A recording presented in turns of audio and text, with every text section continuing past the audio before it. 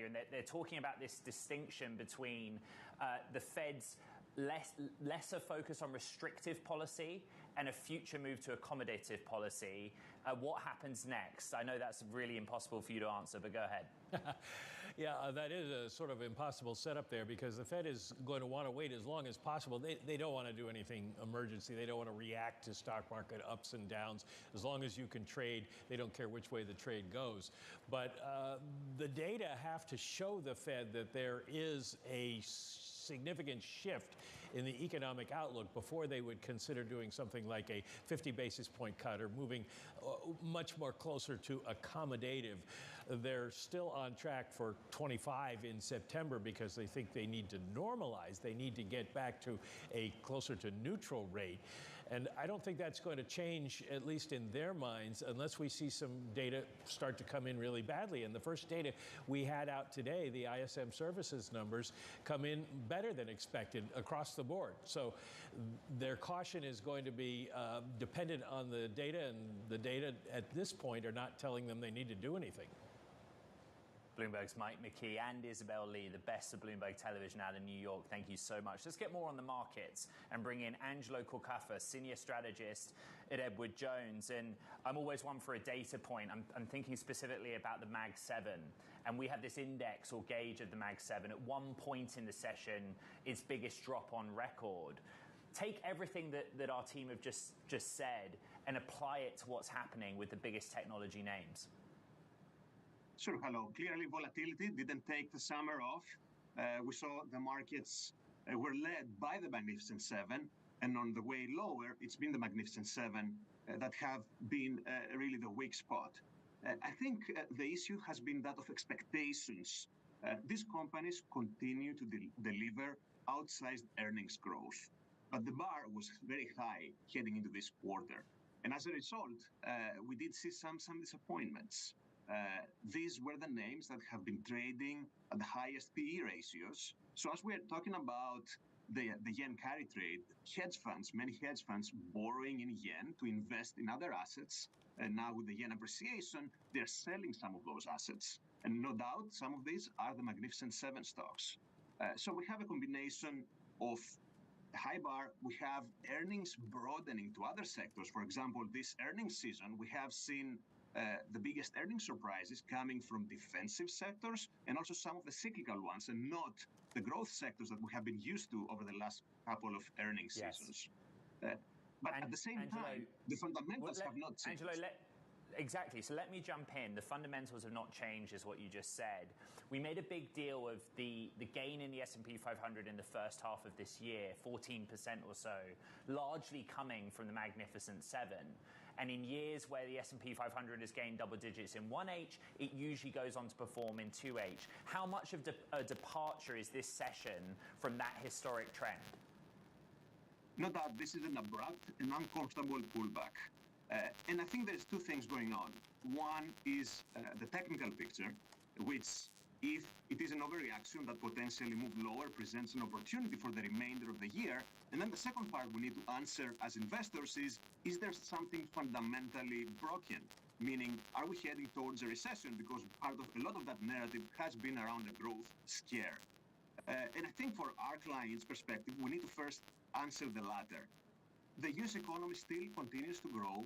Let's call it trend or maybe slightly below trend. Looking at the GDP Now estimate for Q3 is still slightly north of 2%.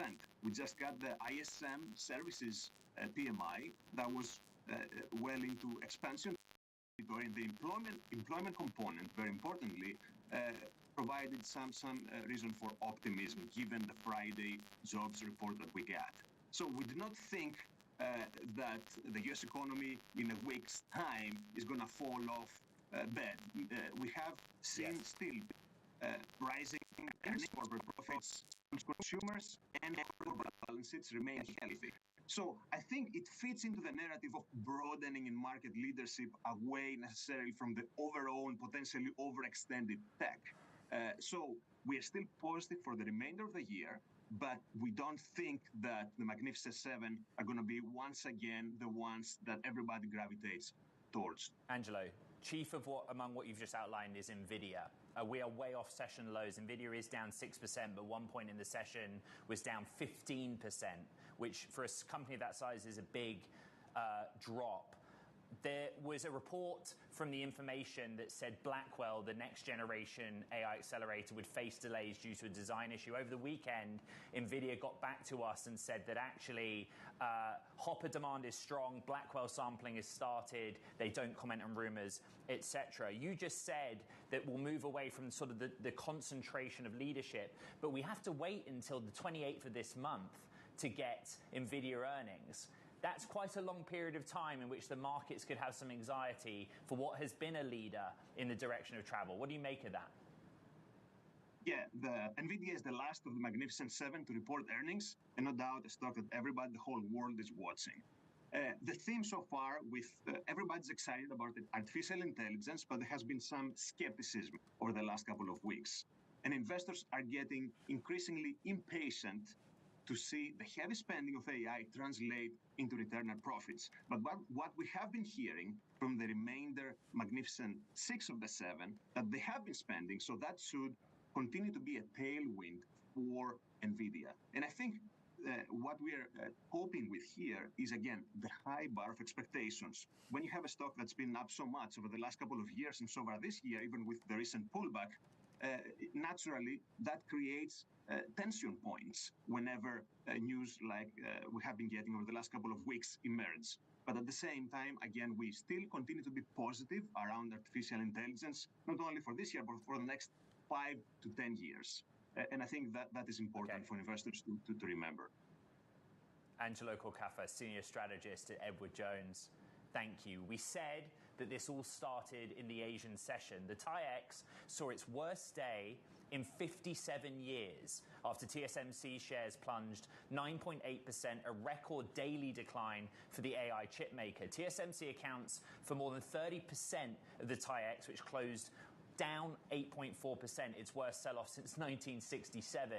Indices in Japan and South Korea also fell significantly in their Monday sessions.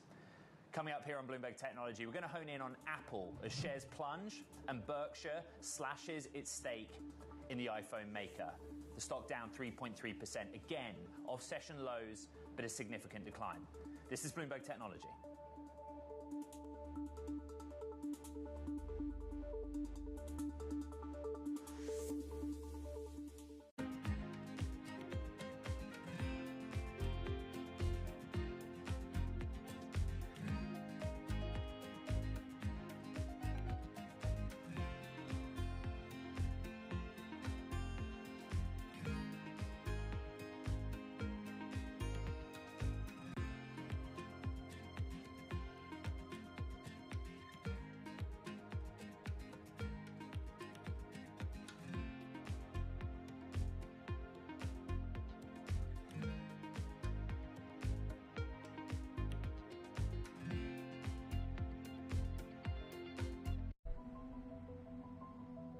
The more that you learn about this case, the more it reads like a Hollywood script.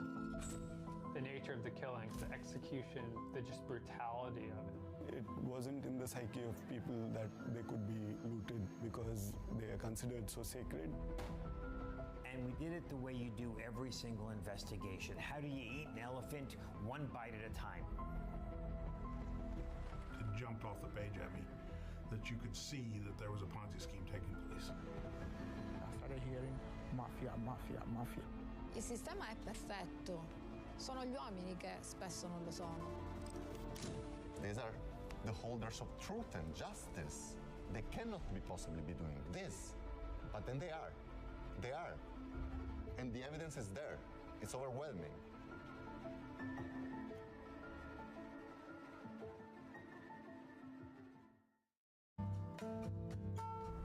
DOJ or other authorities could face bigger challenges next. It was going to keep rain World Cup. This is a three as the economic picture. Covering the intersections of Hollywood, Silicon Valley, and beyond.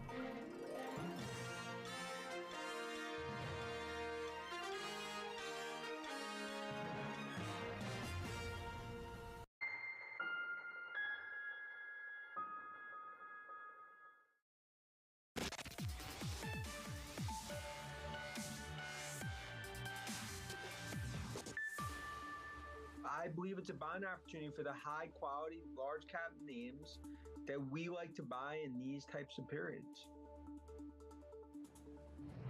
Dan Ives of Wedbush earlier saying it's an opportunity to buy the dip in big tech. I know he's not alone in calling for that this morning. Let's also take a look at shares of Apple. We are way off session lows, but at one point in the session, we're down more than 10%, which was a worrying way to start the US session on a Monday. Let's bring in Bloomberg's Mark Gurman. One of the catalysts or news flow items over the weekend was Berkshire Hathaway slashing its stake in Apple, largely to generate cash. But there's this story on the Bloomberg about how Apple investors have been urged to keep calm in spite of what happened. Elsewhere, we're just concerned about growth. The Apple side of this story, please. When you have declines of this magnitude, you mentioned the 10% decline in the early hours of trading. Now it's down to about a 3% decline. These are more macro-related issues when you have those big swings and that volatility, right? There's nothing that Apple necessarily did. There's no news item related to Apple's actions, a product, its earnings from last week. A lot of this has to do with macro concerns, the situation currently going on in the Middle East, the uncertainty surrounding the election, people wanting to hold on to their cash. But of course, as you mentioned, the Warren Buffett Berkshire Hathaway news from over the weekend. Compared to the beginning of 2024, Buffett's stake in Apple is now half of what it was. He still has about an $84.2 billion stake, so a huge stake remaining in Apple. But when you get those headlines about Warren Buffett, right, selling that much Apple over the course of the last 6 to 8 months, that could be concerning. Combined with some of the other concerns, Greater China, artificial intelligence, growth, the performance of the iPhone moving forward, their guidance, certainly all of that combined in addition to the macro factors. Bloomberg News reflected going into Apple's earnings that some of the run-up in the stock over recent weeks and months had been really about faith that Apple Intelligence would deliver. You've written over the weekend after earnings that actually with Apple Intelligence there's a long way to go. What were your arguments? Yeah, Apple Intelligence obviously is going to be a big initiative for Apple moving forward. They're marketing this heavily. On the earnings call, I didn't get an official count, but I'm sure Tim Cook mentioned it at least 15, 20 times. Nearly every analyst asked about it. That has been a big catalyst to stock growth. But I don't think the initial feature set or even the feature set in totality is something that's going to drive iPhone upgrades for this cycle. I think it's something that's probably going to drive upgrades in future cycles. Now, I want to be clear. I don't think there's a connection between realizations about the performance of artificial intelligence and this Apple stock decline. If you look at the rest of the market, they're in decline as well. So I think it's largely about more macro factors than anything very specific in particular. Bloomberg's Mark Gurman on all things Apple. Thank you. Let's check in on today's trading overnight. We said this started in Asia in the Nikkei. A big part of that story is index level drops in excess of 12%, biggest since 1987 on the Nikkei. Astonishing, and it carried over into Europe, as we said, and now the US session. One single name that had a big contributing factor to that, SoftBank. SoftBank dropping by the most since 1998, down 18.6, 18.7%. That is a significant decline. We'll keep tracking these global market moves. This is Bloomberg Technology.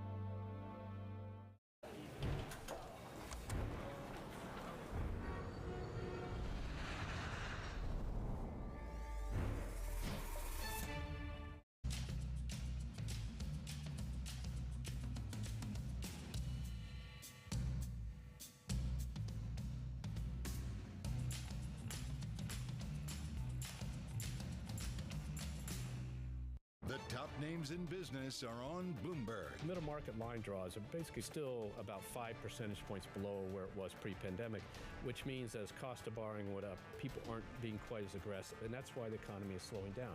They're not hiring quite as many people. They're not buying that piece of equipment. They're not doing it because they're a little worried about final demand, and therefore they're being careful, which is unpleasant for your bank, but is okay because the companies are still making profitable and the credit quality is good.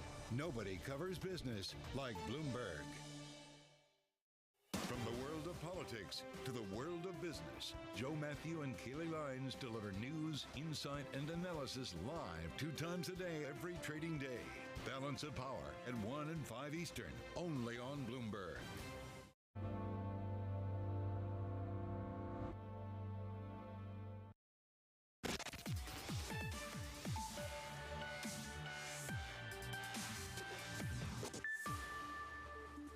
Time for Talking Tech, and first up, TikTok is being sued by the US government for allegedly collecting data on children. In a suit filed on Friday, the Justice Department claims the app has allowed millions of kids under the age of 13 to create accounts without their parents' knowledge or consent in violation of an Online Privacy Act. TikTok previously reached a settlement in 2019 with the FTC on concerns related to child privacy. Plus, online trading platforms from Robinhood to Fidelity and Charles Schwab have been suffering outages amid a surge in volume during this market sell-off. More than 14,000 users reported an outage at Schwab at 9:50 a.m. in New York. That's according to the website Down Detector.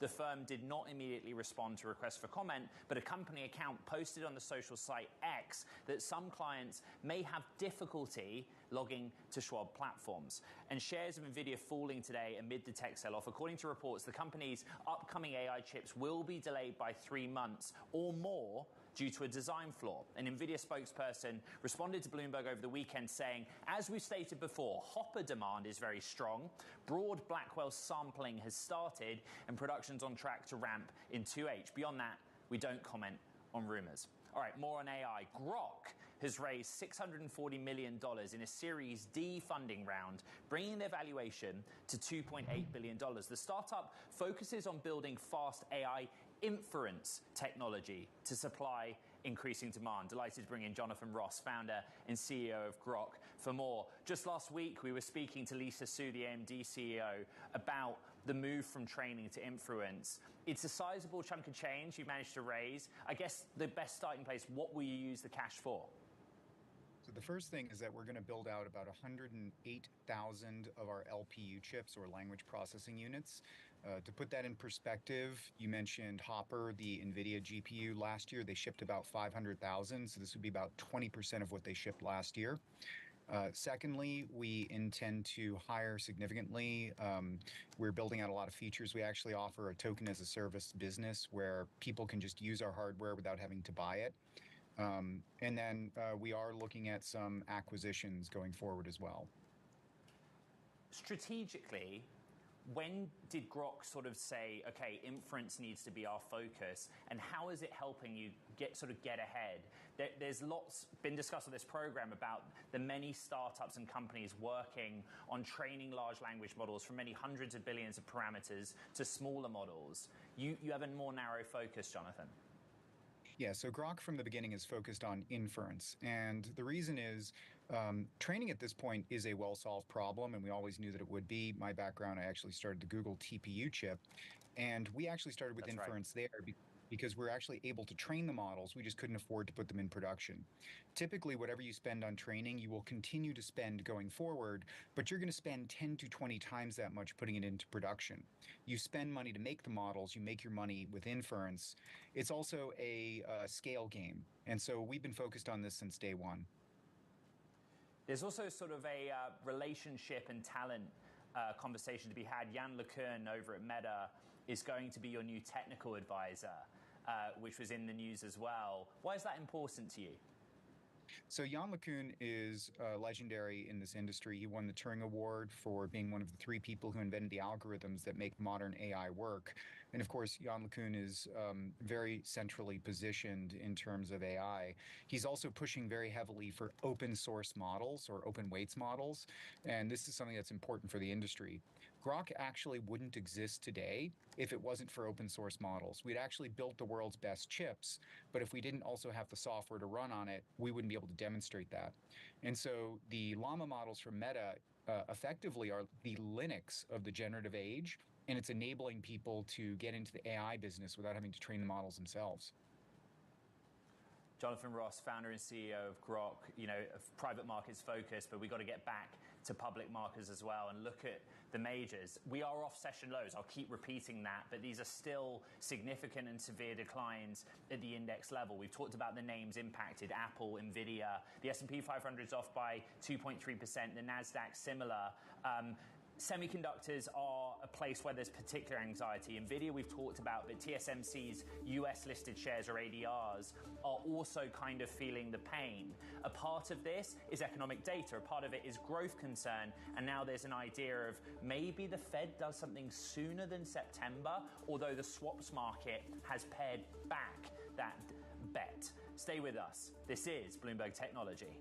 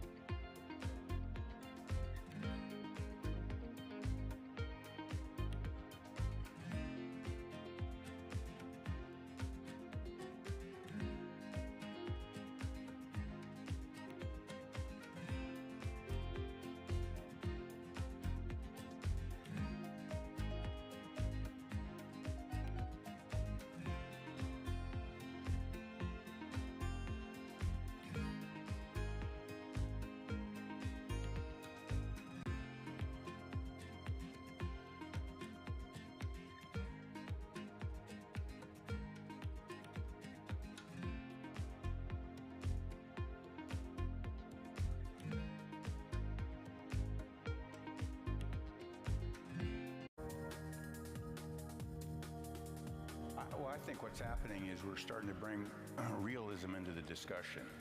I mean, I think understanding the global energy system, the scale of that system, the important role that it plays in everybody's life around the world, and then thinking something that's been built over 150 years, trillions and trillions of dollars of investment that's playing such a critical role in the economies around the world, how you transition out of that system. And I would say transition from a higher carbon emission system to a lower carbon emission system.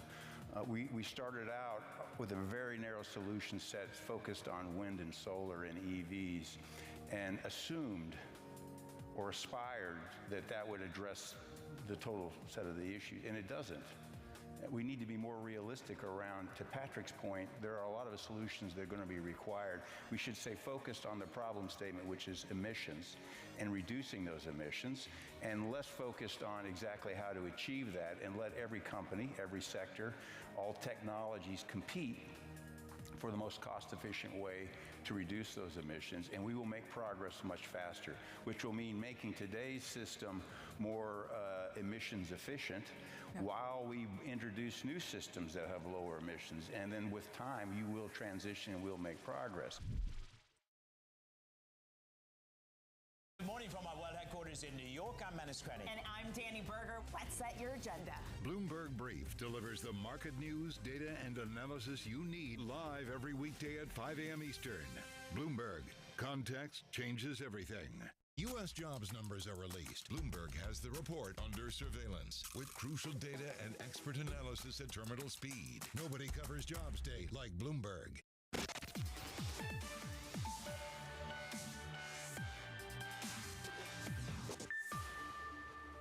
Welcome back to Bloomberg Technology. Ed Ludlow in San Francisco. I go straight to the NASDAQ 100. So we're off session lows, down 2.3% or so in this session. But we remind ourselves something that we talked about on Friday. The NASDAQ 100 closed Friday with 4 straight weeks of declines. So what's happening right now in the moment, there is anxiety in global financial markets, but it's kind of been happening over a longer period of time in terms of the downward pressure on technology stocks in particular. In terms of single names and specific asset classes, Nvidia is under pressure but off session lows. Apple actually is now down 4%, and its declines have started to accelerate, but nowhere near the near 11% drop at the open. And then Bitcoin, well, $54,000 per token, trading 24/7, but we're down 8% in the current US session. There's a lot to discuss. Delighted to bring in my friend, Bloomberg Sonali Basak. I mean, you had 2 hours on open interest, right? And I think that you probably discussed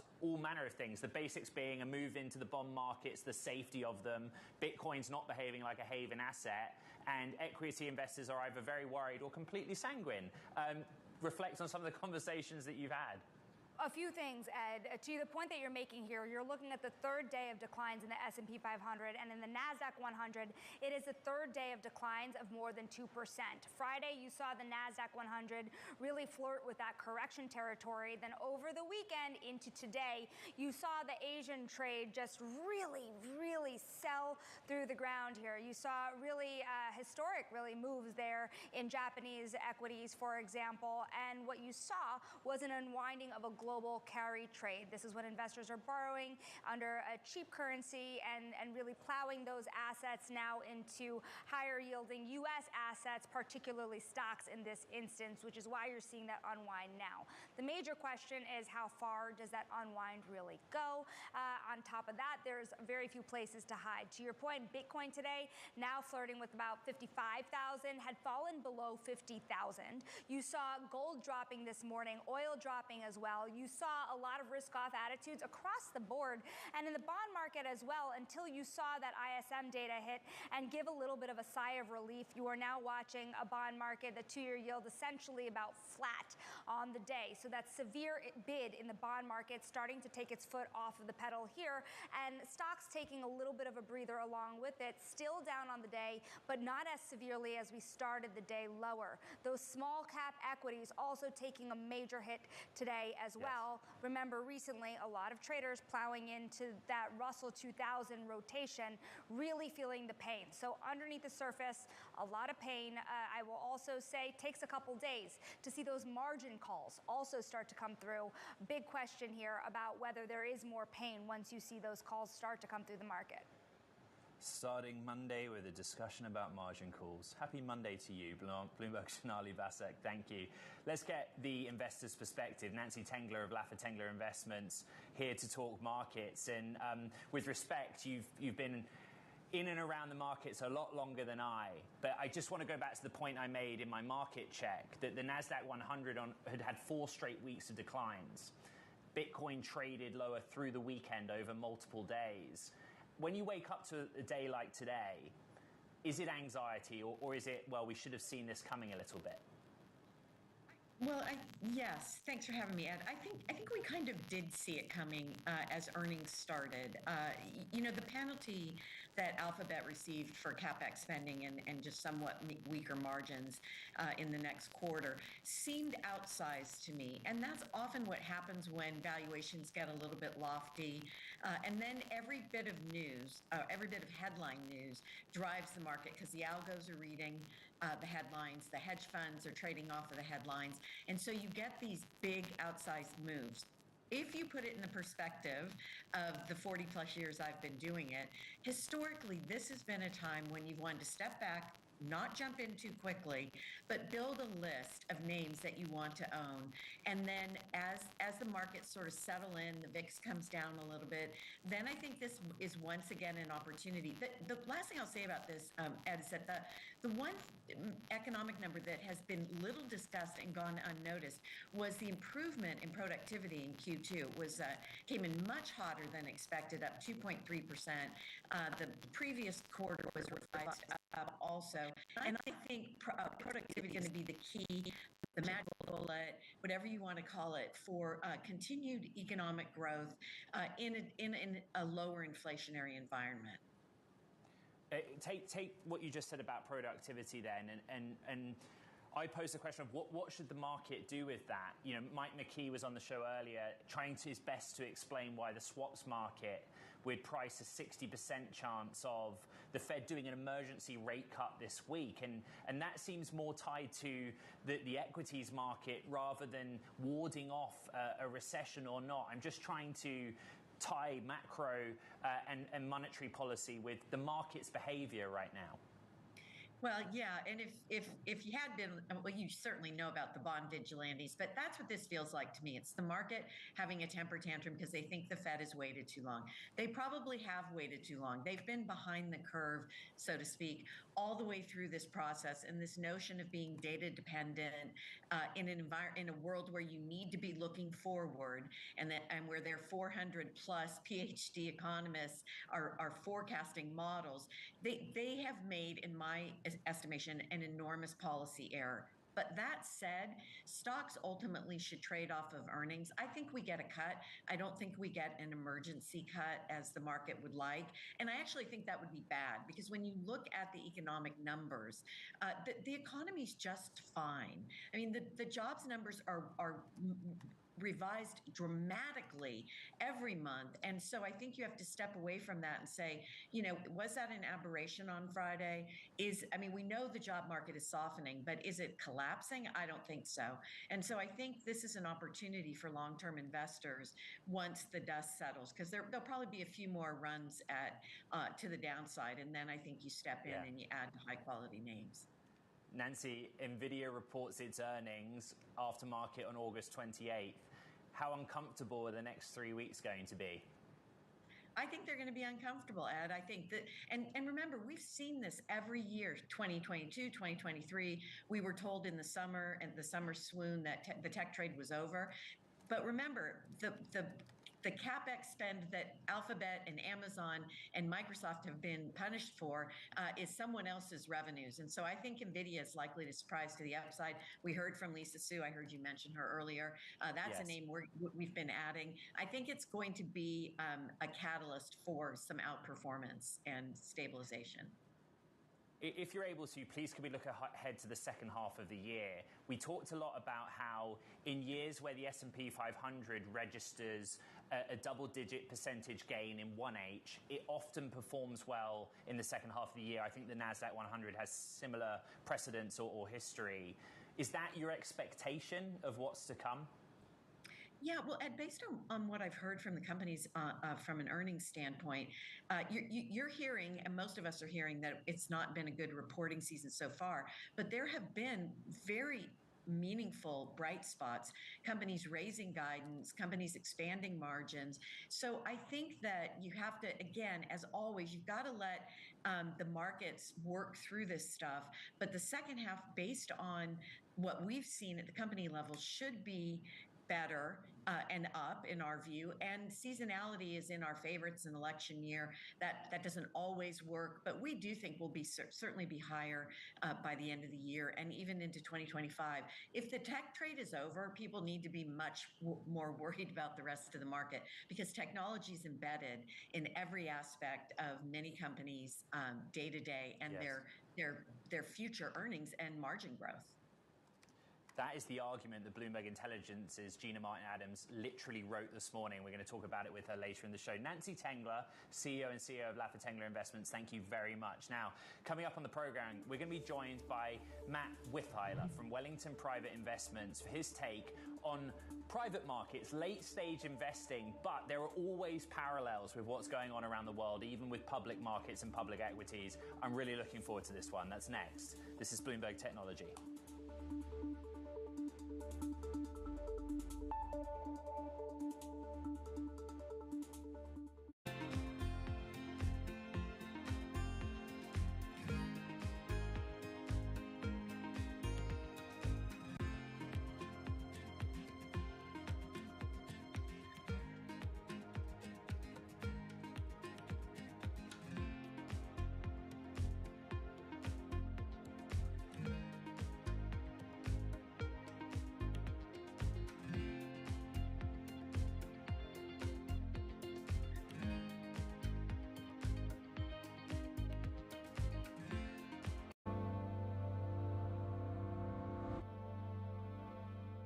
Bloomberg loves earnings. I know it's like your Super Bowl, right? I can't wait. It's like opening presents in the morning. All right, it will be exciting. Nobody covers earnings like Bloomberg. Bloomberg Surveillance covers the latest in global markets and the political events that influence your world. Join Jonathan Farrell, Lisa Abramowitz, and Anne-Marie Hordern only on Bloomberg. Context changes everything.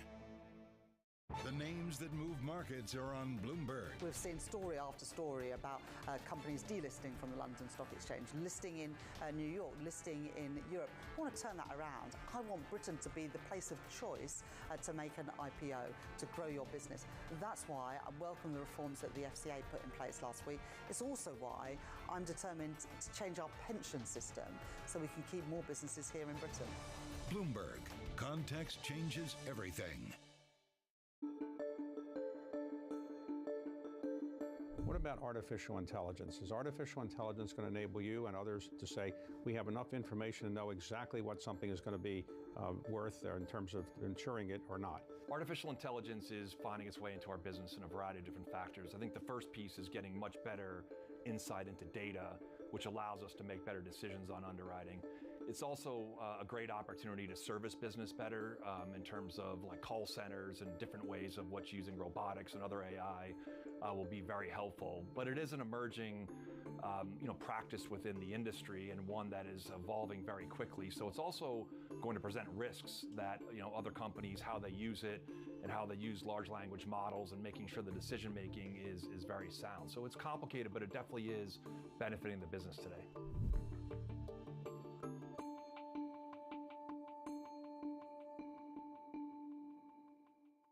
A lot's happening on Wall Street. I couldn't have been more wrong. It's going to stay volatile for a while longer. It's a bifurcated market. Need to catch up? This is Bloomberg Wall Street Week. I'm David Weston. We've got the information and insight. Year over year, you could start to see some cracks. It might be overhyped short term, but it's underhyped long term. From businesses most influential and instrumental. A lot of the doom and gloom has been somewhat overblown. If you're not living near the edge, you're taking up too much space. Bloomberg Wall Street Week, live Friday with replays all weekend on Bloomberg Television and Radio.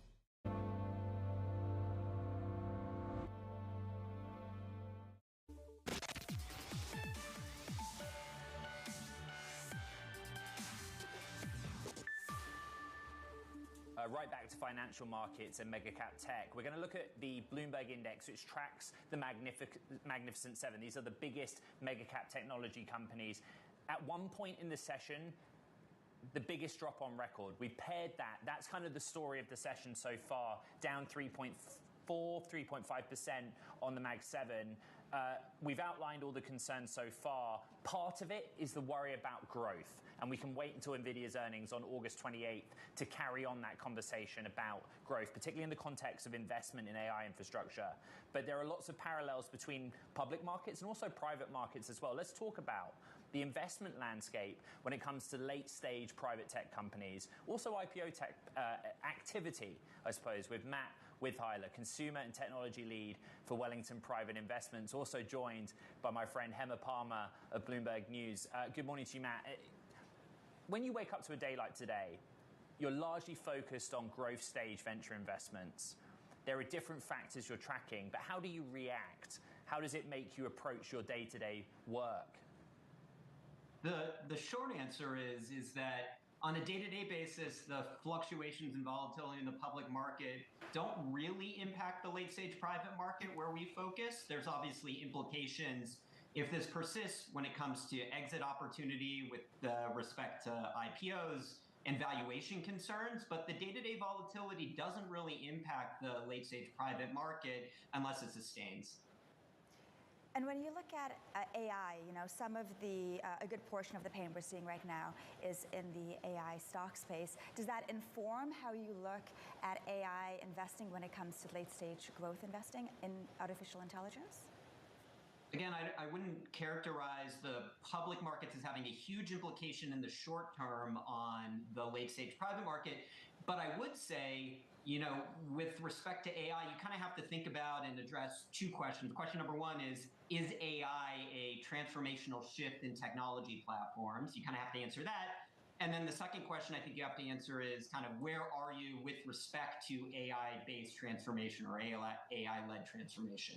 And I think those are the two questions you have to answer as a late-stage private investor to think about where you should be deploying, if at all, and what the landscape looks like, not over the next month or two or quarter, but over the next multi-decade. So as you look to invest the $7.5 billion that you oversee in private markets, where is the biggest opportunity for you right now? I mean, I think I couldn't be on this show and be talking to both of you without talking about AI and AI-led disruption. When you think about fundamental transformational shifts in technology, we believe that AI is a disruptive technology that will be a generational shift in how technology is ultimately deployed and adopted by enterprises. But then to the second question around how are we, or how far along are we in that transformation, I think we're very early. And so when we think about opportunity set and we think about AI, we're long-term very bullish on the opportunity. You think shorter term and think about where we are within the inning, the game of AI. And given how early we are, I think one of the questions that we end up asking ourselves with respect to AI is, will today's winners be the winners that persist over a long time? And I think when you look historically at tech-led disruption, when it comes to generational shifts like the internet, like cloud, like mobile, the early winners oftentimes are not the long-term winners who end up creating multi-billion-dollar public companies. Matt, you said that near-term or daily volatility doesn't really impact thinking in the here and now, but it does impact sentiment towards markets. And therefore, we need to ask about IPOs. You know, where do you see the remainder of this year with some of the late-stage companies that are waiting in the wings to go public? I mean, I think, as you've talked about through the show, Ed, the landscape has changed pretty dramatically over the past 2 days, 2 trading days. And absent those 2 trading days, I would have said that the IPO market is probably on the rebound, likely to start accelerating through the back half of this year and early next year.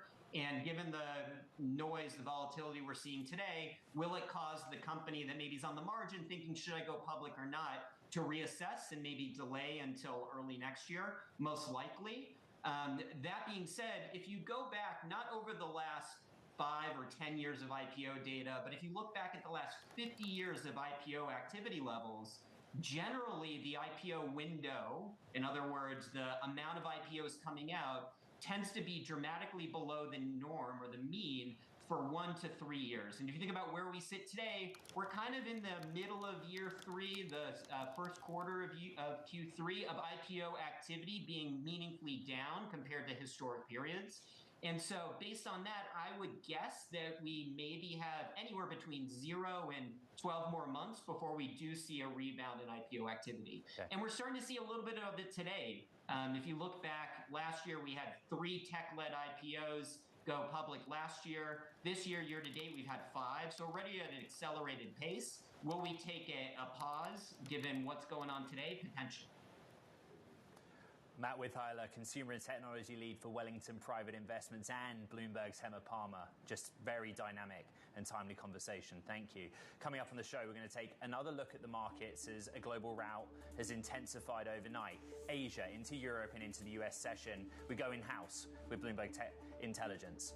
This is Bloomberg Technology.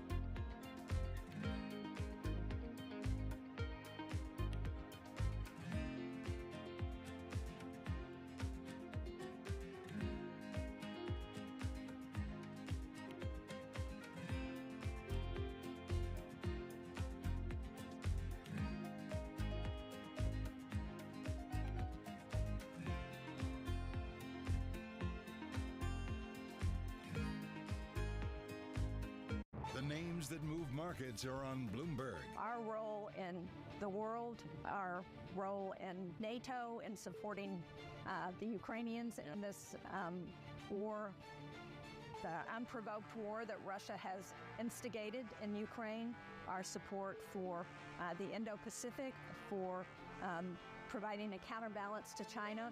All of that is in our interest, and whoever's president, I'm sure, is going to do what's in the best interest of the United States. It is not a time for America to back off of its commitment around the globe.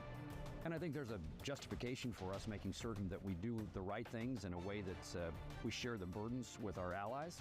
But I don't expect America to walk away from the world in any administration. It's about American security, and it's about making certain our adversaries, present and future, know that when America's committed to something, they're there for the long haul. Bloomberg. Context changes everything. From the world of politics to the world of business, Joe Matthew and Keely Lines deliver analysis live 2 times a day every trading day. Balance of Power at 1 and 5 Eastern, only on Bloomberg. It's the countdown to the market open as we bring you the first trades across Europe. We'll debate the most important stories and what will drive the big investment decisions throughout the morning. I'm Guy Johnson. I'm Kriti Gupta. And I'm Anna Edwards. Join us every weekday morning for the opening trade, live at 7 a.m. here in London. Only on Bloomberg. Context changes everything.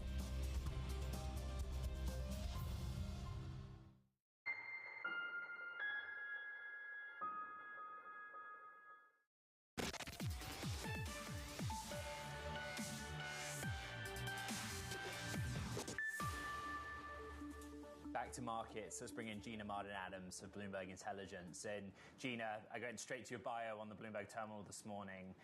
I'll summarize, but you're basically saying, look at earnings in aggregate on the S&P 500 and stop blaming earnings. Blame something else. Who are you holding responsible for what's happening, Gina? Yeah, I think that really if we look at the sequence of how the market has melted down over the last couple of weeks, it's been predominantly about tech and kind of a loss of faith in tech. Now, I think it's important to consider where we've been as well. When you look at the broad markets, we wrote a couple of notes last week that I think are pretty telling. The first is we identify 4,344 reasons why tech faced impossible expectations. Those reasons are basis points and valuation multiples. 4,000 basis points above long-term average or 5-year average on the multiple would suggest that expectations for tech companies were extremely high coming into the last week. You had a couple of key headline misses, but for the most part, tech companies actually satisfied second quarter expectations. It was about their guidance, and this is the trigger that the market really played on. Then you piled on top of that some key macro indicators in the ISM and the employment numbers that weren't as strong as many had hoped for, and you have a full meltdown on your hands. But this is really at the foot of tech, and investors' expectations that tech were just far too high coming into this earnings season. We're now normalizing those expectations, and that's creating a bit of panic in the market. Investors' expectations are interesting. I mean, I think about Microsoft, for example, as just one case study where they missed estimates on cloud growth by a percentage point, but still registered 29% top-line growth in the most critical unit. Is it just sort of idiosyncratic, or is this broad-based anxiety from investors that something will give way on the growth narrative overall? Yeah, I think it's a great question. It's really difficult to tell so far, but what I can say is over the last week, what we have seen is just severe punishment of any tiny nuance, as you correctly highlight with Microsoft. Very, very strong aggregate growth, but a tiny nuanced miss was enough to really create a lot of uncertainty around that story. You see a lot of the same emerged with Amazon, similar sort of reactions even to Alphabet. So across the tech and tech adjacent space, we saw very similar reaction functions emerge, and that is, I think investors just got ahead of their skis. They were expecting tech not only to beat, but to raise expectations, beat almost perfectly. That was embedded in valuations, and now we're normalizing that. Now, this is tough because at this point in time, it was impossible for tech to keep creating stronger and stronger momentum in earnings. We're now getting to the point where second quarter, third quarter earnings of this year are facing incredibly tough comps. So tech earnings, even in the best of circumstances, are going to show decelerating growth rates over the second half of this year for the first time in quite some time. They were the only story of accelerating growth in the market in 2023 and early 2024. Now they're showing some decelerating in growth. while the rest of the S&P 500 is actually showing a growth acceleration, but we're kind of ignoring that because tech has been so key to the market performance so far this year. Well, you can also sort of pick and choose your data point, right? So in the first half of this year, the S&P 500 rose 14%, largely attributable to the Mag 7. Right. But the other data point is that in years where the S&P 500 has registered double-digit gain in 1H, it usually does quite well in the full year or the second half of the year. So which one do you put emphasis on? The index or the names that drove the gains initially? I think it's a combination of both. I hate to wiggle around your question with a waffly answer, but I do think it is a combination of both, because if tech continues to sell off, if we still have weakness in tech, it's almost impossible for the index to overcome that. But the tech sell-off is really about right-sizing expectations, and the rest of the index is producing growth. This is one major nuance when we compare 2024 to 2023 that I think is important to acknowledge. When tech sold off in the third quarter of 2023, remember we had a 10% correction last time this year as well. But when tech sold off in that instance, it was basically a one-for-one. As tech sold off, the S&P 500 sold off just as much.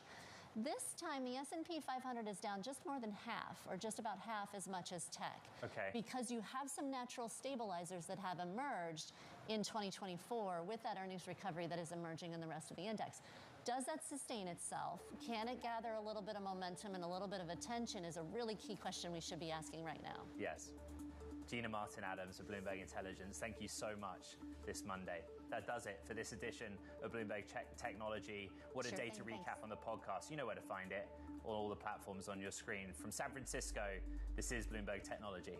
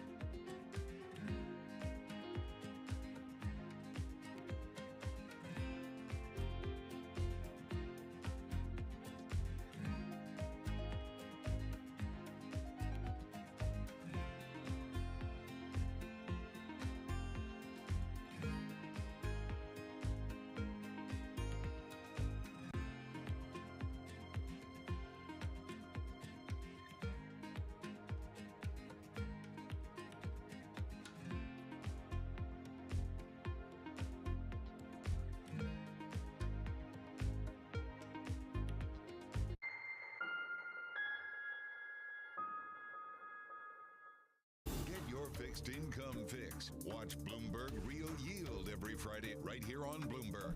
Context changes everything. Bloomberg covers the world with unmatched reach and resources.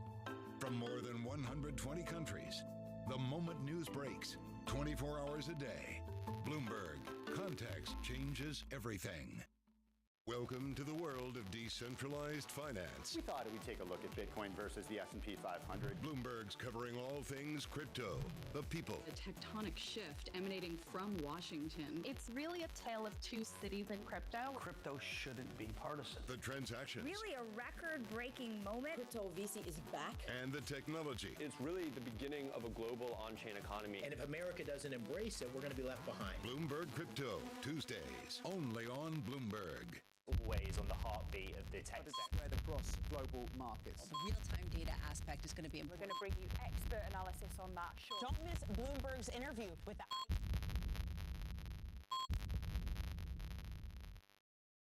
It's the world's second largest economy with a growing influence in global affairs. But geopolitical uncertainties, deflationary pressures, and questions about foreign investment linger.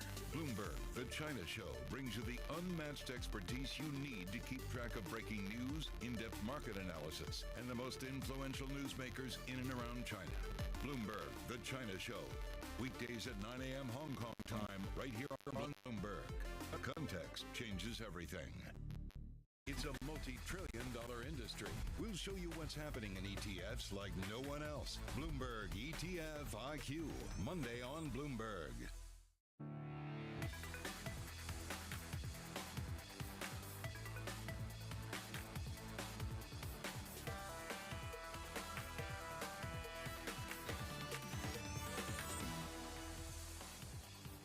Welcome to Bloomberg ETF IQ. I'm Scarlett Fu. And I'm Katie Greifeld. And I thought it was sort of early August and things were supposed to be quiet right now. Not at all. We have a global sell-off on our hands. It started in the U.S. last week, circled over to Asia, Europe, now back at home again. And here we are back at home again. And with the biggest stories right now in the more than $13 trillion global ETF industry, one of them, of course, is that global sell-off persisting as tech leads the way with mega cap stocks sinking, Scarlett. We're going to dig into how ETFs are being affected and their role in today's massive trading volume. And amid all this volatility, earlier we spoke with Vanguard CEO Salim Ramji about his vision for the firm and whether he would take it public. As always, Eric Balchunas from Bloomberg Intelligence here with us now, looking at the flows. Eric, what is going on today? Katie, Scarlett, it's one of those days, right? They happen, I don't know, it feels like every 9 months or so. It's just a bad day. Although it's getting a little better. You know, you see the little bounce off the lows there. I like to look at volume, right? Because ETF volume, especially for these big liquid giants like SPY and the Qs, a lot of institutions, the first thing they reach for to tweak their portfolio would be one of these ETFs. So the higher the volume, the more the fear. 33 billion is a lot, I won't lie. That's above the average of about 23, 24 billion. But it's still a little lower than like a true mass freak out level. I'll go over that in a minute. The Qs is high, TLT is high. All these are elevated, but not that crazy. The numbers here, negative 2.5. Again, bad, but it feels like it could be worse, right? And I like that TLT is up. You know, isn't it nice that bonds go up when stocks go down? We haven't seen that for a while, so that's good. You got some protection in treasuries there. Crypto getting the worst. IBIT down 13%. Interesting to see. I think these are strong hands. We'll see if my theory proves right, because this is going to be a big test for those Bitcoin holders. Let's look at the volume of SPY historically, just so you can get an idea of this sort of fear gauge. So here we are today. You can see we're right above 40 billion, right? 33 billion since the day started. I look at 60 billion as sort of the freak out zone. So you can see like once or twice a year it goes above that. Now look at COVID over there. It had several days over 100 billion. So we're nowhere near that kind of a situation. And so I like to look at this as the thermometer. So I saw this as like a bad day, but not that bad. Let's look at also the returns of SPY. I think a lot of people get crazy on these days. It seems like everything's different now. But at the end of the day, these sell-offs are normal. SPY, since it came out in 1993, is up 1,000%. It was up a lot this year, way above historical averages. Sell-offs are pretty normal. And you can barely see some of these sell-offs over the years. It just keeps chugging higher. And that's a lot of the sentiment, Katie, that I'm hearing out there. There is a lot of freak out, but there's also a lot of pushback of like, hey, we were due, basically. All right, Eric, thank you for that. Let's keep the conversation going now with Ben Johnson. He is head of client solutions over at Morningstar.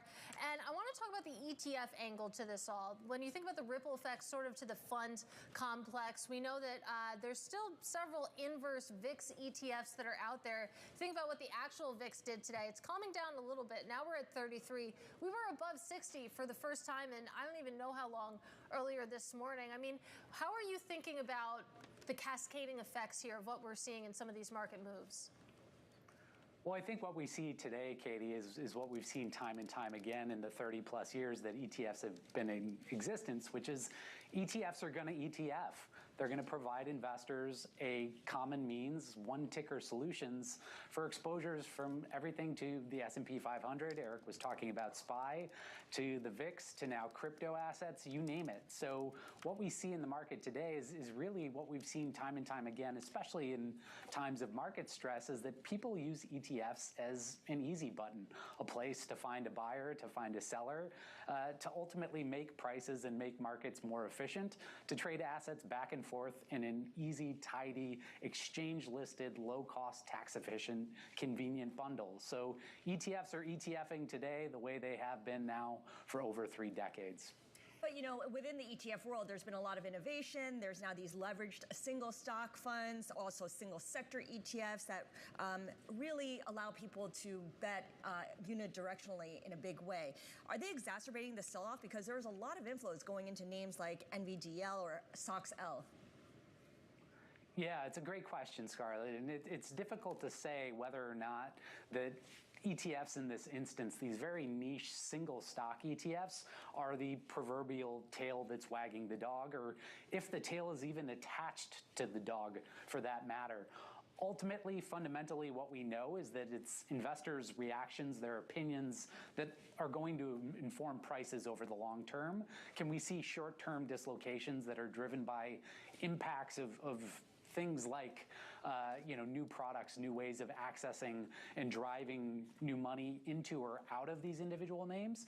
It could very well be, but what we don't see anywhere right now is any clear smoking gun to provide us evidence that that is indeed the case, that the tail is wagging the dog, or in many cases, especially for broader ETFs, that the tail is even attached to the dog. Ben, it's Eric here. I wanted to get your take on buffer ETFs and even the equity premium income ETFs like JEPI. These are both designed to help you on days like today, to help you sleep at night so when this kind of a day happens, you're not hit as hard. I'm curious Morningstar's take on these products. Do you think they serve a purpose in a portfolio, or do you guys generally stick to, hey, just use treasuries and other things to diversify? Yeah, Eric, it's a great question. I think investors ultimately have to understand what it is they're signing up for and what they're giving up in the process. And generally with the buffer products in particular, what they're giving up in the process is participation in the long-term upside of equity markets, in particular when equity is the underlying of the buffer product. So if it helps you sleep better at night, that's great, but just know that over a long enough period of time, you're probably going to wind up leaving a lot on the table. So as is ever the case, investors need to know that they're going in to something and go into this with eyes wide open, know what they're getting, know what they're giving up in return. There's trade-offs in everything. And I think these buffer products, which effectively in my mind are just a kinder, gentler form of structured products, now packaged in an ETF wrapper that are less costly, more liquid, and every bit as tax efficient, as traditional ETFs are expected to be, that nonetheless there are still trade-offs even in this kinder, gentler way of consuming structured product type outcomes. Well, Ben, to that point that you're leaving a lot on the table if you're going into some of these buffered products and treating it like an equity allocation. I know that some of the issues that I've spoken to, and Bloomberg Intelligence as well, has thought about these sort of as bond replacement strategies, that, the allocation that you would be sending to the buffer ETFs, they would actually come out of what you would be putting into fixed income. I'm wondering what you think about that theory and whether it holds water with you. That's been tried time and time again over the years, Katie, this sort of positioning. Like, let's get back to asset allocation basics. Cash is cash, bonds are bonds, stocks are stocks. Gold is gold, Bitcoin is Bitcoin. Bitcoin's not digital gold, cash are not bonds, bonds are not stocks. Never the two shall cross, and I think that's especially the case when you look at these buffered products. Now, while they're certainly potentially less volatile than traditional just full beta 1 equity exposure, the payout characteristics, the path-dependent returns, ultimately are something that investors need to take into account. They're their own unique animal that possess characteristics of a couple of different asset classes, ultimately by virtue of interjecting some option strategies into the mix. So these are their own animal and should be treated as such. And Ben, private equity, on today's days like today, it tends to have better NAVs. It's a little more easier to stomach. So we've talked on the show about how people are trying to put private equity into the ETF wrapper. It doesn't seem possible. I agree with you. Interval funds might be the right spot for it, but interval funds are expensive. You guys show an average of 2.5%. Will that really take off? What's your take on this sort of, race to ETFize private equity? Yeah, Eric, I think interval funds, there's 100 or 2 or so today. There's probably double that when you count the number of filings that have come across the SEC's desk just in recent months. The path of least resistance, I see it as to interjecting private assets into retail wealth portfolios. It's a format that is fundamentally very compatible with the way that advisors build portfolios today, their workflows, all the way down to tax reporting. You get a 1099 as opposed to a K1. So in terms of ease of use and in terms of the access to the investment opportunity set in the private space and private credit in particular, I think that's the path of least resistance. A path of, I would argue, more, if not most resistance is trying to wrap some of those same assets in an ETF.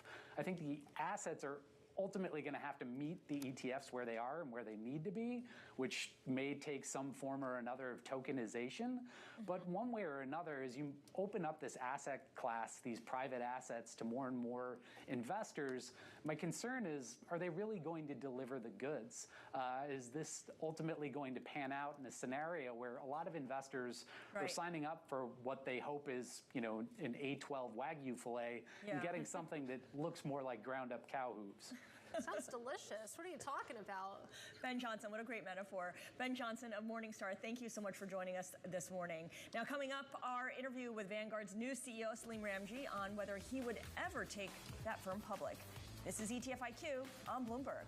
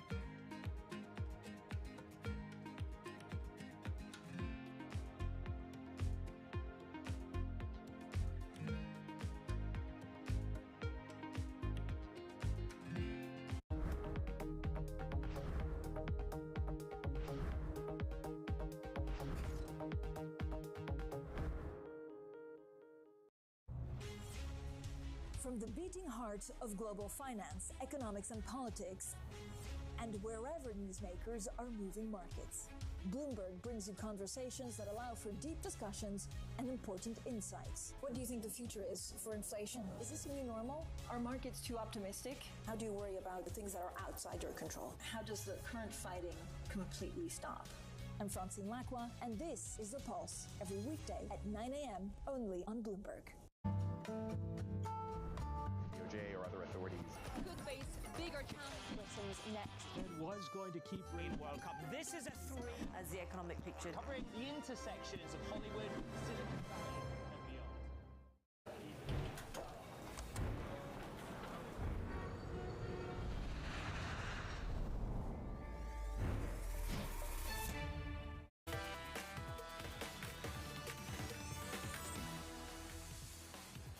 Welcome back to Bloomberg ETF IQ. I'm Katie Greifeld. Let's take a look at this market right now, because what a sell-off we have on our hands. We're going to take a look at SPY right now. It's your biggest, oldest ETF. Of course, it tracks the S&P 500. You can see trying to claw back losses here. It was down 4.3% earlier in the day. Of course, that sell-off started in Japan. It came to the U.S. And right now, SPY currently off by about 2.2%. So not as bad as it was, but certainly not good. Let's also talk about Vanguard here, because I want to take a look at Vanguard's market share when it comes to overall U.S. ETF assets. You have Vanguard in blue, you have iShares in orange there, and you can see this is a story a decade in the making. Vanguard just taking share from BlackRock. I spoke to new Vanguard CEO Salim Ramji earlier today about what his vision for the firm is. It's really been about two things. Certainly some of it is around what all are the new ways to serve clients or the new opportunities to deliver value to clients. And I hope and expect some of my external kind of experiences would help with that. But I will also say the majority of my interviews with the board, even coming into this role, were all about culture and the cultural fit. Because I think the first and most important thing is not just having a leader, but having a leadership team that really kind of advances the mission and the purpose that Bogle set out 49 years ago. And so it's those two things. But to answer your question around the future, look, some of it I'm learning and understanding. I think there's more to do outside the United States in terms of the opportunities in Europe. But I'm going to be spending some time there later this month and getting a firsthand view around that. I also think when you look at issues like retirement income for boomers particularly who have accumulated really well with us over the years but now need income and drawdown solutions, that's a really big deal. And even first-time investors and getting people who might be investing in their late 20s or early 30s and would really be drawn to the type of proposition that we have, but maybe haven't heard of us in the way that, you know, I might have heard of Vanguard in my late 20s, early 30s. And so those are a few of the things, but a lot of it is really just listening and understanding where the opportunities are and what fits with Vanguard's culture and what fits with our ethos as well. You think about one of the issues that seems to keep coming up for Vanguard, it seems to be quality around customer service. You've said that that's a priority, Absolutely. but I'm hoping that you can get a little bit more specific about how you plan on improving it, whether that's increased investments, are you hiring more? What's the actual plan to improve it? So I've been spending a lot of time, Katie, in the past 4 weeks, just really listening to clients and understanding from them firsthand what they love about Vanguard and what they want us to improve about Vanguard. Yeah. And this is not just kind of large wealth managers or large kind of workplace kind of clients, but also individual investors and joining our advisors on the phones and really understanding kind of each of that. So the first piece is make sure I've got all the facts and really hearing firsthand from our clients about both aspects of them. And there's a huge amount of loyalty, affection for Vanguard. And so that in moments where we let a client down, clients take it very personally, so do I, and so do all of us. I think the encouraging thing, as I've come to learn, is that starting about 3 years ago, we'd made some very significant investments in modernizing our technology to make things more cloud-based, to make things much, much more resilient. And I benefit from a lot of those infrastructure investments that have been made over the past few years. When you look out into the future, could you ever see taking Vanguard public? No. No. No, I would never do it. I don't even think it's possible. And that was my interview with Vanguard CEO Salim Ramji earlier today. And the last question, would you ever consider an IPO? It was a short answer, Eric. It was just no. Yeah, I was expecting that. People have asked me over the years as an analyst covering Vanguard, how come they don't go public? They've taken all the money. I'm like, it'd be the worst stock ever.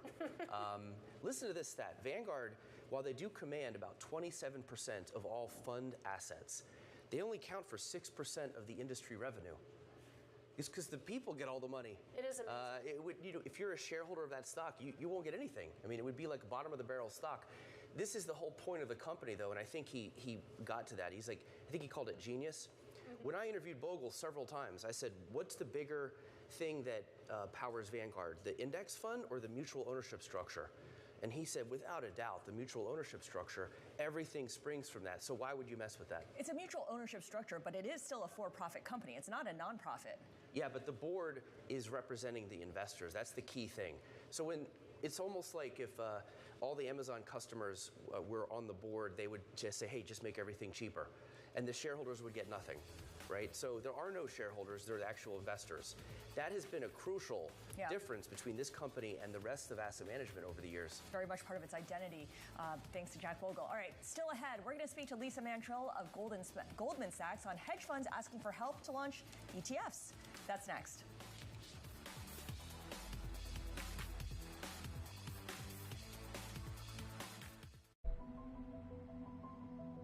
The more that you learn about this case, the more it reads like a Hollywood script. The nature of the killings, the execution, the just brutality of it. It wasn't in the psyche of people that they could be looted because they are considered so sacred. And we did it the way you do every single investigation. How do you eat an elephant? One bite at a time. It jumped off the page at me that you could see that there was a Ponzi scheme taking place. I started hearing mafia, mafia, mafia. Il sistema è perfetto. Sono gli uomini che spesso non lo sono. These are the holders of truth and justice. They cannot be possibly be doing this. But then they are. They are. And the evidence is there. It's overwhelming.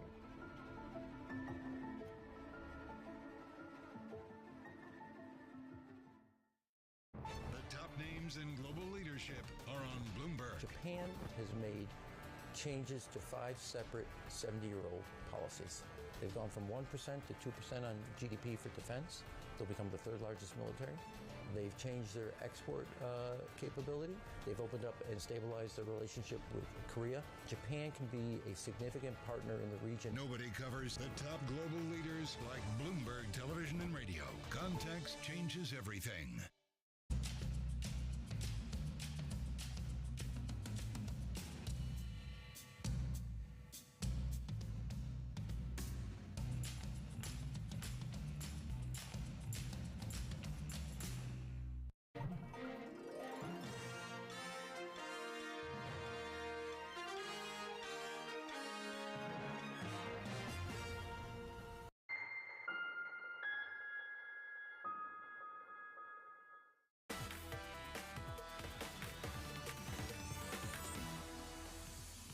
This is Bloomberg ETF IQ. I'm Katie Greifeld, along with Scarlett Fu and Eric Balchunas, and we want to talk about Goldman Sachs ETF Accelerator. It's a platform that helps its clients launch, list, and manage their own funds without having to turn into a big issuer themselves. And joining us now, I'm pleased to say, is Lisa Mantil. She is global head of the Goldman Sachs ETF Accelerator program, and I just did my best to explain it, but maybe you could set the stage for us, because a lot of people call this a white label issuer, and I know that you over at Goldman Sachs don't actually do that. Yeah, I think we should hire you as a salesperson, Katie.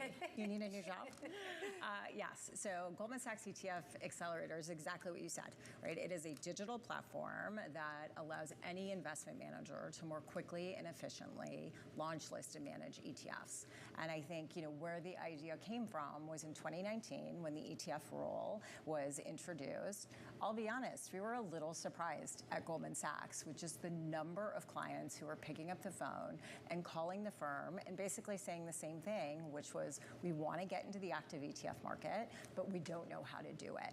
And so that's where ETF Accelerator came from, those client conversations, that client demand. So what are we doing? We're taking our decades of ETF expertise, our risk management capabilities, and our very specific ETF technology, pulling it all together on a digital platform and exposing it to our clients for the very first time.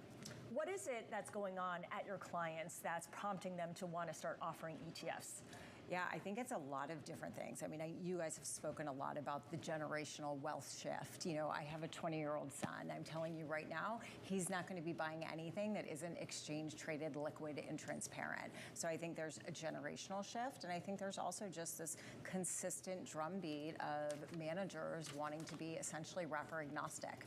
And so we have a lot of conversations with clients who want to get into the active ETF space, given the numbers that Eric talks about all the time and how the space is exploding, but it's still a really heavy lift to get into the space. Yeah. And so we are renting our people, so all that expertise, the playbook, the ETF playbook, and then all of that technology so that our clients aren't going to have a super long journey that takes months and months and months. You have to hire a lot of headcount, and it's a really big upfront expense. That's what we're trying to solve. Yeah, no doubt. It makes sense to me. I want to go over one example. You guys work with GMO. Yes. They were, I would say, a little late. Recently they came out. They have a ETF quality, QLTY. Yes. Is it $1 billion? It is on Friday. What an incredible milestone. Yeah, that's a lot. It's hard. They launched in November. Yeah. So November to August to get to $1 billion. You know how hard that is. It's tremendous. Hard. Yeah, no, it's top 1% of launches, basically. For sure. How does that work? How do you work with that company, and then when you get on a market, are you the one helping them get the billion, or is that on them? That's on them. So from a distribution perspective, we do distribution support. We do a lot of education. We have full marketing resources as well. But I think GMO and a lot of our other clients, have that kind of same journey, which is they want to get into the active ETF market as quickly as they can. They realize there's an opportunity cost for not being in there. And it's back to what I was just saying. It's really hard. And so I think they made the decision as to the other clients that we're working with to try to get to market quickly with less upfront cost. And I know you can't talk about the pipeline specifically, but what types of clients are expressing interest right now, whether it be, institutions, whether it be hedge funds? Yes. Who are you speaking to right now? Yeah, I think everyone is the answer, which is really fun, and it makes the job extremely challenging, but exciting as well. And so I would say a couple of things. When we launched this business, we thought it was going to be very asset manager specific. I would say it's still around 60% of the conversations we're having in the asset manager category. I will say top of mind for them, and I blame and or give you credit for this, Katie, is ETFs as a share class. Right. And so I think when you wrote that article a few months ago after ETF Exchange, that really ignited a lot of the conversations in the asset management segment, and that narrative has completely shifted. In January of this year, it was if the SEC allows ETF as a share class, now it is when the SEC is going to do ETF as a share class. How about crypto, whether it's Bitcoin or whether Ether? How big of a part of the conversation is that? I'll be honest, it's been smaller. I think, what you will actually find interesting is the amount of hedge fund conversations that we're having. And I think that use case is actually fascinating because when you look at hedge funds, they spent so much time trying to figure out how to diversify their investment strategy, but little time figuring out how to diversify their investor base. And you couple that when you look at just the hedge fund data, hedge fund AUM over the last decade has basically stagnated at $3 to $3.5 trillion.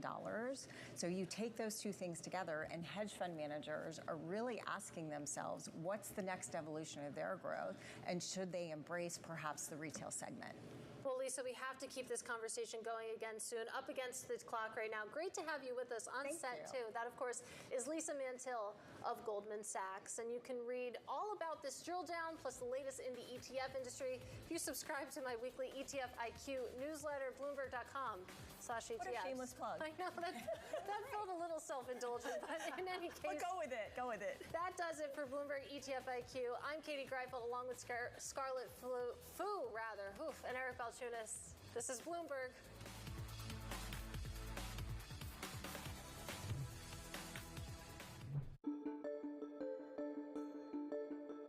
Where do you think the tech world is going? Is artificial intelligence going to eat up the rest of the tech world?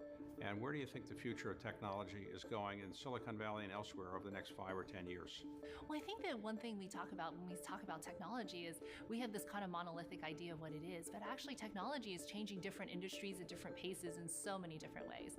And if you think about the things, what was technology like 20 years ago before the iPhone, for example, and where it is today, the ability to have, answers in your pocket. Gen AI is going to make it easier to access more information faster. How do we think about all those things, and where is that going to go beyond this?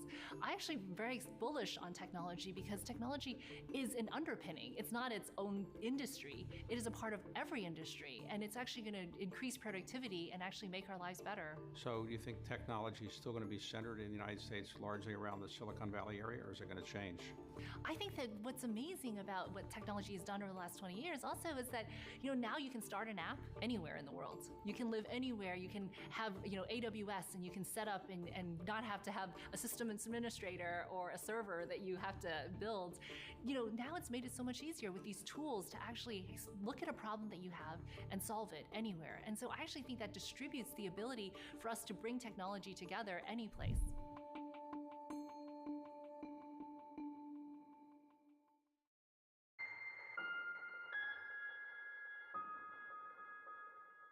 The top names in business are on Bloomberg. Middle market line draws are basically still about 5 percentage points below where it was pre-pandemic, which means as cost of borrowing went up, people aren't being quite as aggressive, and that's why the economy is slowing down. They're not hiring quite as many people. They're not buying that piece of equipment. They're not doing it because they're a little worried about final demand, and therefore they're being careful, which is unpleasant for your bank, but is okay because the companies are still making profitable and the credit quality is good. Nobody covers business like Bloomberg.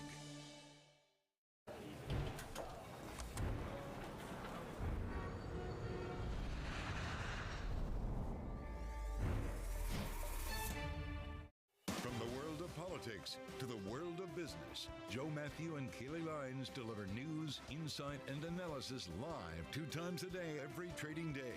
Balance of Power at 1 and 5 Eastern, only on Bloomberg. The names that move markets are on Bloomberg. We've seen story after story about companies delisting from the London Stock Exchange, listing in New York, listing in Europe. I want to turn that around. I want Britain to be the place of choice to make an IPO, to grow your business. That's why I welcome the reforms that the FCA put in place last week. It's also why I'm determined to change our pension system so we can keep more businesses here in Britain. Bloomberg. Context changes everything.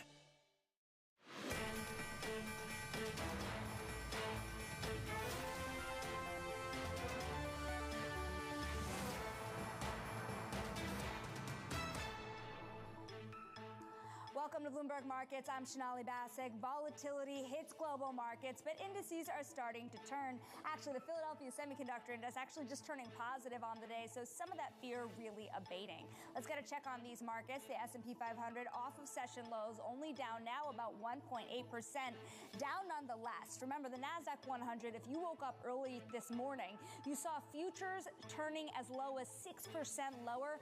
A lot of those losses really starting to be paired at 1.5% lower now on the day. The Russell 2000 still seeing a little bit more pain, 2.2% lower. But remember, if you look at the last couple of sessions, you actually saw the NASDAQ 100 down more than 2% the last two sessions. Today, you're actually doing just a little better than Russell 2000, down more than 3% the last two sessions, now only down 2.2%. The Philadelphia Semiconductor Index, as we said, turning green.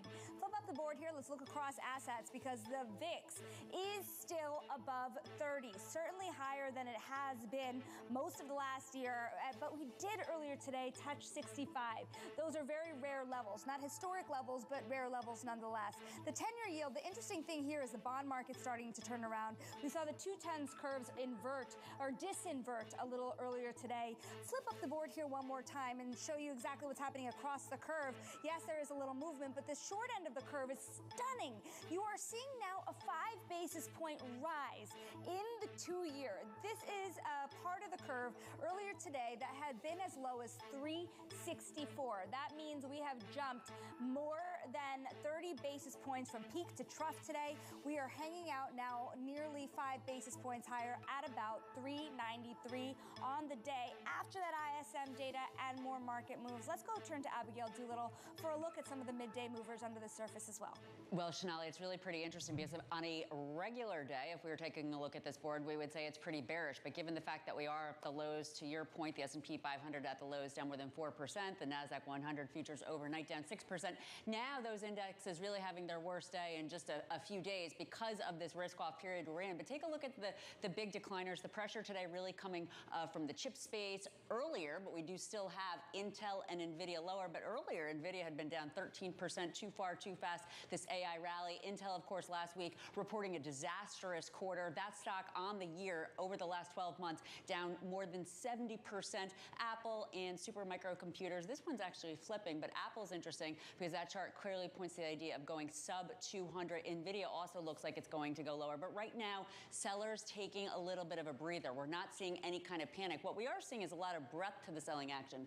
Berkshire Hathaway, which reported over the weekend, talking about selling much of that Apple position, much of that selling starting at the end of last year with the stock in a correction. Apple in April of this year, this stock down about 2.7% despite the stockpile. Really a tell on the S&P 500 overall, but it's also healthcare, it's energy, and it's also retail investor selling. But you made that interesting point about the stocks turning green. So let's take a look at some of the stocks that are helping out the S&P 500 come off those lows, and it's all about the chips. Lam Research, the semi-cap equipment company, now up 3%. Advanced Micro Devices, which had been down sharply earlier, up 4.6% on, up about 5%. So you see some bargain hunting in here, so to speak. And then there's one stock on this board that's not like the others. That is Kellanova. Shanali, the snack maker, up about 14% on some buyout talk. So it's not all bad at this point. We do have some green, but for the most part, we're still under pressure for stocks. Abby, we thank you so very much. We're going to discuss this market more with Bloomberg Opinion's Nir Kesar. And Nir, we've been talking about some of the sentiment over the surface. We've been talking about that slow drip of selling we've seen in the prior weeks. Has something changed after we saw the payrolls report on Friday and after we saw the unwinding of these carry trades head into Monday? Hi, Sonali. It's certainly possible. I mean, the first thing I would say is we need to be mindful that every 18 months or so, there is a correction in risk assets. In the stock market in particular, this is healthy, this is good. There are excesses in markets. We want them to be taken care of. And so what we might be seeing now is a garden variety correction. We were last time I looked in correction territory in the NASDAQ. That's probably healthy given where valuations were, and that may spread over into the S&P 500. I think people are asking a different question this morning, the turnaround in markets notwithstanding for the moment, which is, are we on the precipice of something bigger? Are we on the precipice of either a systemic event or a systemic shock, let's say, or a valuation-based repricing across the broad market? So that would be something like the 2000-2002 period. A systemic shock would be something like the 2008 financial crisis or pandemic. I don't think anyone sees some systemic shock on the horizon now. Oftentimes, markets are ahead of us. They know things we don't know, and so that might be revealed. I don't personally think so. I think that it's possible if this gets out of hand, if this goes longer than anyone thinks, then I think it's probably a repricing, which in certain aspects of the stock market we have long been overdue for. Keep an eye on the VIX and see. I mean, as you mentioned up front, the VIX was really high this morning, has receded a ton. That may signal a garden variety correction, but we will know this week for sure. So are we out of the woods? You mentioned systemic and the worries about something being a little broader based. Where is the worry here? When you see a broad deleveraging like this, I think one worry that is immediately underpinning the market is, where's the floor? Right, and I would say the most likely outcome, in my opinion, is some sort of repricing that's valuation based. That might have to be more severe than a correction.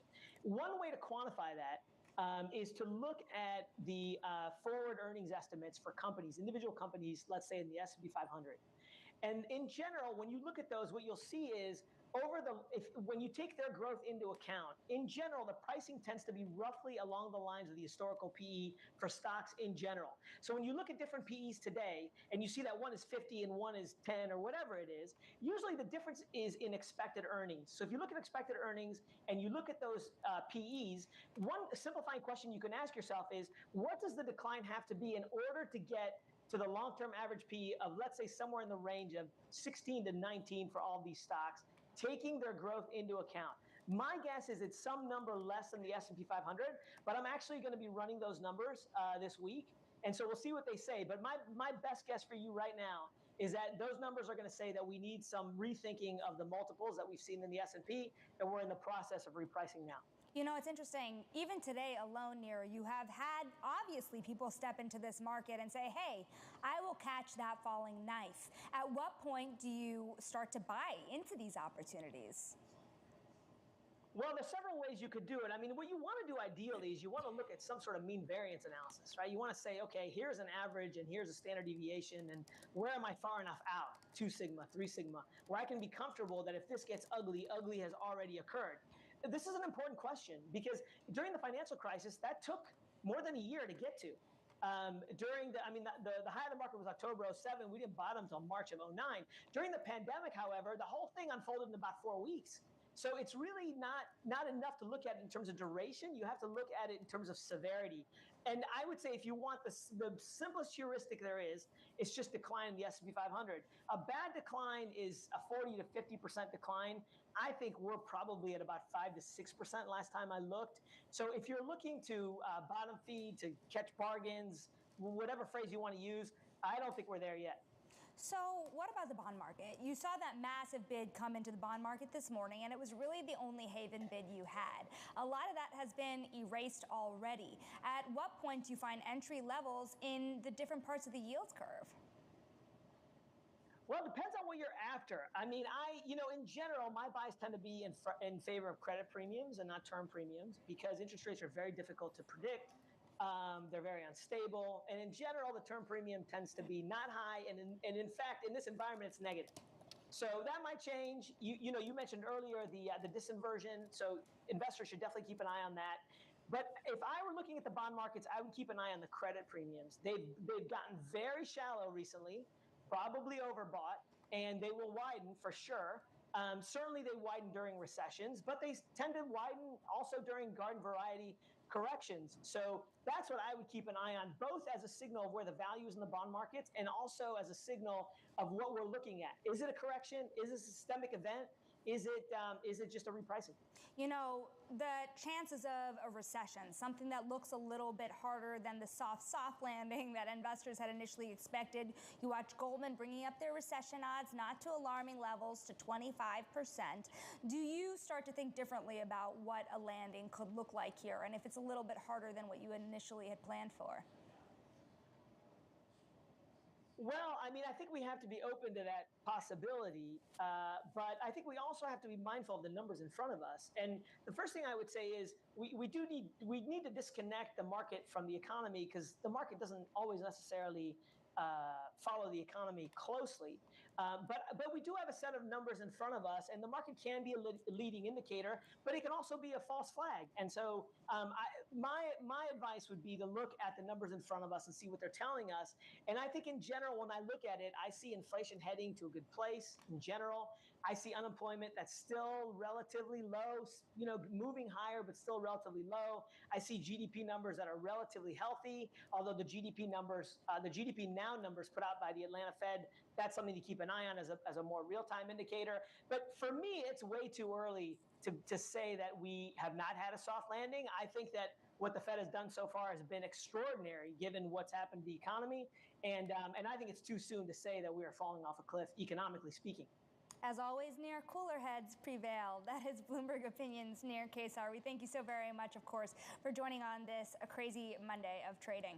Now, coming up, shares of Kellanova rising to intraday highs not seen in more than 35 years. Snack company Mars is weighing an acquisition, and it's our stock of the hour up next. This is Bloomberg.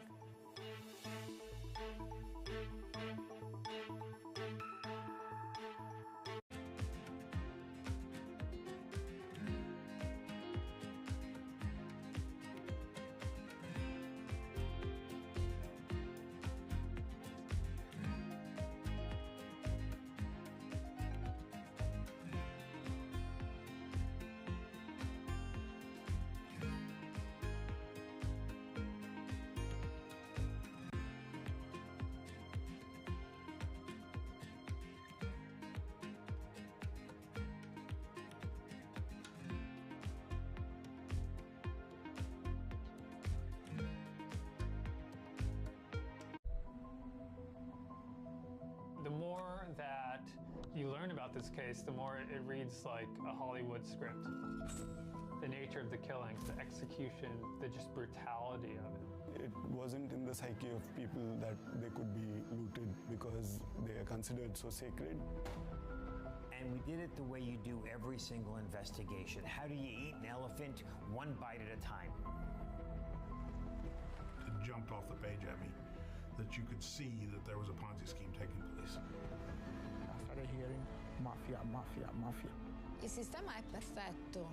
Sono gli uomini che spesso non lo sono. These are the holders of truth and justice. They cannot be possibly be doing this. But then they are. They are. And the evidence is there. It's overwhelming.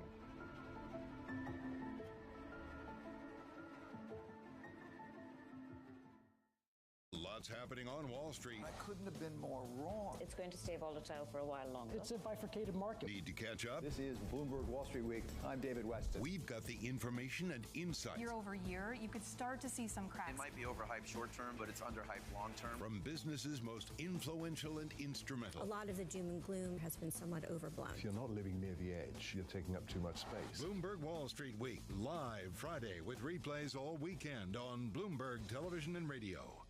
U.S. jobs numbers are released. Bloomberg has the report under surveillance with crucial data and expert analysis at terminal speed. Nobody covers jobs day like Bloomberg. Good morning from our world headquarters in New York. I'm Menace Credit. And I'm Danny Berger. Let's set your agenda. Bloomberg Brief delivers the market news, data, and analysis you need live every weekday at 5 a.m. Eastern. Bloomberg. Context changes everything. It's the countdown to the market open as we bring you the first trades across Europe. We'll debate the most important stories and what will drive the big investment decisions throughout the morning. I'm Guy Johnson. I'm Kriti Gupta. And I'm Anna Edwards. Join us every weekday morning for the opening trade, live at 7 a.m. here in London. Only on Bloomberg. Context changes everything.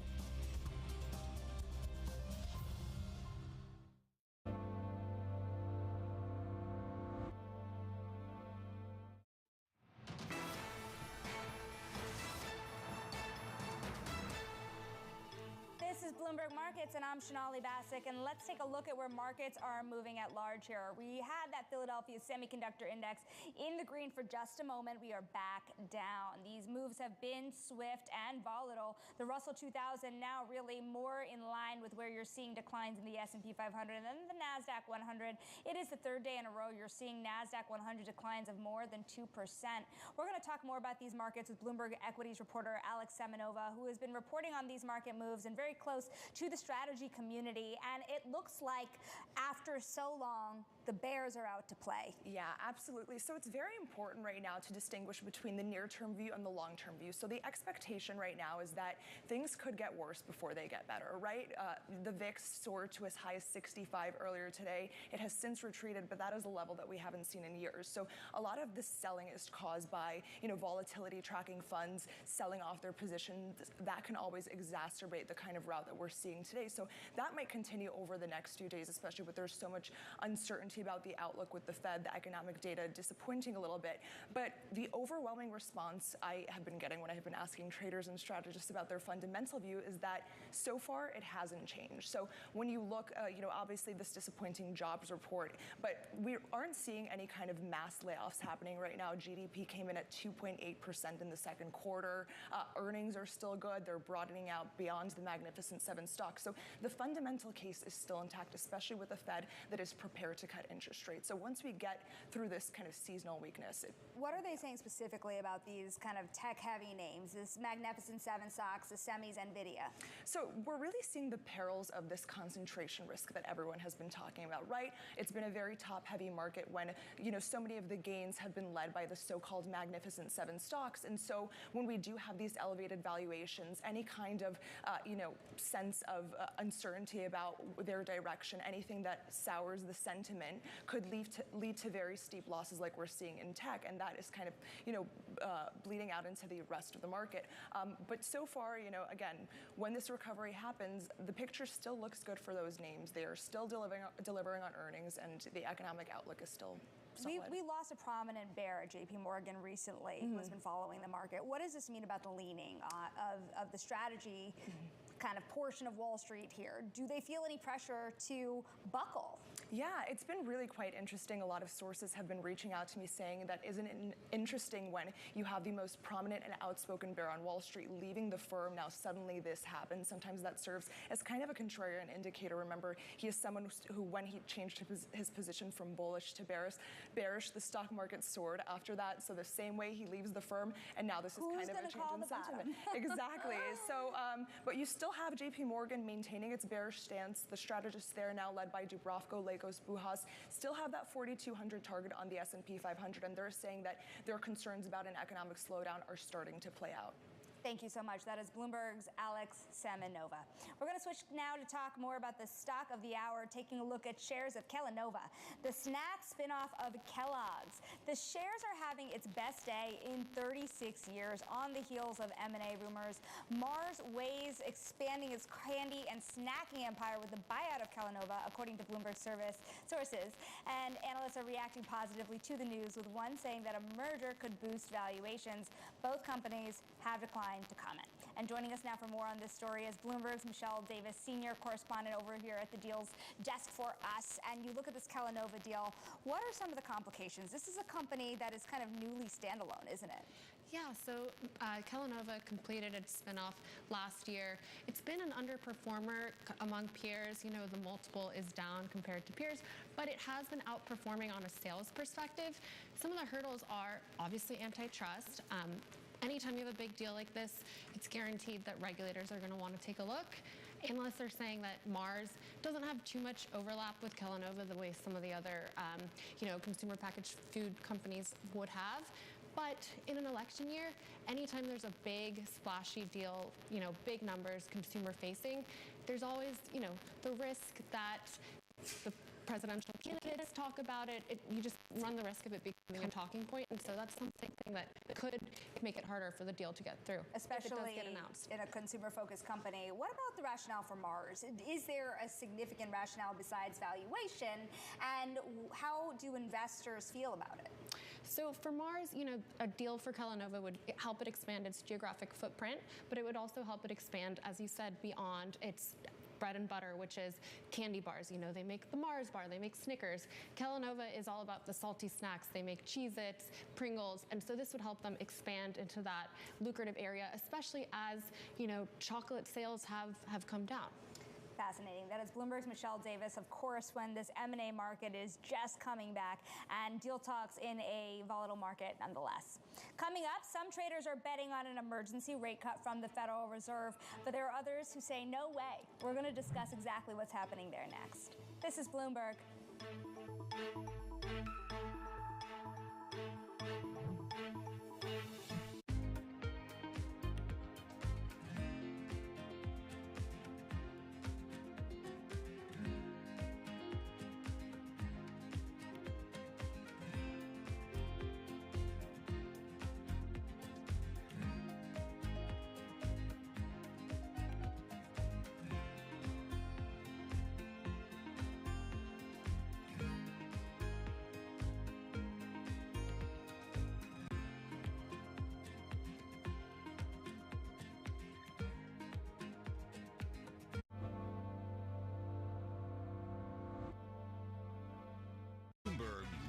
Earnings. I know it's like your Super Bowl, right? I can't wait. It's like opening presents in the morning. All right, it will be exciting.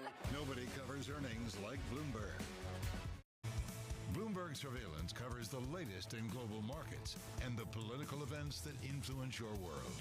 Join Jonathan Farrell, Lisa Abramowitz, and Anne-Marie Hordern only on Bloomberg. Context changes everything.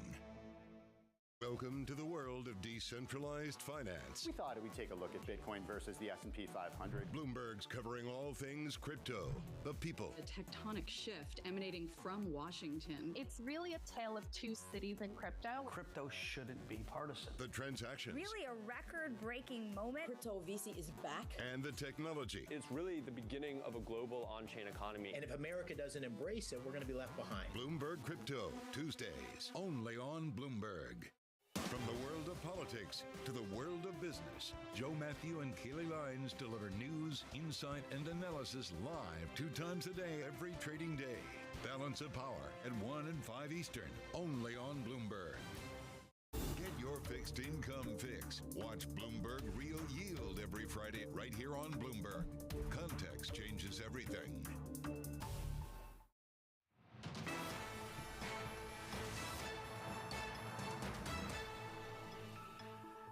This is Bloomberg Markets. I'm Shonali Bassick. We want to get a quick check here on the stock market once again because the intraday moves have been stunning. We have the S&P 500 that are off session lows but dipping lower once again on the day to 2.5% nearly on the day, and the NASDAQ 100 dropping in synchrony. The 2-year yield, we're watching at it up now just about 2 basis points at 3.9%. We had hit as low as 364 earlier today. From peak to trough, we've had a roughly 30 basis point swing, just staggering. The 10-year yield now flat at around 379. Now, investors are betting that the Federal Reserve will turn more aggressive in cutting interest rates amid mounting signs that economic growth is faltering. But Bloomberg Opinion's Marcus Ashworth says an emergency rate cut would be a mistake. And he joins us now as well. And Marcus, you think about this idea of an intermeeting cut. What would it really take to get here? Because isn't the worry at the end of the day that if they did step in and cut drastically or at all before that September meeting, would that not be a sign of weakness? It would be. It would be a moral hazard, as a comment you made earlier, because at the end of the day, this is a remarking of the yen. I mean, why would the US want to panic itself over what was an overly weak yen, and indeed a move done by the Bank of Japan to correct that slowly but carefully over time. And a lot of that, unfortunately, that yen carry trade is because people have been borrowing yen and buying US tech stocks, which have been overbought for well, almost as long as I'm old, but I mean, they have been going on and on. At some point, they need a reckoning. That is not the Fed's job. Yes, we know about the Fed put, but that's if stock market weakness really revolves into proper economic, systemic issues, as we may have seen, obviously, with the pandemic, or we saw financial crisis. So here's my question about this as well, because on one hand, if you have a carry trade unwinding and unclear how far that goes, margin calls do take a couple of days to really start hitting the tape and processing, and therefore really the extent of the pain is today unknown. And at what point, when you see all the retail money that has gone into these large stocks that were otherwise also involved in the carry trade, at what point does that become a bigger problem? Well, no one knows, and the point here is that this is not what the Fed is job is to do. There are liquidity problems, and that's, I think, one of the reasons why perhaps this has come a little bit harder. Is the Bank of Japan also announced it's going to cut back by half over the next 2 years its own purchases of JGBs. They've been providing liquidity to the world for many years. Again, they needed to scale back on that. Perhaps you might see them slow that down. That will be really not the Fed's job, but the Bank of Japan's job, although I'm sure they talk. Look, the Federal Reserve needs to cut interest rates. Absolutely. Could it and should it have cut last Wednesday? Well, possibly on reflection. Certainly it should cut on September 18th. It doesn't really matter if it's by 25 or 50. If it's 50, then great. If it's 25, but it needs to come with a little bit more surety they're going to be, not necessarily cutting every meeting, but they are certainly going to get on with lowering overly restrictive rates, which they know they're at, down to a level which is more personable for a steadily slowing economy. To that end, we have only about 30 seconds left here. How more concerned are you about a recession today than you were maybe even a week ago? Less. Services ISM is showing that there's actually a little bit more recovery in the services sector. The payroll number wasn't great, but it wasn't terrible either. We have a hurricane effect that could possibly affect it. I think recession is a potential, not for a while yet. I think the corporate earnings season and GDP growth nowcasts are pretty strong. The Fed does need to panic, and it shouldn't panic into meeting. Once again, cooler heads prevail. Bloomberg Opinions, Marcus Ashworth, we thank you very much for your time. And don't miss his column on Bloomberg.com and on the Bloomberg Terminal, one of the most read today. And I'm Sonali Basak. That does it for Bloomberg Markets. Stick with us through the close, though, because, of course, it has been an absolutely stunning day of trading. Not as low as we were before, but lower nonetheless. This is Bloomberg.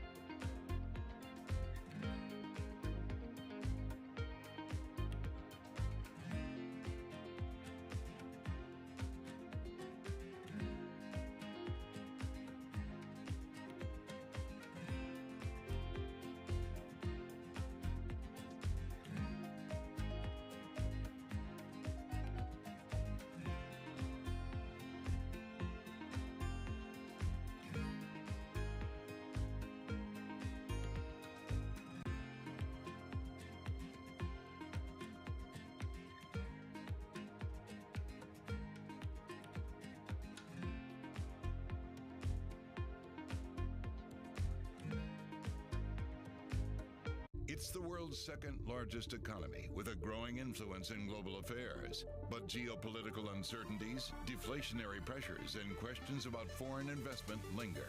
Bloomberg, the China Show, brings you the unmatched expertise you need to keep track of breaking news, in-depth market analysis, and the most influential newsmakers in and around China. Bloomberg, the China Show. Weekdays at 9 a.m. Hong Kong time, right here on Bloomberg. Context changes everything.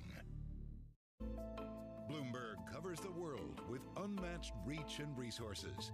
From more than 120 countries, the moment news breaks, 24 hours a day. Bloomberg, context changes everything.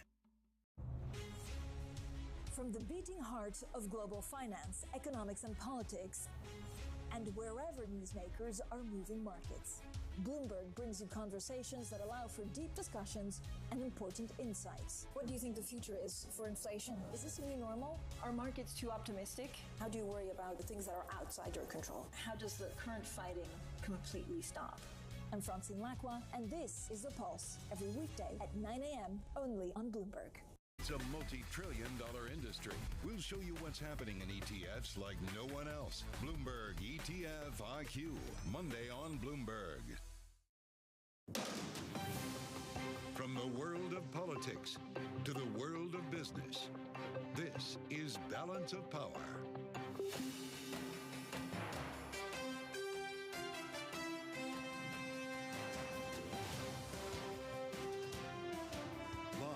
Washington, D.C. Donald Trump blames the market rout on Kamala Harris. Welcome to the fastest show in politics as we follow prices lower on Wall Street and wait for an announcement on a running mate. I'm Joe Matthew alongside Kaylee Lines in Washington, D.C. It's only Monday, Kaylee, and we've got a lot to talk about here. Reports say that Kamala Harris has the Veep stakes down to 2. Yeah, the governor of Pennsylvania, Josh Shapiro, and the governor of Minnesota in Governor Walz. This is according to Reuters. We haven't yet confirmed this ourselves here at Bloomberg. What we know is that is getting tighter. What we also know is that the market's not doing very well today. You alluded to it, Joe. Donald Trump is calling today the Kamala crash, although it is worth noting we aren't crashing quite as hard as we were when the bell rang at 9:30 a.m. Eastern this morning. Although we do seem to be reaching our way back toward the bottom here again with the S&P 500 back down more than 2.5%. Bond yields have been a little wobbly. Looks like they're turning lower again now. Kaylee, is to your point, Donald Trump points to not only Kamala, but predicts the Great Depression of 2024. We talked earlier with Barry Riddles about the unwinding of the Trump trade. He said that would be one of many factors weighing on the markets today. Yeah, other factors possibly including the weaker economic data that we've received in recent days, and of course the softer jobs report we got on Friday. So there might be many factors involved here. We'll talk about how politics is involved in this as well this hour. But of course, let's get a check on what the real-time action is right now. Charlie Pellet has a check for us up in New York. Thank you very much indeed. We are making a run for the lows of the day right now, Kelly. We have got the Dow, the S&P, NASDAQ deeply in the red. Let's get the numbers up here with the Dow trading lower by 907 points, a decline right now of 2.2%. The S&P 500 index now at 5205, down 141 points, a drop there of 2.6%. Keep in mind that in the middle of July, we had the S&P trading at a record 5667. Again, to put that in context, 5204 this back to work Monday, down now by 2.6%.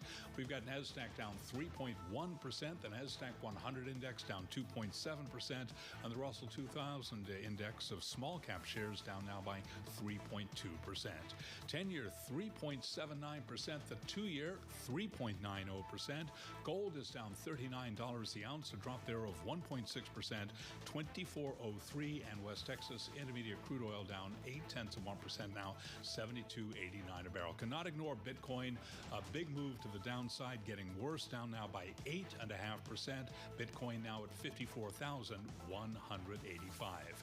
Retail brokerages Charles Schwab and Fidelity did report outages in the early going amid this global stock market sell-off, but both say their issues have been resolved. So again, the Dow, the S&P, NASDAQ, all declining among some specific tech names. We've got NVIDIA down 6.5%, Apple now down by 4.4%, Microsoft down 2.9%, Tesla down 3.8%.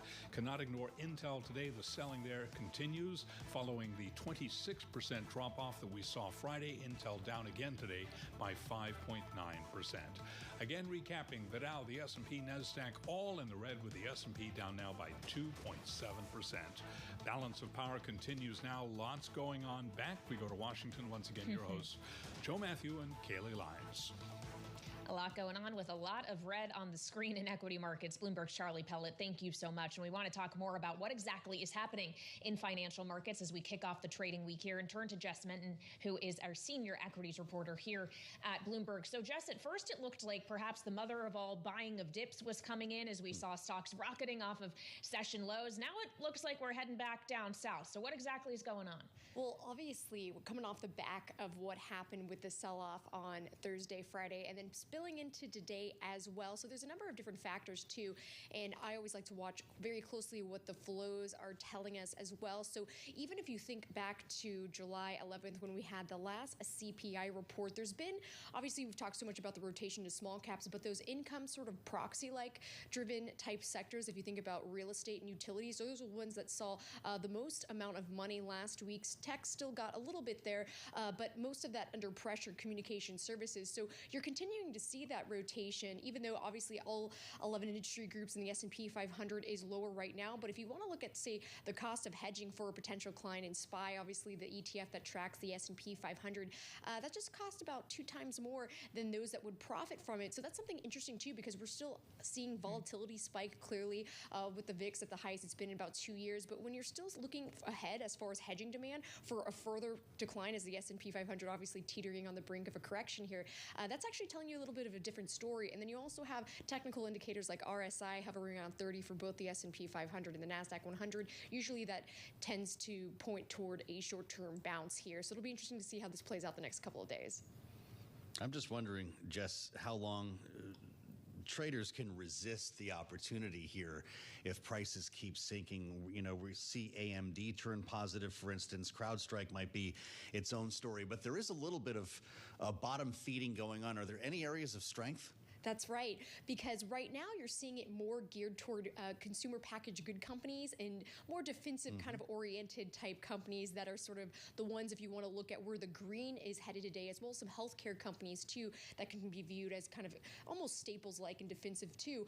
But when you do come to levels like this, especially technically with the S&P 500, it actually had broken below its 100-day moving average around, obviously, right around 5,300 is where that is. So it's still below that, but usually when you do see a move like that, and then the 200-day moving average is around 5,000, you could see people come back in and buy those opportunities, especially because we've talked about this a lot, in the seasonally weakest time period of the year in August and September, and then obviously lower volume, and then you're going to have spikes like this with the volatility. Yeah, looking at a 34 handle on the VIX right now, we're talking about the highest level since the pandemic era. Jess, is there any reason to believe that this kind of volatility can be easily tamped down now that we have seen it spike in this way? Well, if you look at the types of moves we've seen so far this year, whether the S&P was swinging more than 1% or down than 1%, it was only close to about 30 sessions so far this year. Just to give you to perspective, because I wrote a couple weeks ago how there was that streak of how long the S&P 500 went without a 2% down day, and it had gone actually over 300 trading sessions with that. So even though we're seeing a spike in volatility, it was very muted moves here for the most part for over a year, even though obviously I think sometimes people forget about the volatility we saw last October when the S&P 500 made a low. So yeah, we are seeing a spike in volatility, but it had been pretty tame for a while.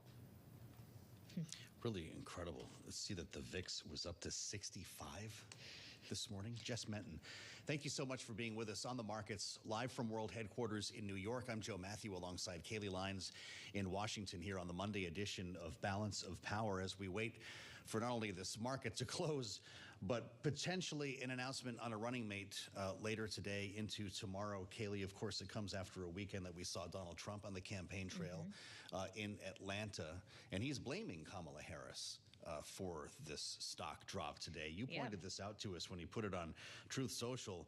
You can't play games with markets. Kamala crash, he's calling it. Yeah, and I'm seeing a lot of Kamala crash circling in certain circles on is that X trending now? Today.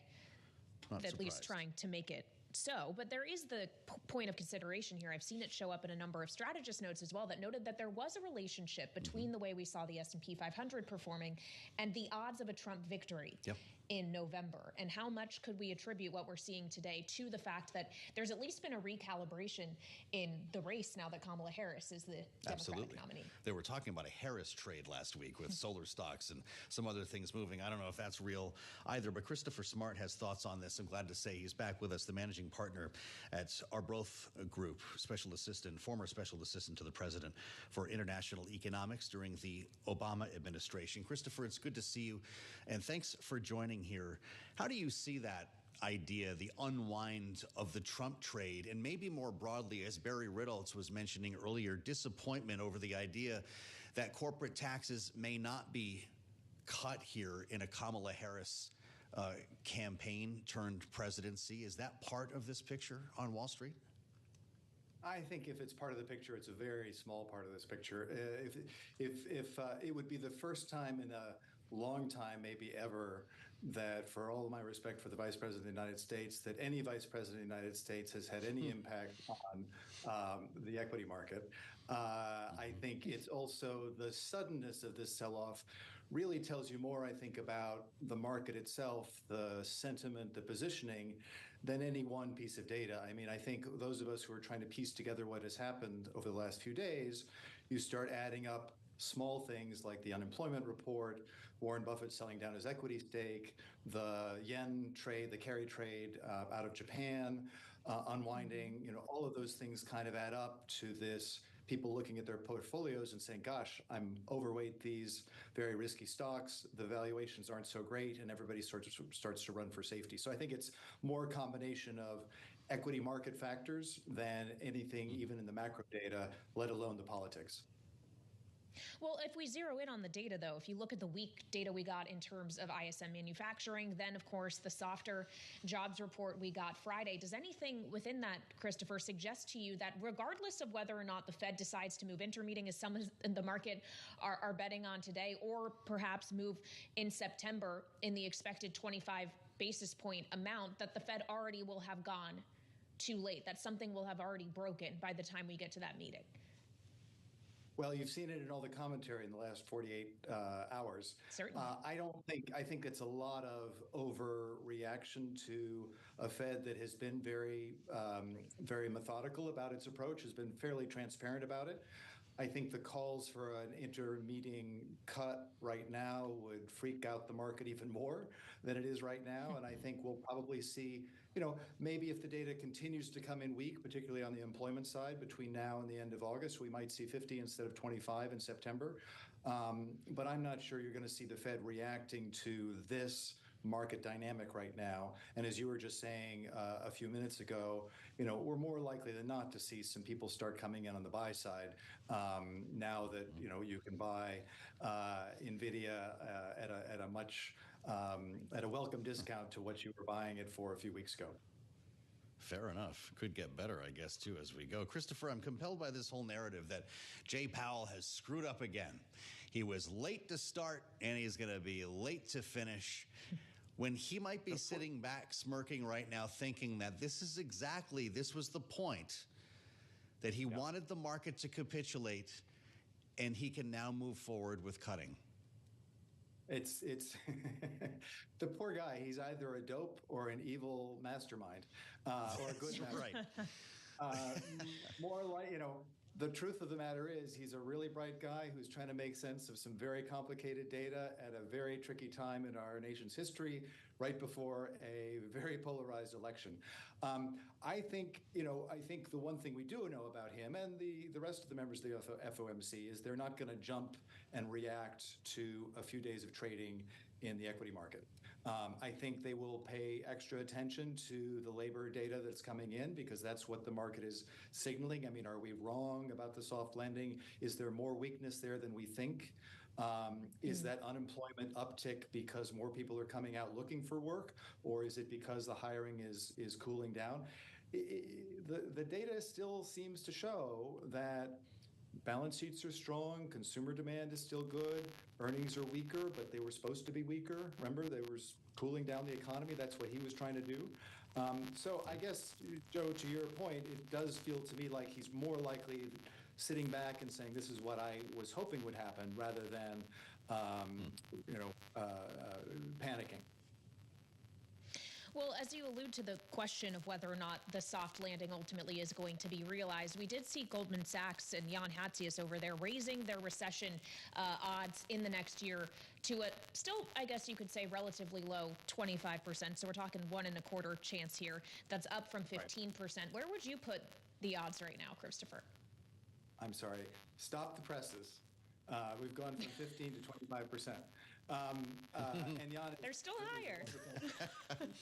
Jan is an extraordinarily talented economist and market strategist, so I'm pulling his leg a little bit here. But yes, of course they're higher. They're supposed to be higher. The economy was supposed to be slowing down. The unemployment rate is supposed to be ticking up.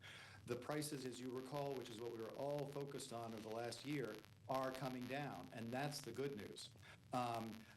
Again, I go back to the market reaction that is causing so much uncertainty right now. And I think we all have to come back and re-examine our fundamental approach and our assumptions here. What did we get wrong? What is it we're missing? But the market dynamic here, again, I think tells you much more about the way people are positioned, the way that risk-on trade people have sort of gotten way out, if I can use an unseasonal metaphor, way out over their skis. And a few worrying data points have sort of triggered this rush to safety. So I think I would expect things not to bounce back suddenly from here. We might get a few more weeks, days of choppy markets. But I don't think it's my base case or many people's base case that we're now suddenly heading into a recession next year. But we'll be watching the data later this week. There's ISM data. There's another the weekly jobs report, and that'll have a lot to do with that'll say a lot about where this market is headed in the near term. Really interesting. So you talk to Christopher Smart for 5 or 10 minutes. You start wondering if maybe it's time to start buying. Maybe this is irrational. Christopher, what would this market look like with a rate cut under its belt? Go ahead and correct me if you want. Well, I don't want to say you should buy today. I'm just saying things are much more attractive, and you shouldn't be selling today, probably is what I would say. I think, again, we're sort of looking at, maybe 3, maybe 4, 25 basis point cuts between September and January 1st.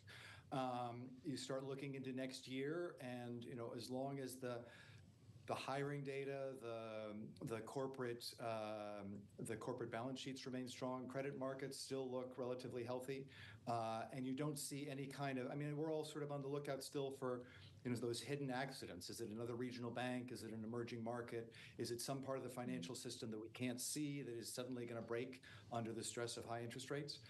Those are all things everybody needs to keep an eye out for. But at least right now, I think it's hard to make the case that the data is saying we are headed for a recession. So I guess, my very tentative advice would be this is not a time to sell, and over the next few months, you'll be wanting to look to add. Christopher, finally, we've spent a lot of time talking about the equity market today. It is worth noting in the bond market, however briefly, we did see a disinversion of the 2-10s curve. Is that a real signal to you? It's a signal. It's worth looking at. I think it's got to be uninverted it's got to be steepening over a period of time to really pay more attention to it. But I think it's certainly something we need to watch. I mean, the dynamics of the 2s and the 10s are very different in terms of flows, different auctions.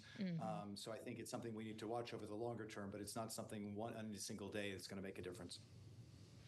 Fair enough. We're inverted by about 11 basis points as we speak. Christopher, great to have you on this Monday of Mondays. Christopher Smart, of course, formerly of the Obama administration, now at Arbroath Group, and where he is a managing partner. It has been quite a day in markets, Joe. Of course, it's not as horrible as it seemed when the opening bell rang at 9:30. If you're long equities, we are well off the lows, but right now we're still down about 2.5% on both the S&P 500 and the tech-heavy NASDAQ 100. Yeah, closer to 3% on the NASDAQ, 480 points. We are reaching back down there, but if you care about the Dow, we were looking at a more than 1,100-point loss at one time this morning. We've seen some pretty staggering numbers here. You mentioned the bond market, Kaylee. Crude oil is also worth watching as well, coming off its lows. We're back above $73 here, and that whole small cap trade continues to deteriorate with the IWM, the Russell 2000 index.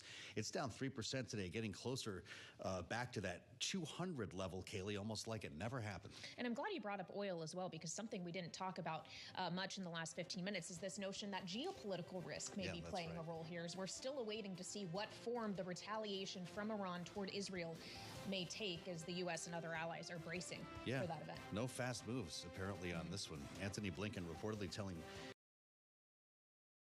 his G7 counterparts that a retaliation would be expected as soon as today. We'll have more on that. In fact, we'll assemble our panel next. This is Bloomberg.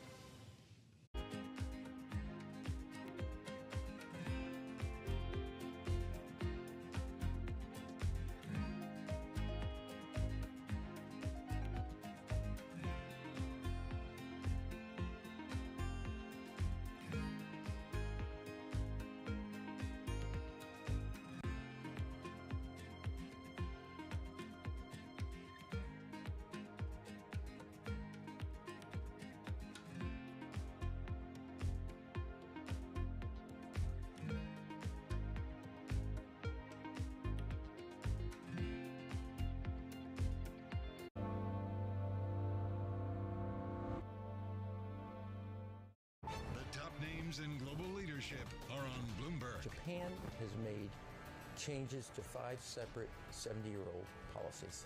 They've gone from 1% to 2% on GDP for defense. They'll become the 3rd largest military. They've changed their export capability.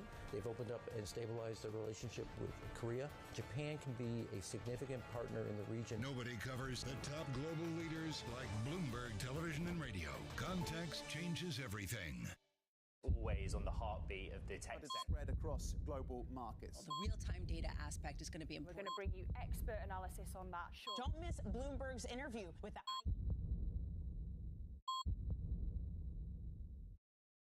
The top names in business are on Bloomberg. Middle market line draws are basically still about 5 percentage points below where it was pre-pandemic, which means as cost of borrowing went up, people aren't being quite as aggressive, and that's why the economy is slowing down.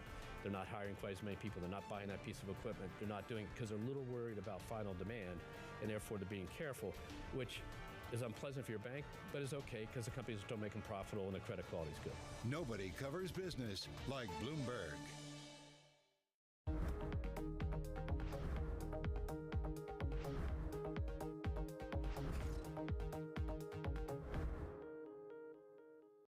The names that move markets are on Bloomberg. We've seen story after story about companies delisting from the London Stock Exchange, listing in New York, listing in Europe. I want to turn that around. I want Britain to be the place of choice to make an IPO, to grow your business.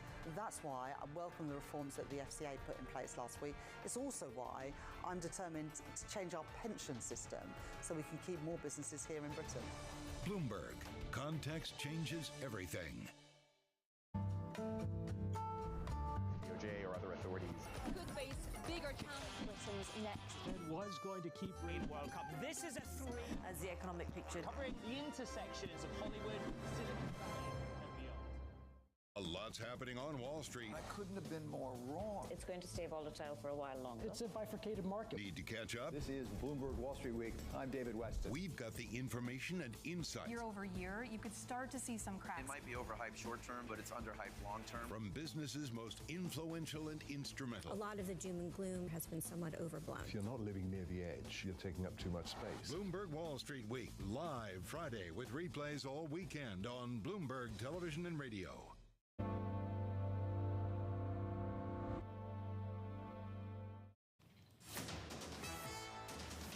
It's 1:21 on Wall Street. We do check markets all day long here at Bloomberg. Stocks selling off big time. We have got concerns about a slowdown in the U.S. economy.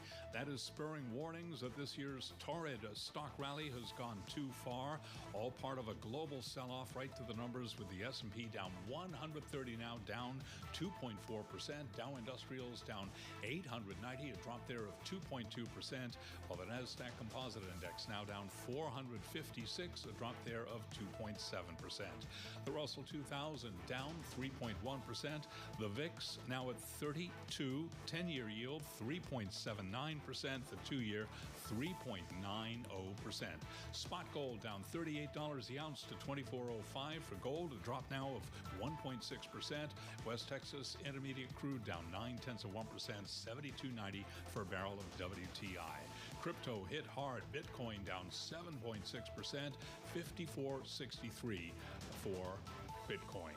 NVIDIA shares are plunging today, down 5.4%, following a report that the company's upcoming AI chips will be delayed due to design flaws. Again, NVIDIA down 5.5%, all part of a broader tech sell-off. Apple down 3.7%, Microsoft down 2.5%, Tesla down 3.4%, and Intel extending Friday's losses. Intel down by another 5.9%.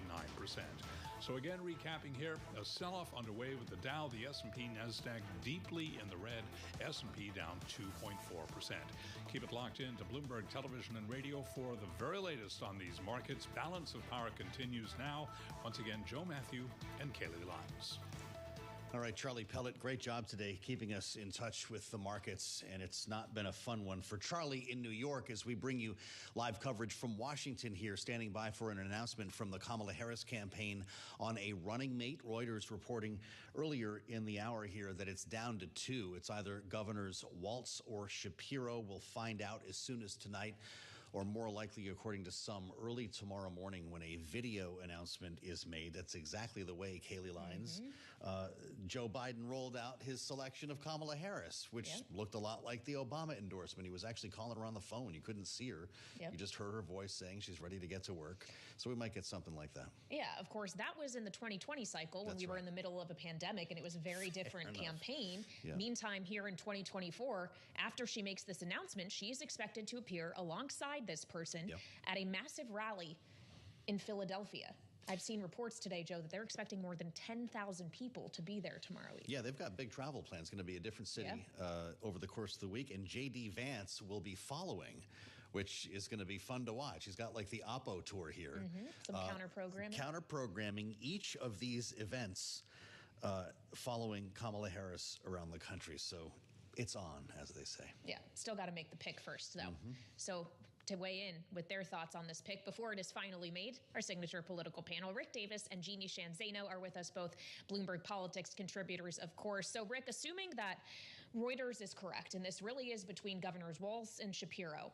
Shapiro, on the one hand, may have a problem with some progressives when it comes to his stance on Israel and Gaza, his handling of campus protests, for example, while the governor of Minnesota may be too progressive for some. Who is least likely to alienate voters here, Rick?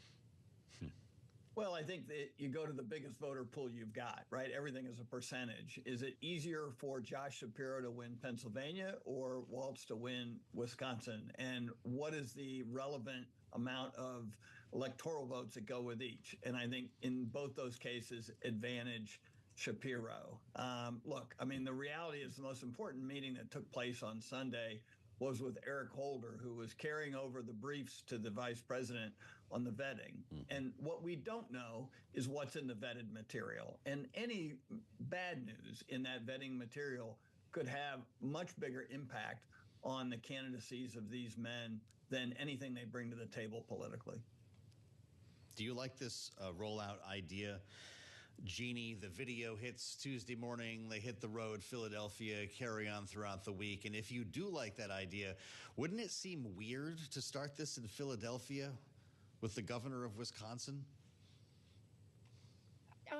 The weird label does not fit this team, Joe Matthew. That's okay. I used the wrong word. I'm kidding. I do think it makes sense. We can't say it's an indication that Shapiro has the upper hand and will be the nominee, of course, because as Rick said, we don't know what is in those vetting materials.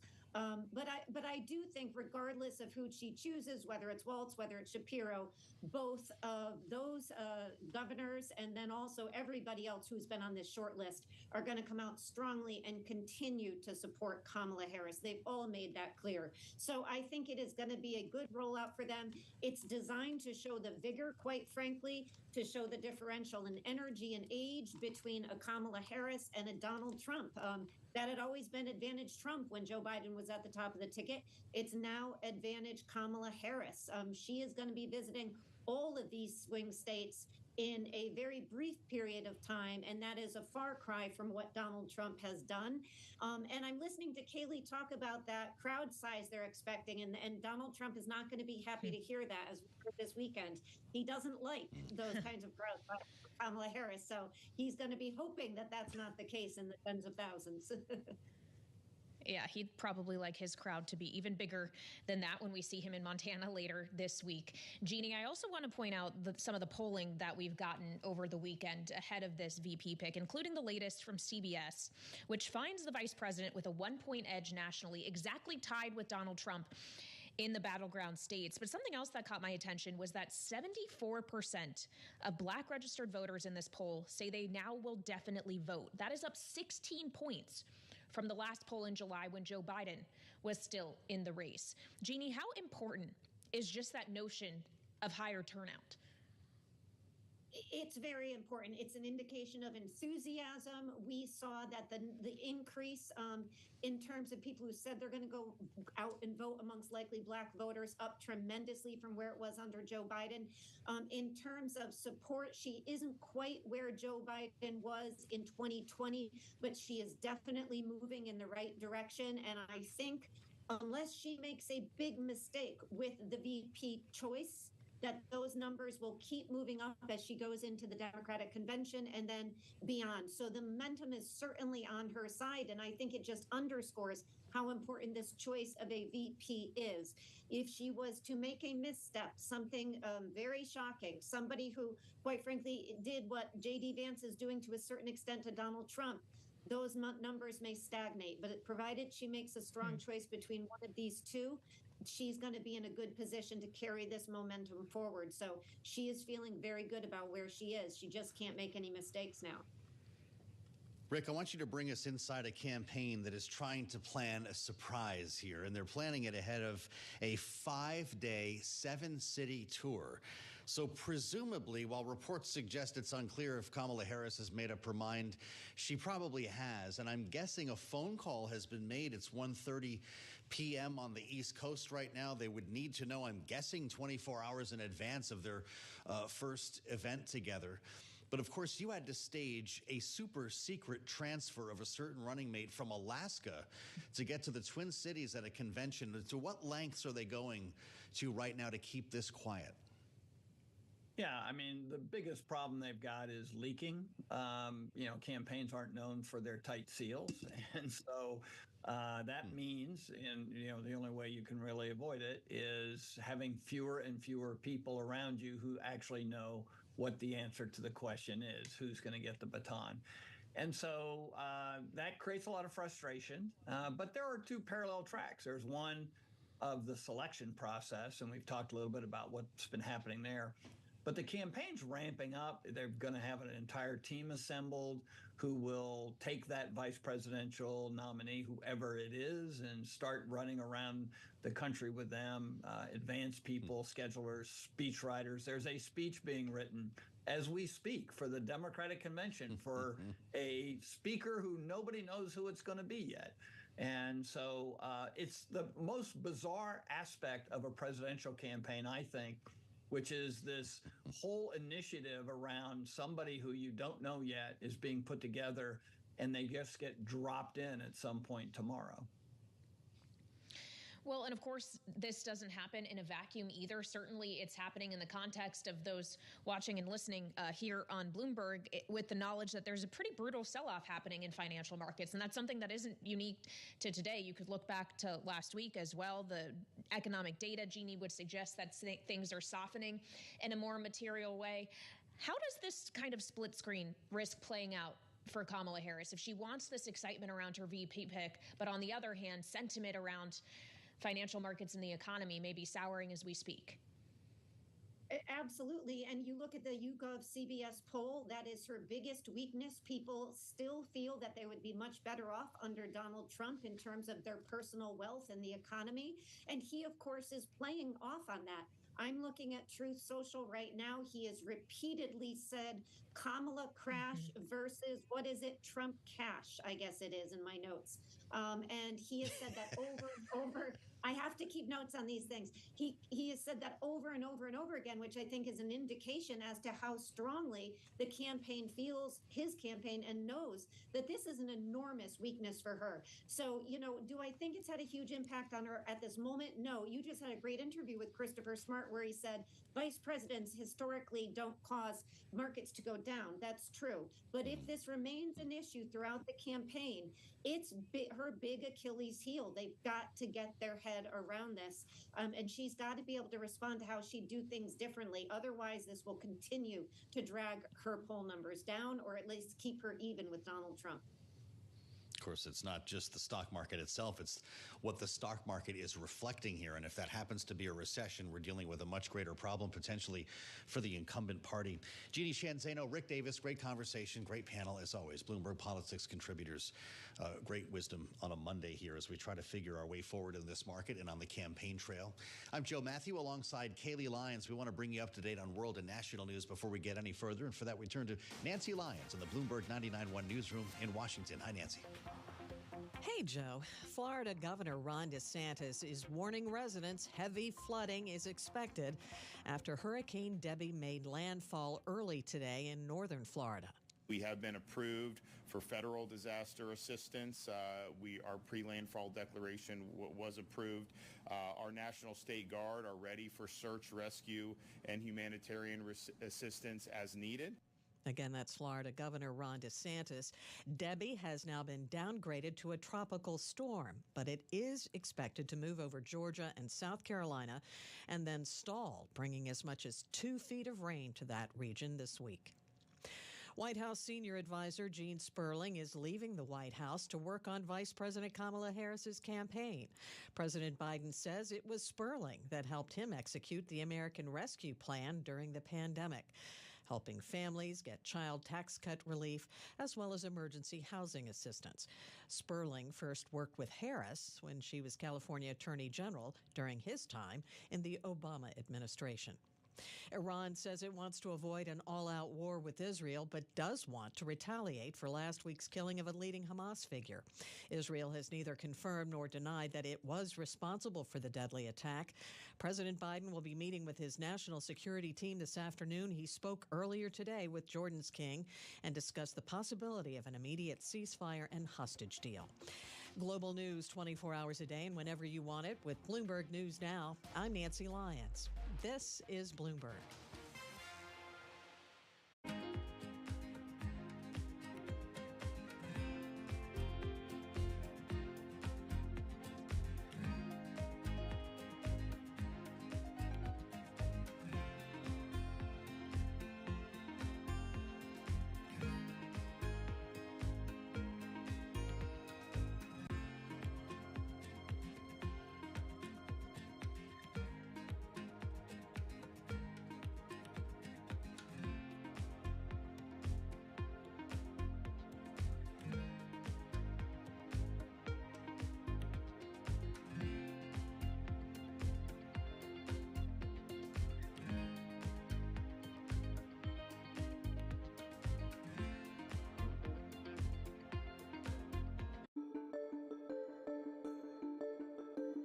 What about artificial intelligence? Is artificial intelligence going to enable you and others to say, we have enough information to know exactly what something is going to be worth in terms of insuring it or not? Artificial intelligence is finding its way into our business in a variety of different factors. I think the first piece is getting much better insight into data, which allows us to make better decisions on underwriting.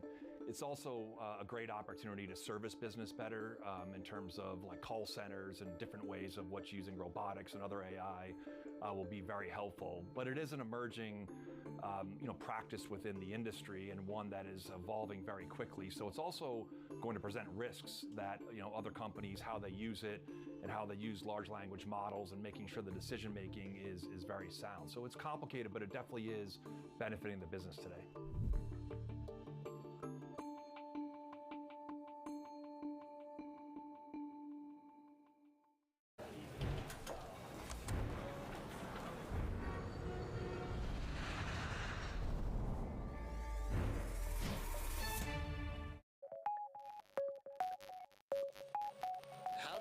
Down to the 18 to 35-year-old market.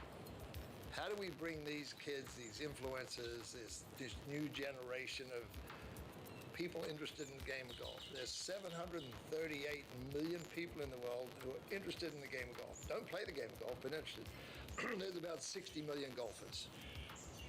So we have another 670-odd million people we can go figure out how to get them interested, not just in live, but in the game of golf. And so we sit down and you talk about this internally with your production team, you talk about with your marketing people. When you look at our audience base today, that we have like about just around 50% of our ticket sales are 45 years and old and younger. Following the PGA Tour, it's the oldest aging demographic in sport, it's 67 and a half. So in a matter of a year and a half, basically, we've pulled that 67 and a half down to 45 because of our product, because of the entertainment side. There are places around the world where 32% of our ticket sales are women. So they're coming to an event that they feel inclusive with. Right? So all of a sudden, we're seeing these data points coming out going, my gosh, we're owning this space.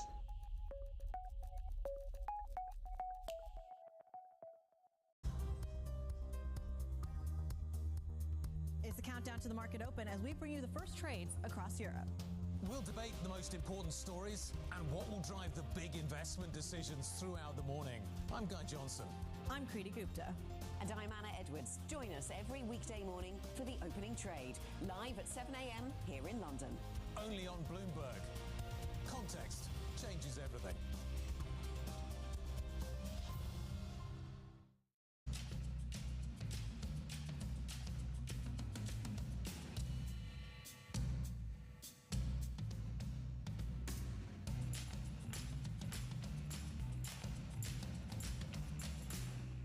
Welcome to the world of decentralized finance. We thought we'd take a look at Bitcoin versus the S&P 500. Bloomberg's covering all things crypto, the people. The tectonic shift emanating from Washington. It's really a tale of two cities in crypto. Crypto shouldn't be partisan. The transactions. Really a record-breaking moment. Crypto VC is back. And the technology. It's really the beginning of a global on-chain economy. And if America doesn't embrace it, we're going to be left behind. Bloomberg Crypto, Tuesdays, only on Bloomberg.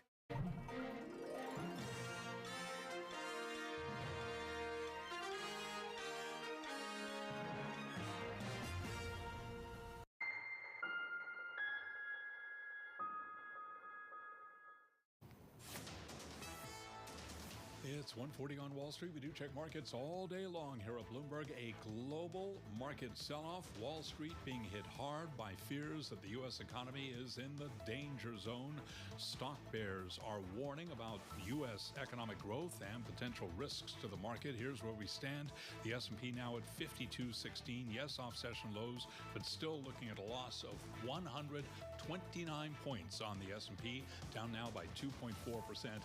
At the worst level of the day, the S&P was down by 195 points. Again, to put it all in context, down 128 right now, a drop of 2.4%. The Dow down 871, decline of 2.2%.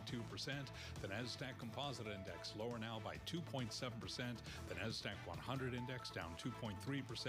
And the Russell 2000 is tumbling by 2.9%.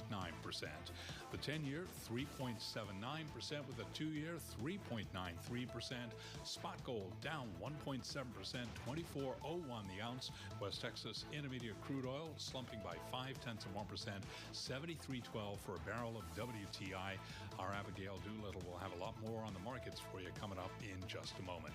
Tech stocks being hit hard. Case in point, Nvidia down now by 5.1%. Apple down 3.7%. Microsoft among mega caps lower by 2.5%, while Tesla is tumbling 2.9%.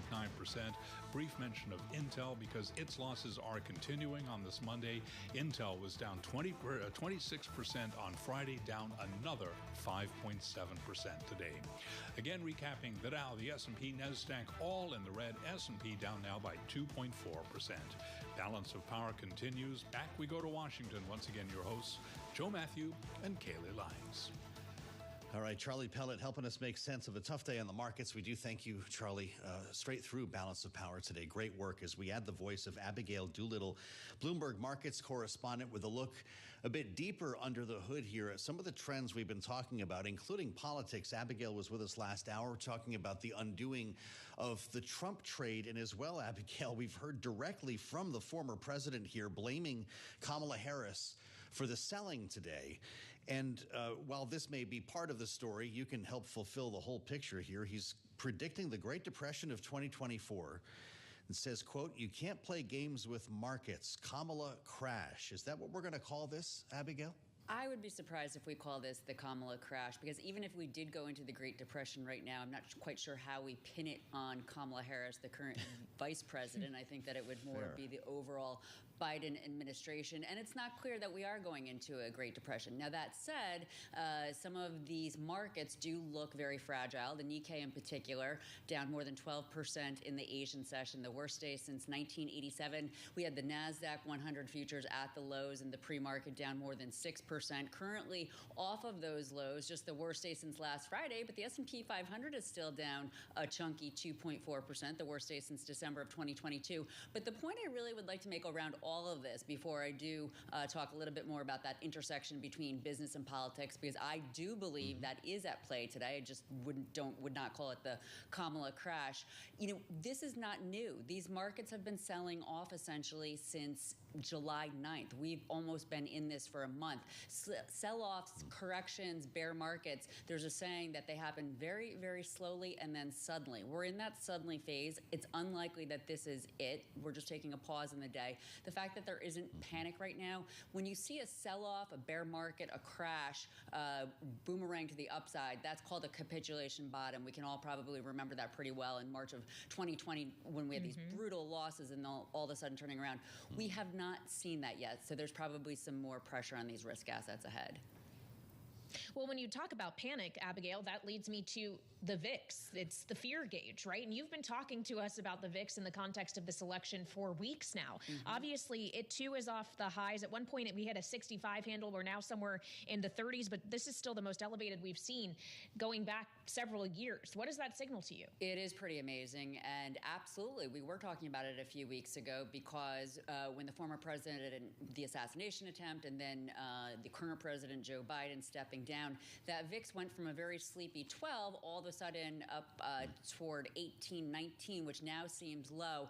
But what I'm trying to say is it came alive. Today, it truly came alive. So much uncertainty out there. Investors are a little bit nervous. This represents hedging against long positions, or it could actually represent people who have outright bearish bets through options. In terms of, election 2024 and today's selling, on the surface, it's all about too far, too fast for big tech. But connected to that is the uncertainty around this election. We've known about this election, well, frankly, since the last election for many, many years now.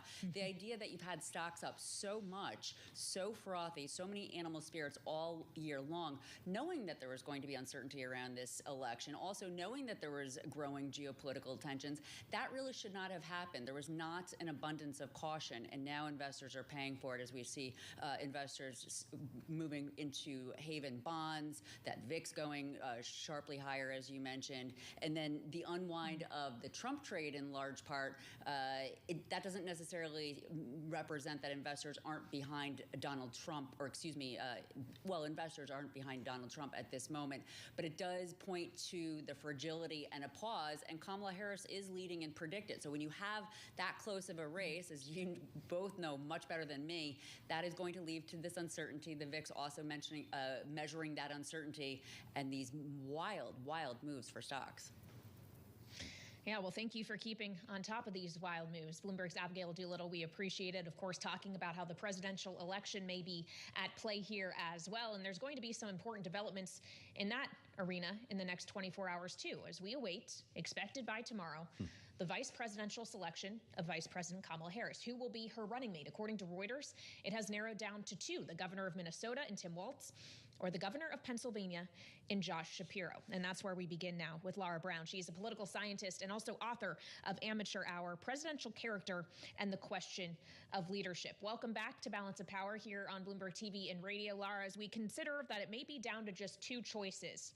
Which one makes the most political sense to you? Well, I would think that Governor Josh Shapiro does, if you're just looking at those two choices, largely because what is important for the vice president to shore up are essentially Republicans who don't feel they have a home within the Republican Party. There are right-leaning independents and there are Republicans who have decided that they are uncomfortable voting for Trump and supporting a Trump-Vance ticket. And so that is really the play in terms of the voters that Vice President Harris should want to attract, because that will help her the most in the battleground states. Well, you consider the importance, Laura, of Pennsylvania, and you do wonder why we're spending so much time talking about this. Isn't Josh Shapiro as well, considering the deep relationship that he has with Barack Obama, as outlined in the New York Times earlier today? Isn't this the slam dunk that the campaign's looking for? Sure. I mean, I think most people have always seen him as a strong favorite. There are other options, obviously, Governor Andy Beshear in Kentucky would not be a bad choice because he fulfills some of the union's desires, but at the same time has been governing in a very conservative state for years. So I do think there are other options for her, but at the end of the day, it's going to come down to who she is most comfortable with and who she feels can be the most helpful. And that doesn't necessarily mean taking Governor Shapiro out of his state and taking him to other places. It may mean leaving him in his state to help build that coalition there. Well, certainly on the other side, the vice presidential nominee is not being left in his state of Ohio. J.D. Vance is going to be on the trail, essentially following this swing state swing that the Democratic ticket will be on. I guess we'll wait and see whether or not we're going to get a debate between J.D. Vance and Shapiro or Waltz or whoever it may be. We also don't know, Lara, if we're going to get a debate between Kamala Harris and Donald Trump. Of course, Donald Trump over the weekend said that he's agreed to one, just a different one than Harris agreed to. He wants to debate on Fox on September 4th. She wants to debate on ABC on September 10th. How do you ultimately think this gets resolved? Is there just not going to be one? Well, let's not forget that former President Trump did back out of the ABC debate. That was set. It was scheduled. His team agreed to it. And really, at the end of the day, he doesn't like the idea of now having to debate Harris instead of Biden. And so he has decided to put forth his own proposal, which is a more favorable proposal because it's not only on Fox News, but it would be with a live audience, which are purportedly mostly Fox viewers, therefore people who would be cheering him on. It is a different proposal, and if he doesn't show up on September 10th at the ABC debate, then ABC has said they will make that airtime available to Harris anyway. So I think, we don't know how this is going to play out, but if he doesn't show up for September 10th, I think that is much more damaging to his campaign than if she refuses his latest proposal to go on Fox. Well, I have to ask you about the messaging from the Trump campaign over the weekend. Donald Trump made his way to Atlanta, in fact, spoke in the very same room where Kamala Harris had a very large rally last week, got a lot of attention for it. And he used his time, it was a lot of time, it was another stem winder from Donald Trump, but he used a lot of that time to bash the Republican leader, the Republican governor of the state of Georgia, which many would argue he needs to win to be the president again. Here's what he said. Your governor, Kemp, and Raffensperger are doing everything possible to make 2024 difficult for Republicans to win. What are they doing? I don't know. They got something in mind, they got a little something in mind. Kemp is very bad for the Republican Party. He wouldn't do anything. Laura, what do you make of this kind of talk, knowing how popular Governor Kemp is in Georgia? And what is Donald Trump suggesting that they have going on?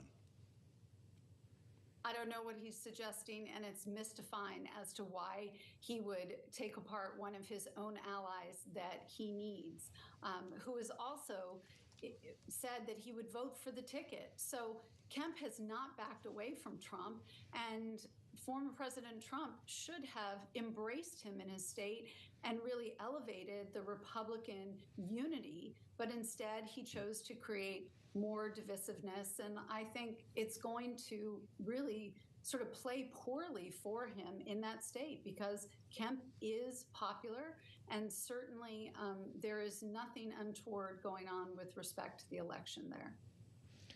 Well, of course, we did get a response from Governor Kemp on social media. He posted on X saying that his focus is on winning this November, saving our country from Kamala Harris and the Democrats. Went on to say, not engaging in petty personal insults, attacking fellow Republicans, or dwelling on the past. On the petty personal insult point that is coming from a Republican governor, mind you, Laura, we've talked a lot in the last week about personally insulting Kamala Harris on the part of Donald Trump, questioning her racial identity. For example, how quickly does the Trump campaign need to get that discipline message on the issues out there, or risk alienating significant chunks of voters that they thought they may be able to bring alongside this cycle? Well, the problem is that you can't really control former President Trump.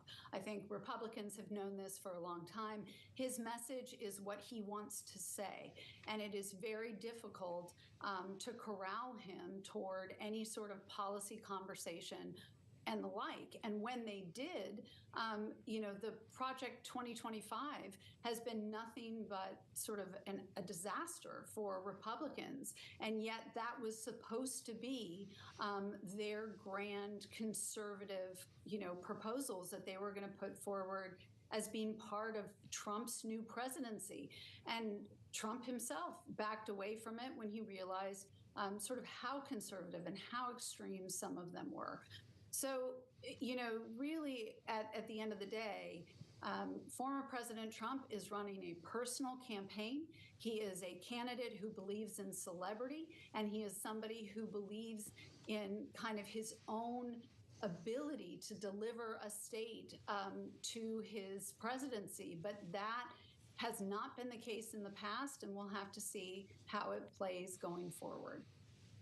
Political scientist Laura Brown, the author of Amateur Hour, Presidential Character and the Question of Leadership. Laura, it's great to see you, and we thank you for the insights today. I'm Joe Matthew, alongside Kaylee Lyons on the fastest show in politics. There's another campaign, Kaylee, we haven't talked about in some time, RFK Jr. You see, he's going out of his way to get ahead of an odd story in the New Yorker. Yeah. To let us all know that he dropped a dead bear cub in Central Park about 10 years ago. Said he picked up the carcass after seeing the bear get hit. He wanted to skin it and put the meat in his refrigerator, but he didn't get that far because he had dinner at Peter Luger and had to catch a flight. Potentially now could face criminal charges stemming from this, but it is a good reminder that there is still third parties at play in this election cycle. RFK Jr.'s is one of them. I guess the question is whether or not that story makes it less likely he'll make it to November. He's talking to Roseanne Barr in this video where he tells the tale. Reality TV has reached a new level. Kaylee, I'll meet you back here at 5 for Balance of Power on Bloomberg.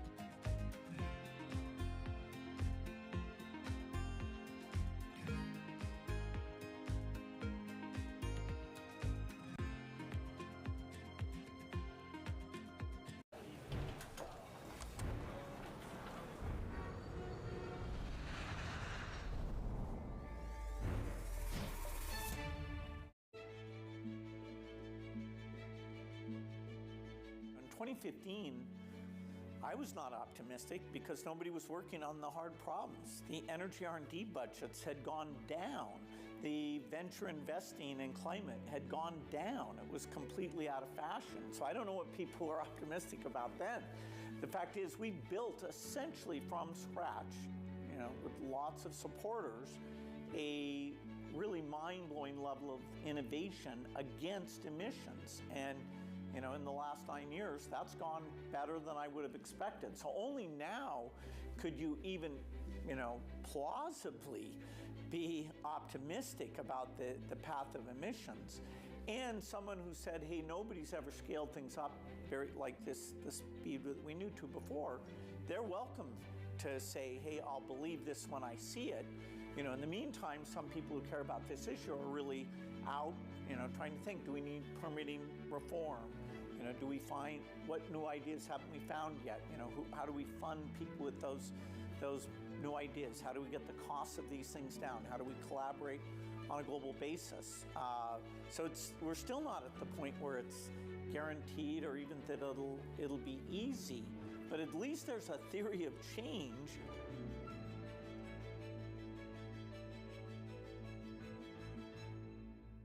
It's It's the world's second largest economy with a growing influence in global affairs. But geopolitical uncertainties, deflationary pressures, and questions about foreign investment linger. Bloomberg, The China Show, brings you the unmatched expertise you need to keep track of breaking news, in-depth market analysis, and the most influential newsmakers in and around China. Bloomberg, The China Show. Weekdays at 9 a.m. Hong Kong time, right here on Bloomberg. Context changes everything. From the world of politics to the world of business, Joe Matthew and Kaylee Lines deliver news, insight, and analysis live 2 times a day every trading day. Balance of Power at 1 and 5 Eastern, only on Bloomberg. U.S. jobs numbers are released. Bloomberg has the report under surveillance with crucial data and expert analysis at terminal speed. Nobody covers jobs day like Bloomberg. This is Bloomberg Business Week. Insight from the reporters and editors who bring you America's most trusted business magazine. Plus, global business, finance, and tech news as it happens. Bloomberg Business Week with Carol Masser and Tim Stenivek on Bloomberg Radio. And very good afternoon, everybody, live on radio, TV, YouTube, and Bloomberg Originals. I'm Carol Masser. Tim Stenivek is off today, and I guess once he gets settled, there he be. I'm settled. I've been settled all day. He is in for Tim. Matt Miller, of course, the one and only co-host of Open Interest. He's also co-host of the Hot Pursuit podcast. He's just kind of a great man about town. I'm glad to be here. You know, on a day like today, it feels like old times because you and I anchored a show together during the great financial crisis. So we've seen these cascading slides in stocks. And it really is... It was this morning reminiscent, I think, of those times. Although now it's calmed down. Did you really feel like things were falling apart? I didn't think that things were falling apart, but we saw, for example, the 2-year yield was further away from the Fed funds rate than it has been at any time since 2008. So there were so many of those kind of superlatives. Yeah. We saw the VIX jump up to 65 all of a sudden, and we've only seen that happen like 3 times since the 90s. We had the S&P coming, ever so close to a correction. Yes. Pretty significant. Yeah, we've got a lot going on. We've got a lot of superlatives. We're going to get to it. We should point out equities definitely off their lows of the session. You've got the bond market also kind of backing off of all the buying we saw earlier. So we're going to focus on some of the fundamentals, whether it's earnings, whether it's valuations. And does the Fed really need to do an emergency cut? No way. That would be like screaming fire in a crowded theater. What a bad idea. Not everybody feels that way. Has anyone suggested that? I don't think that would be a good idea. Yes, they have, Matthew. Did you not read it? I know that people have said it's a possibility, but I haven't heard anyone say it's a good idea other than Jeremy Siegel on CNBC. He said the Fed should have an emergency meeting and cut rates 75 basis points now and then another 75 basis points in September. But I thought, that guy is cuckoo.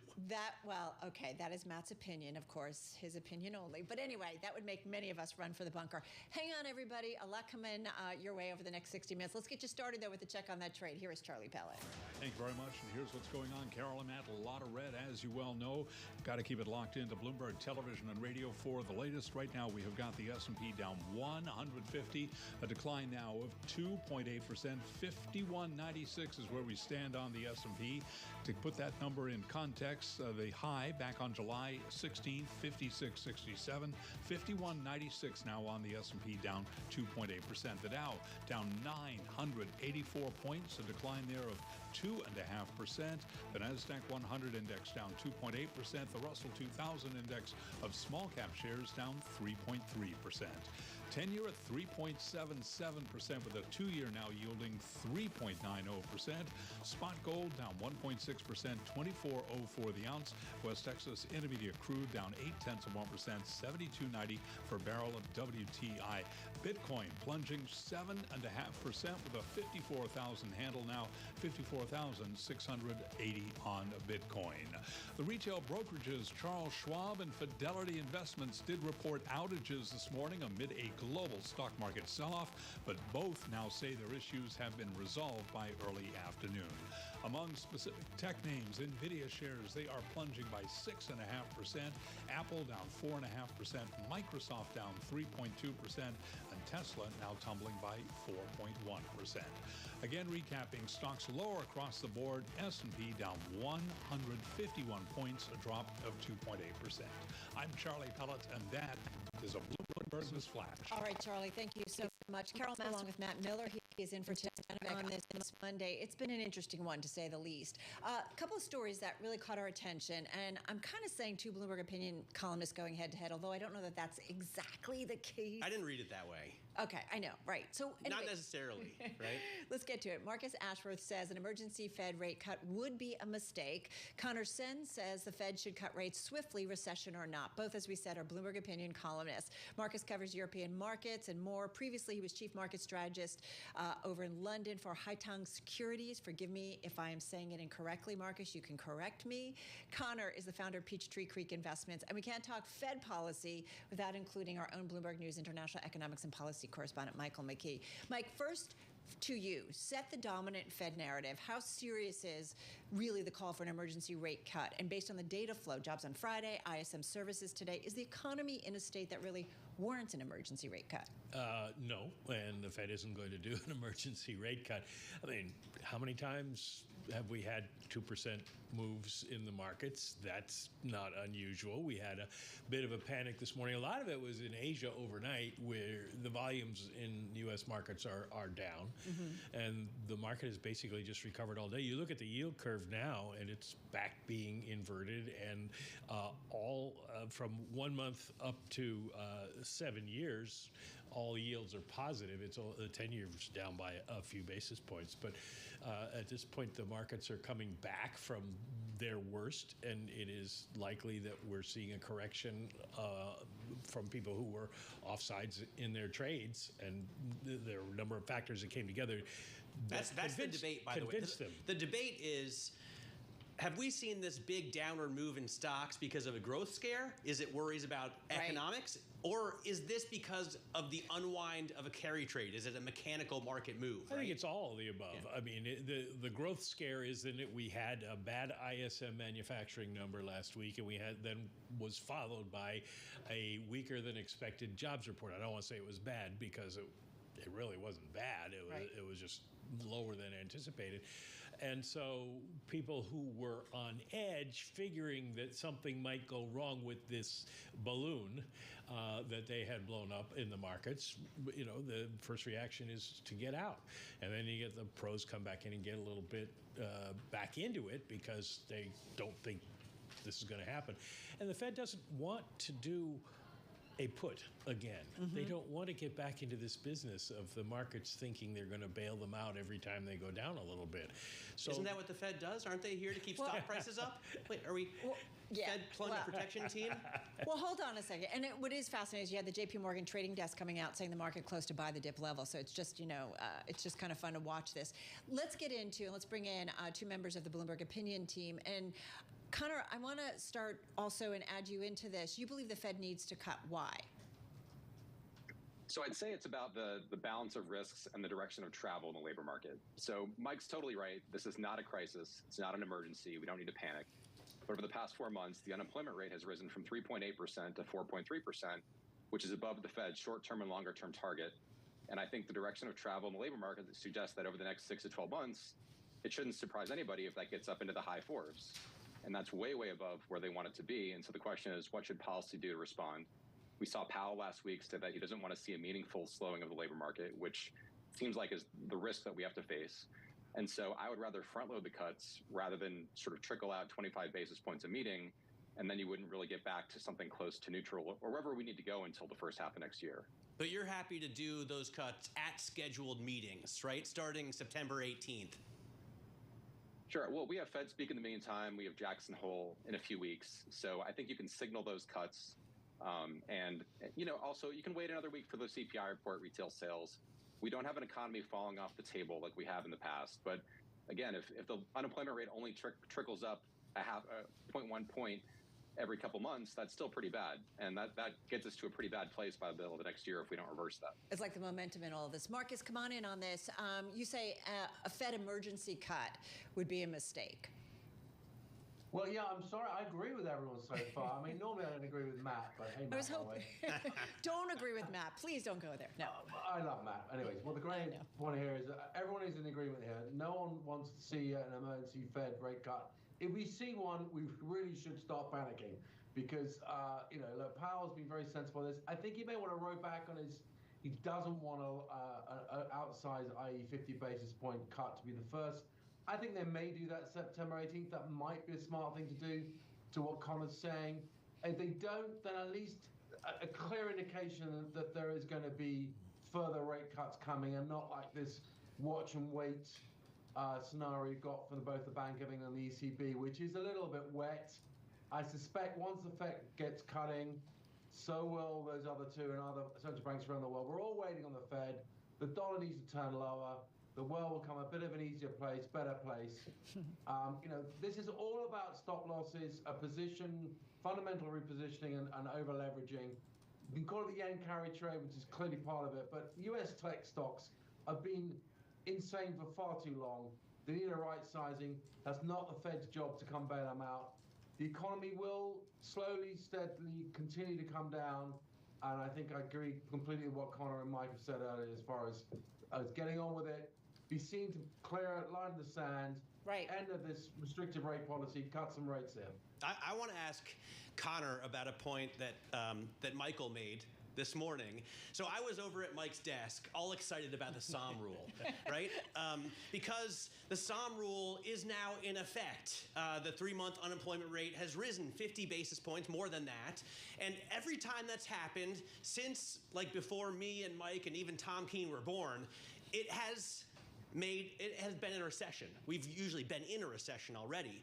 So if we aren't in a recession now, this is the first time that the SOM rule has been wrong, essentially. And Mike said, that's because in the past, you had the jump in unemployment due to layoffs. And this time, we have a jump in unemployment in the percentage and the ratio due to a growth of the labor force.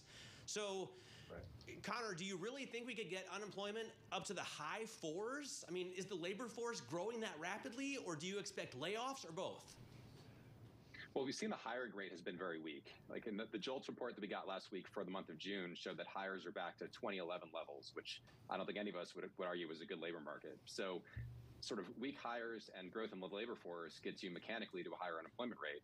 And to me, the key insight of the SOM rule is just that the labor market tends to trend. And is it growing or is it doing better or worse? And right now it's still growing, but it's doing worse. And so that's a sort of tricky place, because you could argue it's normalization, but at what point does normalization turn into something worse? And I think we're at the point where, at least on a risk basis, it's something the Fed should manage. Let me ask you, Connor, people are saying the SOM rule, and then you throw in the brief uninversion of the yield curve. Disinversion of the yield curve. Please write in. We'll take suggestions. Is there anything out there that tells you this is more than a correction in the markets? I'd say in sort of listening to companies, they're really just waiting for the demand from rate cuts, which they believe will come to boost their prospects. And you hear that from everyone from furniture companies to Home Depot to anybody in the mortgage market to freight companies. So it's a weird environment where sort of demand for those sorts of industries is very low, but everybody's waiting for rate cuts and they believe that rate cuts will work. And so I do think that'll help prevent layoffs, because it's like, okay, the data gets worse and then interest rates fall and it's like, okay, now we're really getting the rate cuts and we can hope for a better time 6 months from now. So I think in a way the forward guidance from the Fed is sort of helping to do their job for them. One thing I want to add in, and we've been talking with Gina Martin-Adams, who tracks earnings and obviously the equity markets. We're going to talk with her the next hour, but she has said earnings has broadened out. And then if even, ex-tech, that we've seen like 7% earnings growth, we've seen significant earnings growth in financials. So, Matt, it's been a pretty good earnings season. Yeah, no, that's why I say, I think the question is, do we have growth scare? Is this about the unwinding of the carry trade? And I want to ask Marcus about that. So just to make this, more simple, my mom listens, right? The carry trade. Your mom is super smart, so you do not need to make it simple. No, but I mean, okay, maybe. Jeez. So basically, the carry trade is you borrow in low rate in Japan, basically, say you short the yen somehow, right? And then you use those proceeds to buy stuff in high rate economies like the U.S., or you buy NVIDIA, right? So did the Bank of Japan mess that up?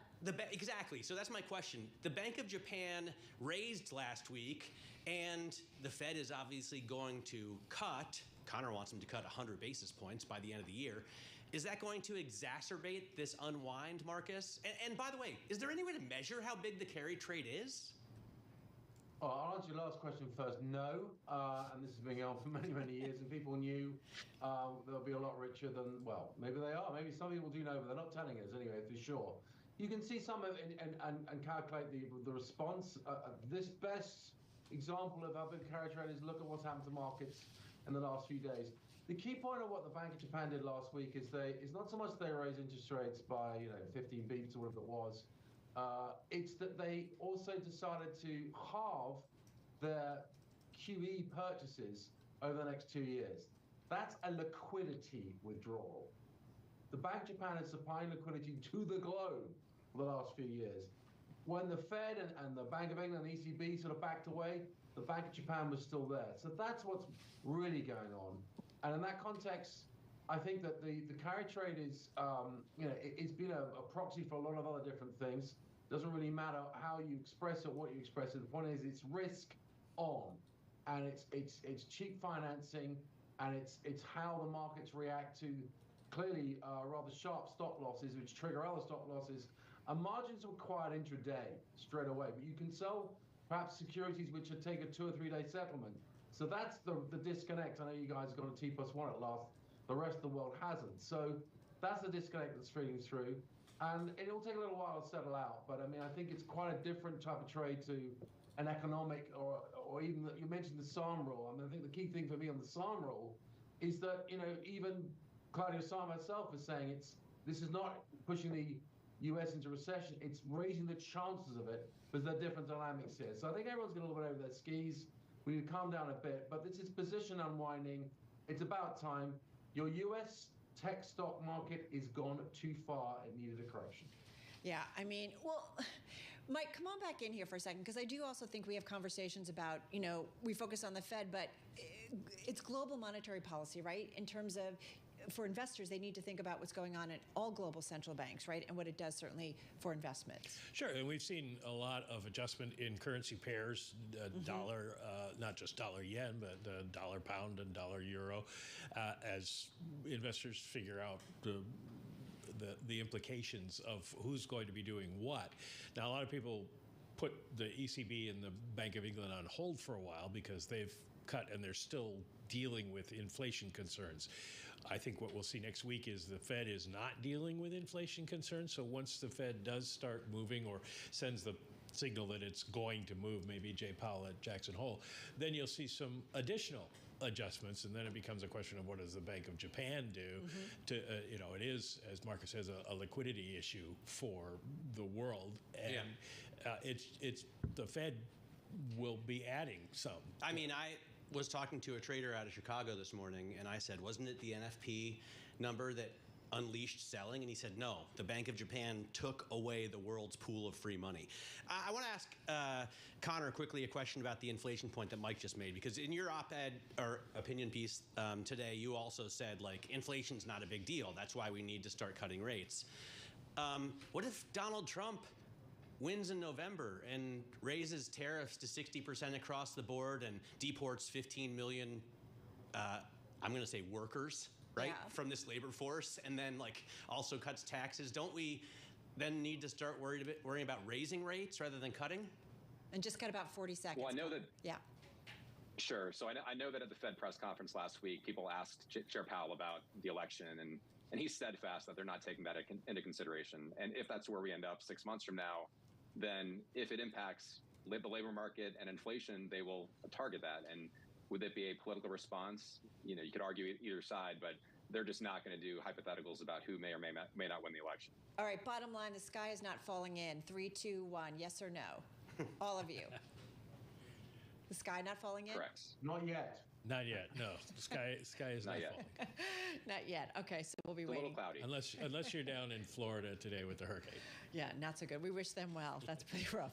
All right, you guys, thank you so much. Great setup. Marcus Ashworth and Connor Sen of Bloomberg Opinion, along with Bloomberg News International Economics and Policy Correspondent Michael McKee. I always feel like it's important, perspective. We have seen some really rough days. Yeah. Well, when I saw it felt last like everything night, was coming when I undone. saw the Nikkei down 12%, I felt like the sky was falling, but it's a little calmer today. Okay, I'm glad that you took a breath. Maybe did some yoga breaths or something. Hey, coming up, though, Buffett bailing on Apple on the heels of selling more B of A. What is he up to, and is there a broader macro story at play? That's next.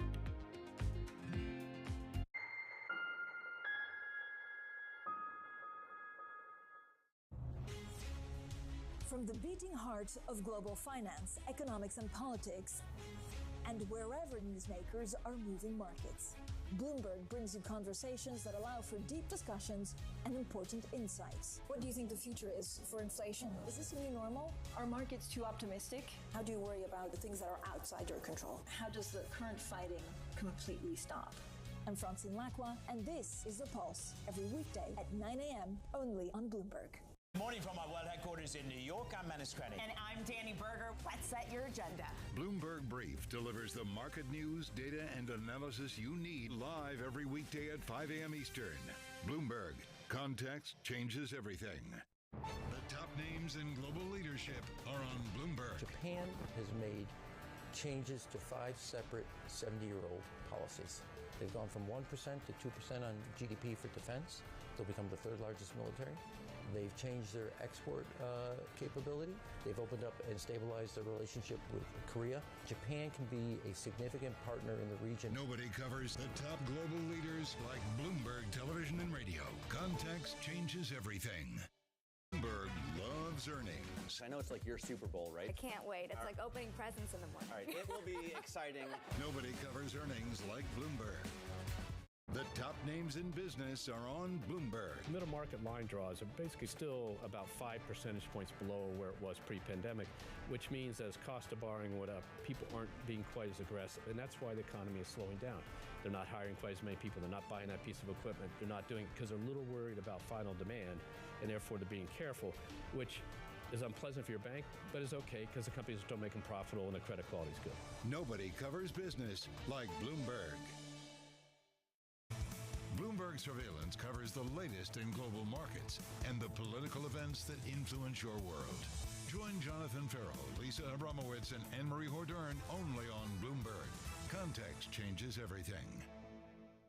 The names that move markets are on Bloomberg. We've seen story after story about companies delisting from the London Stock Exchange, listing in New York, listing in Europe. I want to turn that around. I want Britain to be the place of choice to make an IPO, to grow your business.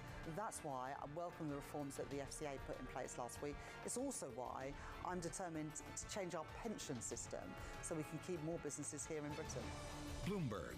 Context changes everything.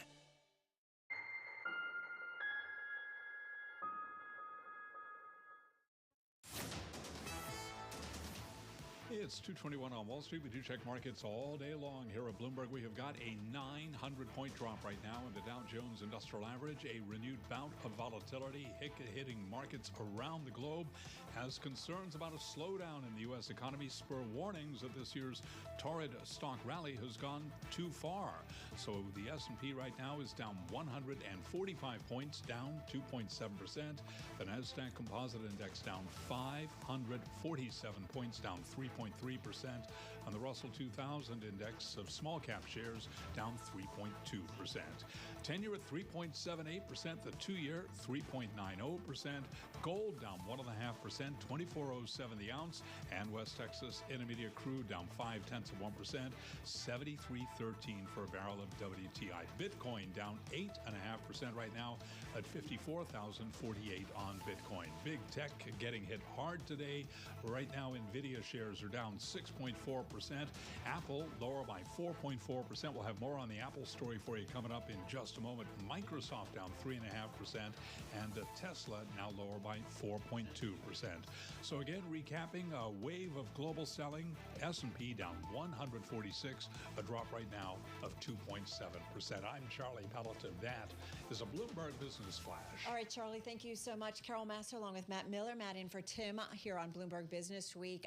Just taking a look at shares of Apple. Charlie mentioned down 4%, down almost 11% at their lows today amid that broader, really, market sell-off. Berkshire Hathaway selling $75.5 billion worth of Apple stock on a net basis. That's a big number. True. But you know what? Last week, the market was down. Apple was up last week. So what's your point? So this was a freak out piece of news that we got over the weekend. And to me, like, it's super exciting because Warren Buffett is the Oracle of Omaha, right? He's the guy who you think is like behind the curtain, the guy who knows everything that you don't know. And he buys and holds. And he buys and holds, but now he's selling not only Apple, but also Bank America, and he's like raising this massive pile of cash, and I'm thinking, what does he know that I don't know? Is he going to buy a country or something, or several? I don't know. All right, so let's get more on the Berkshire move, what it may say about Berkshire and Buffett's macro think on the markets and perhaps the global economy or U.S. economy. We welcome in Bloomberg's Kat Doherty, covers banks and financials. Also with us is Bloomberg Intelligence Senior Industry Analyst Matthew Palazzola, both here in our studio. All right, guys, Kat, lay it out first of all. What do we know about what Berkshire and Mr. Buffett are up to? So what we know is that he was unloading these shares as the S&P was rallying significantly, and it was setting a record high in mid-July. But now what we know is that as a result, he has this huge pile of cash that he now could deploy. So the question is, will he, and when? He's been trying to deploy cash for a long time. He has, and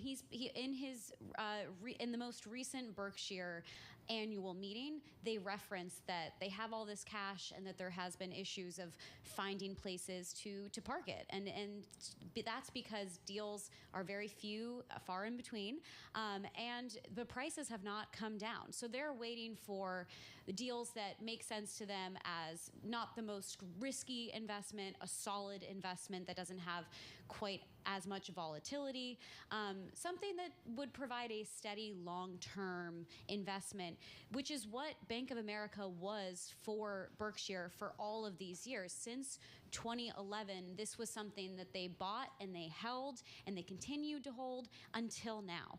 I would also note, though, that the selling is not the most significant cut.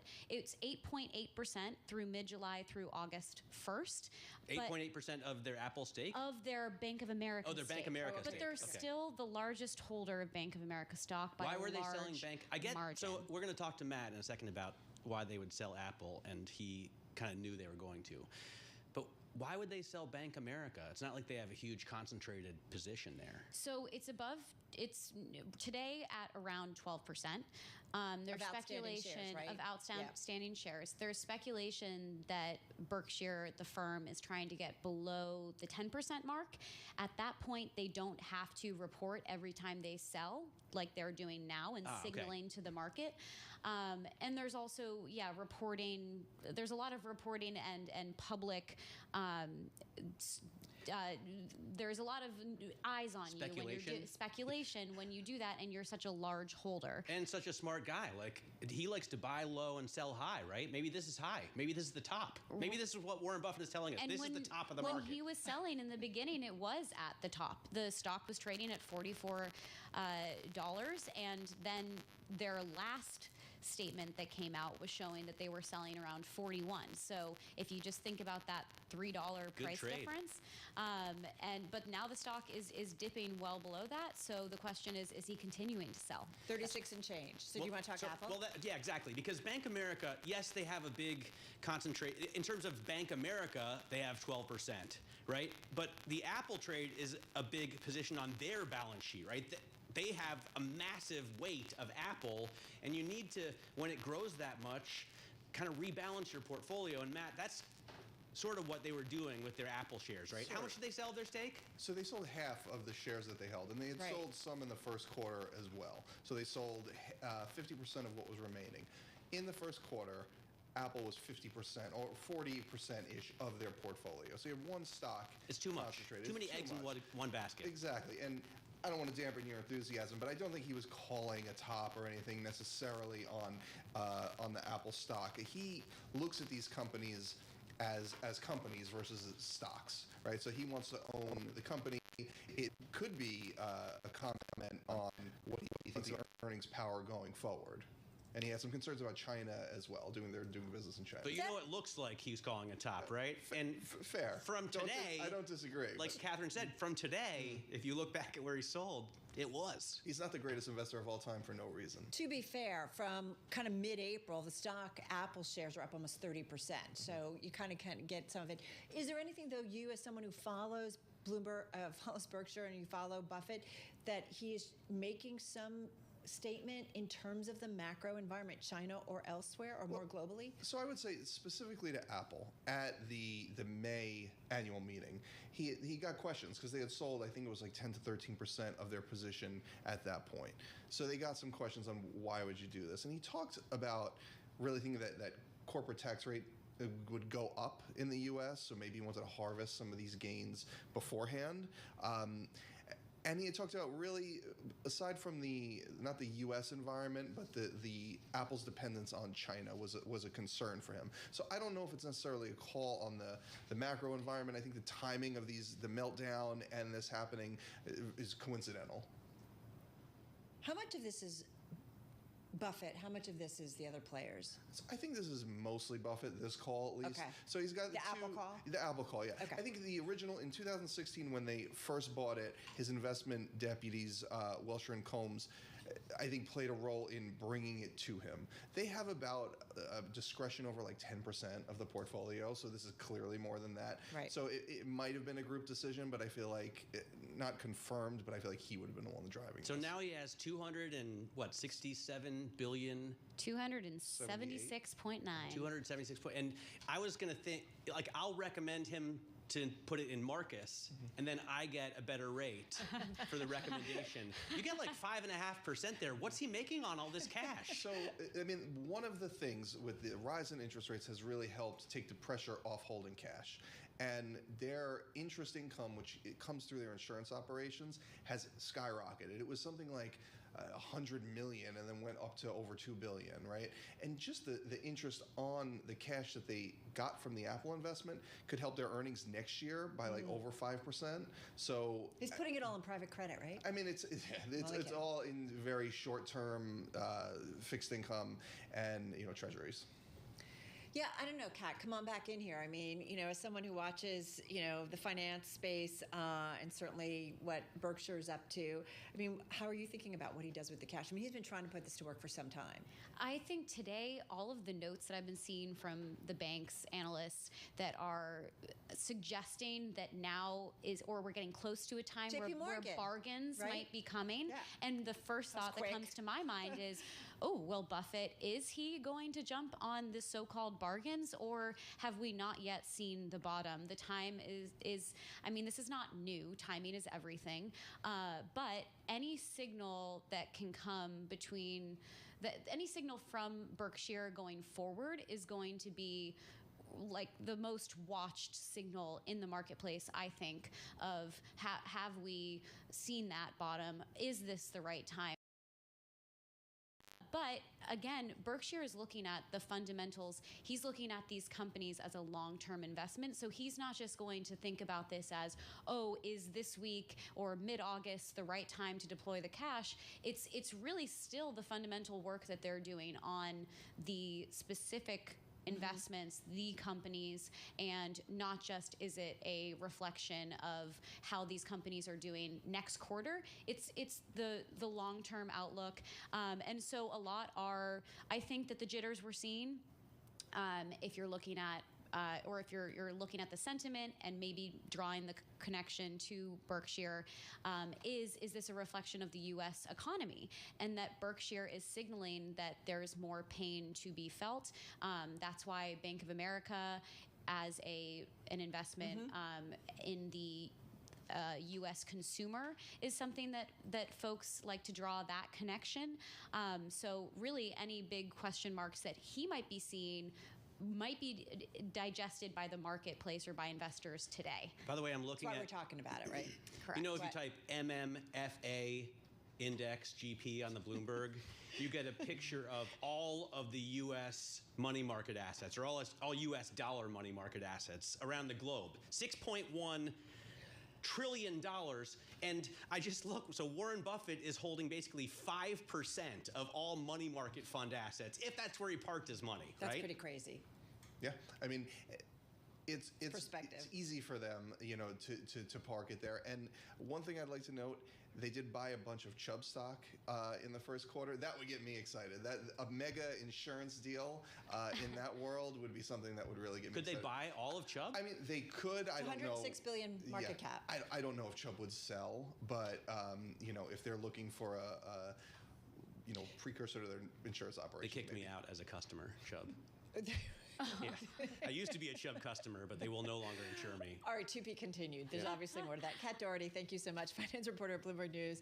Matt Palazzola, he's property and casualty insurance senior analyst, hence the Chubb comment here at Bloomberg Intelligence. All right, folks, let's get a check on world and national news. Off to Nancy Lyons we go. She's in D.C. Hey, Nance. Thanks, Carol. Hurricane Debbie is expected to linger over the southeast most of this week. The storm came ashore early this morning in Northern California and is expected to dump epic amounts of rain. Billy Staley is with Orangeburg County Emergency Management in South Carolina. We are looking for rainfall totals anywhere from 10 inches to 20 inches across the county, depending on where you're at in the county. That's prompting us. We're having to review some of our rescue plans. Debbie, which is now a tropical storm, has already caused widespread power outages in Florida and coastal Georgia. President Biden is meeting with his national security team this afternoon with growing fears of an attack by Iran on Israel. Tensions in the Middle East are high following the recent killings of a senior Hezbollah commander in Lebanon and Hamas's top political leader in Iran. Pope Francis has accepted the resignation of Cardinal Sean O'Malley as Archbishop of Boston and has named the current Bishop of Providence, Rhode Island, Richard Henning, to replace him as leader of one of the most important Catholic archdioceses in the country.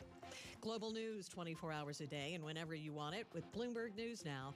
I'm Nancy Lyons. This is Bloomberg.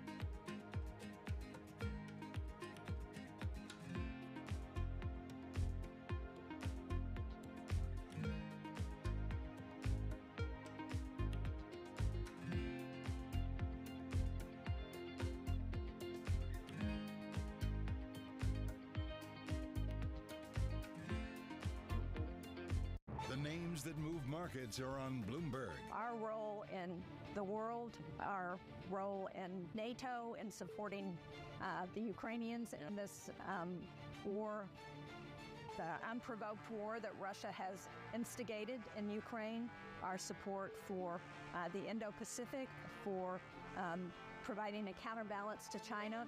All of that is in our interest, and whoever's president, I'm sure, is going to do what's in the best interest of the United States. It is not a time for America to back off of its commitment around the globe. And I think there's a justification for us making certain that we do the right things in a way that we share the burdens with our allies. But I don't expect America to walk away from the world in any administration. It's about American security, and it's about making certain our adversaries, present and future, know that when America's committed to something, they're there for the long haul. Bloomberg. Context changes everything.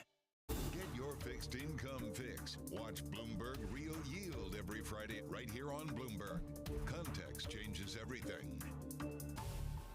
Live Lots happening on Wall Street. That couldn't have been more wrong. It's going to stay volatile for a while longer. It's a bifurcated market. Need to catch up? This is Bloomberg Wall Street Week. I'm David Weston. We've got the information and insight. Year over year, you could start to see some cracks. It might be overhyped short term, but it's underhyped long term. From businesses most influential and instrumental. A lot of the doom and gloom has been somewhat overblown. If you're not living near the edge, you're taking up too much space. Bloomberg Wall Street Week, live Friday with replays all weekend on Bloomberg Television and Radio.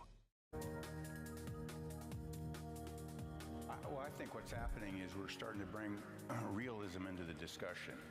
I mean, I think understanding the global energy system, the scale of that system, the important role that it plays in everybody's life around the world, and then thinking something that's been built over 150 years, trillions and trillions of dollars of investment that's playing such a critical role in the economies around the world, how you transition out of that system. And I would say transition from a higher carbon emission system to a lower carbon emission system. We started out with a very narrow solution set focused on wind and solar and EVs, and assumed or aspired that that would address the total set of the issues, and it doesn't.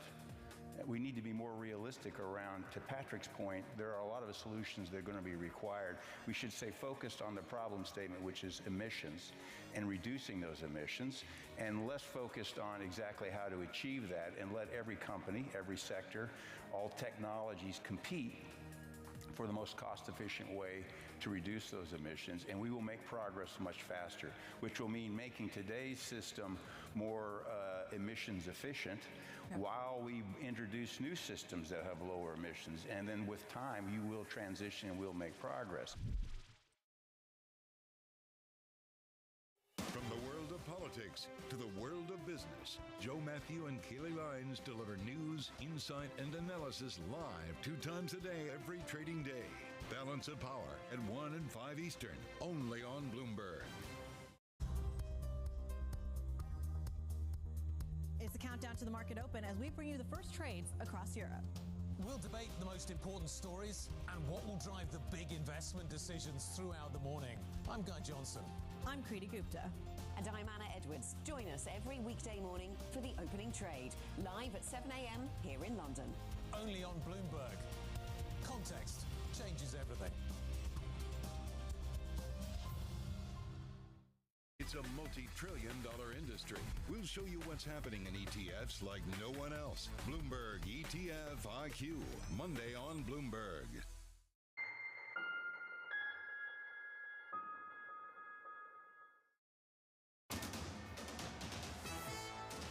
It's 2:40 on Wall Street. We do check markets all day long here at Bloomberg. The Dow, the S&P, NASDAQ 100 index, Russell 2000 deeply in the red right now, right to the numbers. S&P down 152, trading below 5,200, 51.90 right now, down 2.9%.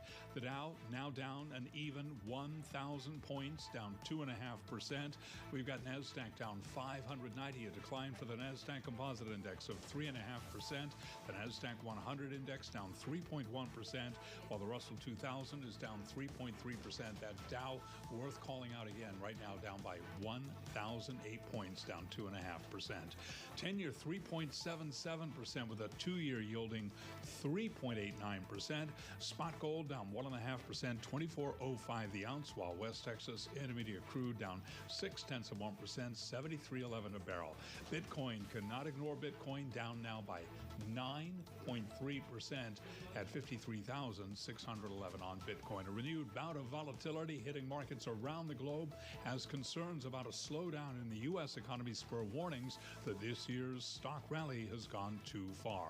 Among mega cap tech names, NVIDIA down now by 6.6%, Apple down 5.5%, Microsoft down 3.6%, and Tesla lower now by 4.8%.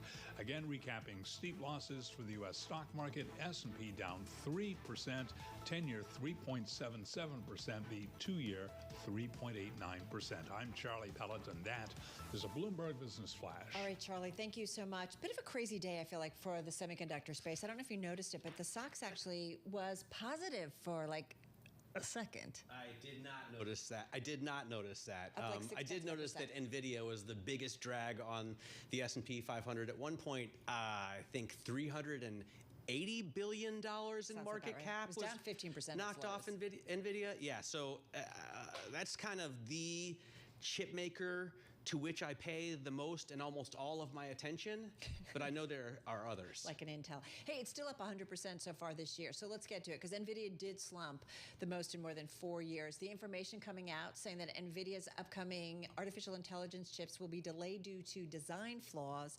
The information citing 2 unidentified people who helped produce the chip and its server hardware. So it's trading under $100. Under $100 a share right now for NVIDIA. That's kind of shocking. All right. It would be shocking if Abigail Doolittle hadn't told me last week or 2 weeks ago that this was going to happen. She's a technical analyst, so right? She was looking at the chart levels. Technicals, and she, at one point, I think it came under a level she was watching, like 117 or 114, and she said, oh, it's formed like a head and shoulders, or there's a breakaway here, I don't know the terms, and she said it's going to go below 100. Definitely below its 90-day moving average. All right, so let's get some sense of what is going on in the semi-space overall, specifically NVIDIA and a few of the other names. Back with us, as he always does, to help us make sense, Bloomberg News U.S. semiconductor and networking reporter Ian King. He's out there in our San Francisco bureau. Ian, good to have you here. And looking good. Yeah, by the way, you're on TV right now, right? You're looking like a young, bald Sean Connery, right? The beard very much works for you. Well, I don't know what to say to that. As only Matt Miller can do. Ian, what do we know, first of all, about NVIDIA and this delay? What do we need to know? How big a deal is this?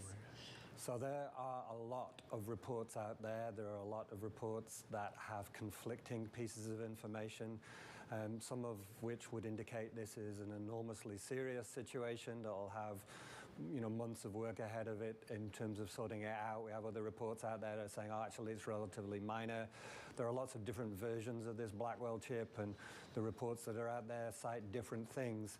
I think what you guys pointed to earlier actually should be the way to approach it, which is when this stock opened, it was really bad, right? It was down a lot, and it got down as low as, what, 15%? That's kind of disaster. Oh my God, this is the end of the run for this company. Settled back at a sort of down but not panic-stricken level. And I think that's a reflection of what we've seen from a lot of Wall Street analysts who've done the work, as we're doing the work, to try to find out what actually happened and are saying, yeah, this is not great. This is an example of, problems happen. This is engineering. But don't panic. This company is still in the lead, and nobody's going to catch it anytime soon. Certainly not Intel, and that stock is down 60% year to date. Obviously, it's far smaller than NVIDIA. It's only an $85 billion market cap company now, compared to a $2.6 trillion company that is NVIDIA, or was this morning. Ian, I don't follow the company, obviously, as nearly as closely as you, but I hear every few months Pat Gelsinger out with a new plan to revive the company. I'm sure he has longer-term plans, but is he doing a bad job as the CEO? I mean, is that what this stock price is telling us? What the stock price is telling you is that this plan that he put in place from the minute he walked in is not delivering the results or any sense in investors' minds that it's making progress towards the lofty goals that he set out. I mean, Thursday, the only good thing that happened was that they didn't miss a revised down revenue outlook. Everything else, every measure, everything that they said caused a rolling thunder of increased concerns. And the notes that if you did, and the reactions are pretty dark. There are people starting to say, is this a going concern? Is this an existential crisis for this company? So while he tried to fight back on the call and tried to be like, hey, things are still on track, this is just a rough quarter, the reaction was like, Pat, we've kind of heard this before. We need more positive signs that the long-term fundamental issues that you've got are being fixed. Ian, hang on for a second. Just want to mention a headline crossing the Bloomberg terminal and shares of Alphabet taking a bit of a dip on them. Google losing the Department of Justice antitrust suit over search. The Google judge, or the judge in that case, finding that the search giant violated antitrust law. So we're looking at shares of Alphabet down about 4.7%. So, you know, a down day, yes, but dipping down a little bit lower on that news. Ian, Pat Gelsinger, back to chips we go. Intel specifically, 3.5 years on the job as CEO. Is it time for a change in the C-suite? All I can do is point out that a lot of the issues that Intel faces, whether it's the production technology, whether it's the product choices, whether it's the amount of factories they put in place, those were decisions that were made under his predecessors. Right, and because of the nature of the chip industry, I mean, you know, the analogy that I saw in a note was like, it takes a long time to turn around a battleship, but right now it feels like that battleship is sinking. So there's a mixture of things there that would go into that, answering that kind of question, and you know, the board would be the arbiters of that. Well, what about the massive investments that they've made or the investments that they've planned? Obviously, this is the kind of business where you have to start breaking ground on a new fab years ahead of, you know, production. And they have, I know at least in the Columbus, Ohio area, made plans to build a huge capacity. Is that still all going to come to pass? And that's a very good question. I mean, what we've said all along in these discussions is what the semiconductor industry does is they build what's called the shell. They build the building, right? The steel frame, put all of the, you know, the infrastructure in it. But what they don't do is put the equipment in, because guess what? When a piece of equipment costs tens of millions of dollars and you need 30 or 40 of them for a product line, that's where the money is. That's what costs the money in the factory, and that's what immediately hits you in terms of the charges you have to take. So if you can't be sure that you're going to run these things 24/7, you don't put them in place. You build a shell and you let it sit, and then you wait until you think your business is going to come back, and then you fill it up. So what will really tell us whether this sort of turnaround plan is happening or not, and these factories are going to be built, is when we see that equipment being moved in. Right now, Ohio is not at that point.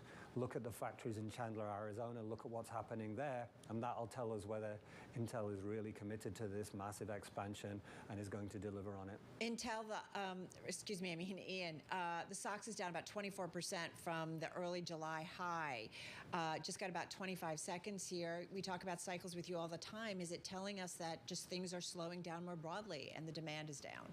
Real quickly. No, this is an Intel problem, and they've cut their revenue, they've cut their dividend now. So a lot of funds, even if they wanted to own Intel, can't.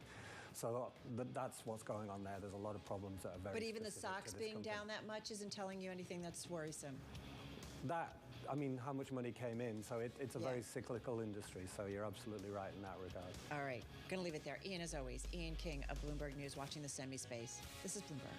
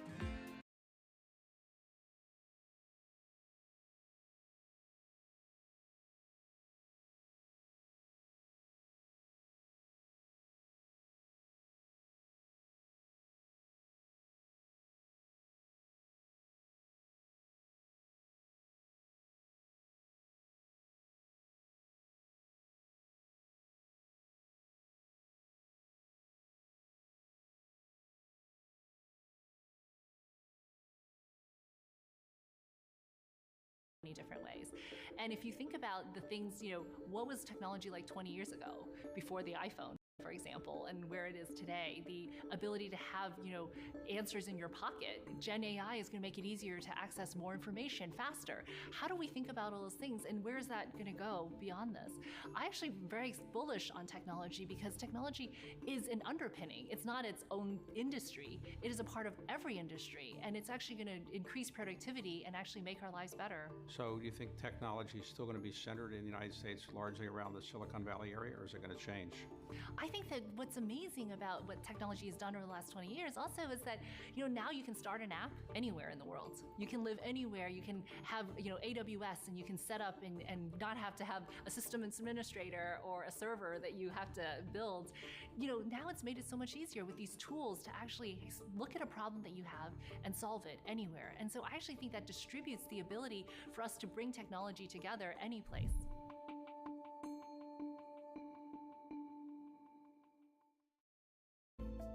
Bloomberg covers the world with unmatched reach and resources. From more than 120 countries, the moment news breaks, 24 hours a day. Bloomberg, context changes everything.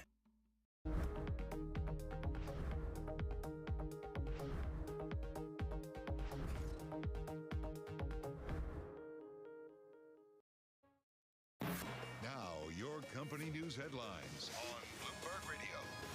From Bloomberg World Headquarters, I'm Charlie Pellet. Alphabet shares now down by 4.6%, a key victory for the Justice Department. We learned moments ago that a federal judge in Washington has ruled Google's payments to make its search engine the default on smartphone web browsers violates antitrust law. Judge Amit Mehta in Washington said that the Alphabet unit's $26 billion in payments effectively blocked any other competitor from succeeding in the market. Again, Alphabet shares trading lower right now. We've got Alphabet down by 4.6%.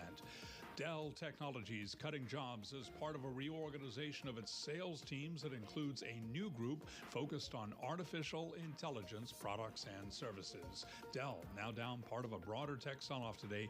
Dell down by 4.9%. Shares of Apple's suppliers are slumping after Berkshire Hathaway over the weekend nearly halved its stake in the iPhone maker.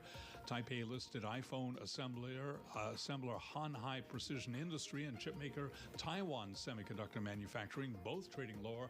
Right now, Apple down 5.5%, Han Hai down almost 7%, and Taiwan Semi trading lower by about 2.3%. NVIDIA shares plunging following a report that the company's upcoming AI chips will be delayed due to design flaws.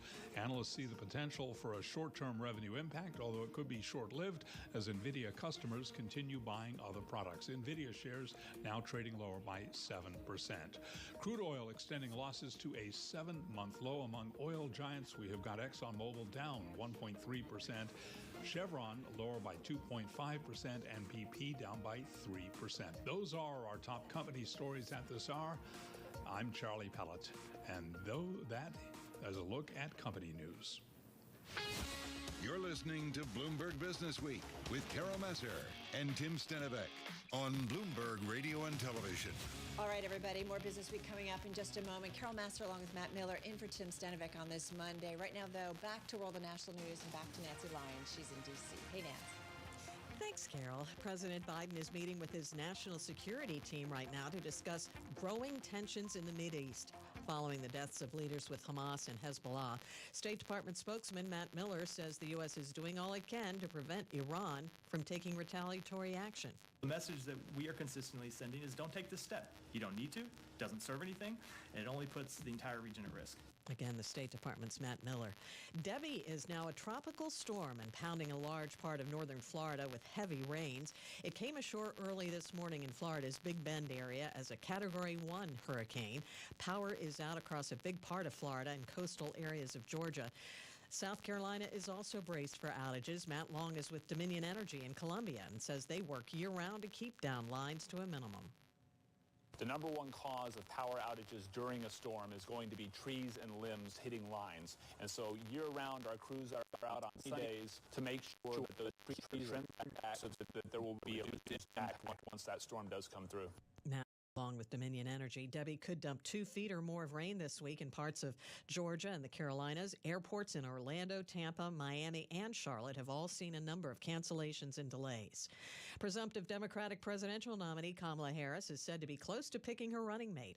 Reuters says it's between Governor Josh Shapiro of Pennsylvania and Governor Tim Walz of Minnesota. Global news 24 hours a day and whenever you want it with Bloomberg News Now. I'm Nancy Lyons. Now back to you, Carol and Matt. All right, Nancy Lyons, thank you so much.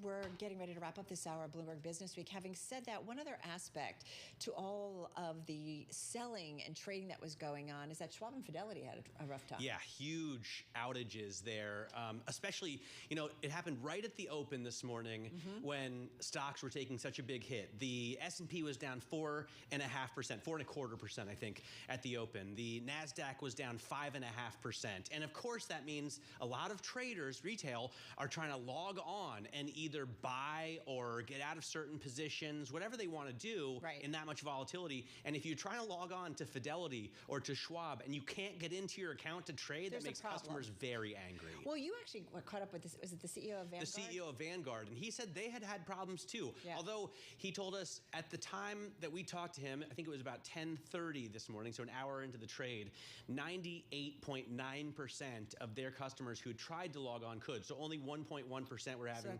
issues. And also Vanguard is a different kind of story, right? That's not a trading account. No, if you're invested with Vanguard, Jack Bogle, it's buy and hold forever. Right, by the markets. But it's interesting, right? That you think that these systems are in place no matter what's going on, the level of activity, but it was pretty extreme this morning. Well, and you and I have worked through a lot of periods of real extreme volatility. Yeah, and this always seems to happen. You see Robinhood was off over 20% at the open this morning. And I wonder if that's also because traders are trying to get in there and maybe are not being able to make the moves as quickly as they wanted to. Right, and this whole idea that you should be able to trade at any time, and then all of a sudden you can't. I should note that Robinhood also the drop there could be very closely related to Bitcoin, which took a huge swoon as well. And then you saw a lot of stocks that are related. You can trade Bitcoin on Robinhood. You can trade Bitcoin on Coinbase. They all kind of collapsed. Yeah, at its lows, down 21% today. Robinhood now just shy of 9%. All right, folks, that's going to do it for this hour of Bloomberg Business Week. If you're watching on television, coming up next is the close. They're going to continue to track the markets, as will Matt and I. Also coming up, we're going to get into certainly the earnings fundamental. Gina Martin Adams is coming up. Absolutely. We're going to talk about whether companies are getting out of the earnings recession that many of them have been in for the past 6 quarters. All right, more to come. Certainly, Carol Master along with Matt Miller, and this is Bloomberg.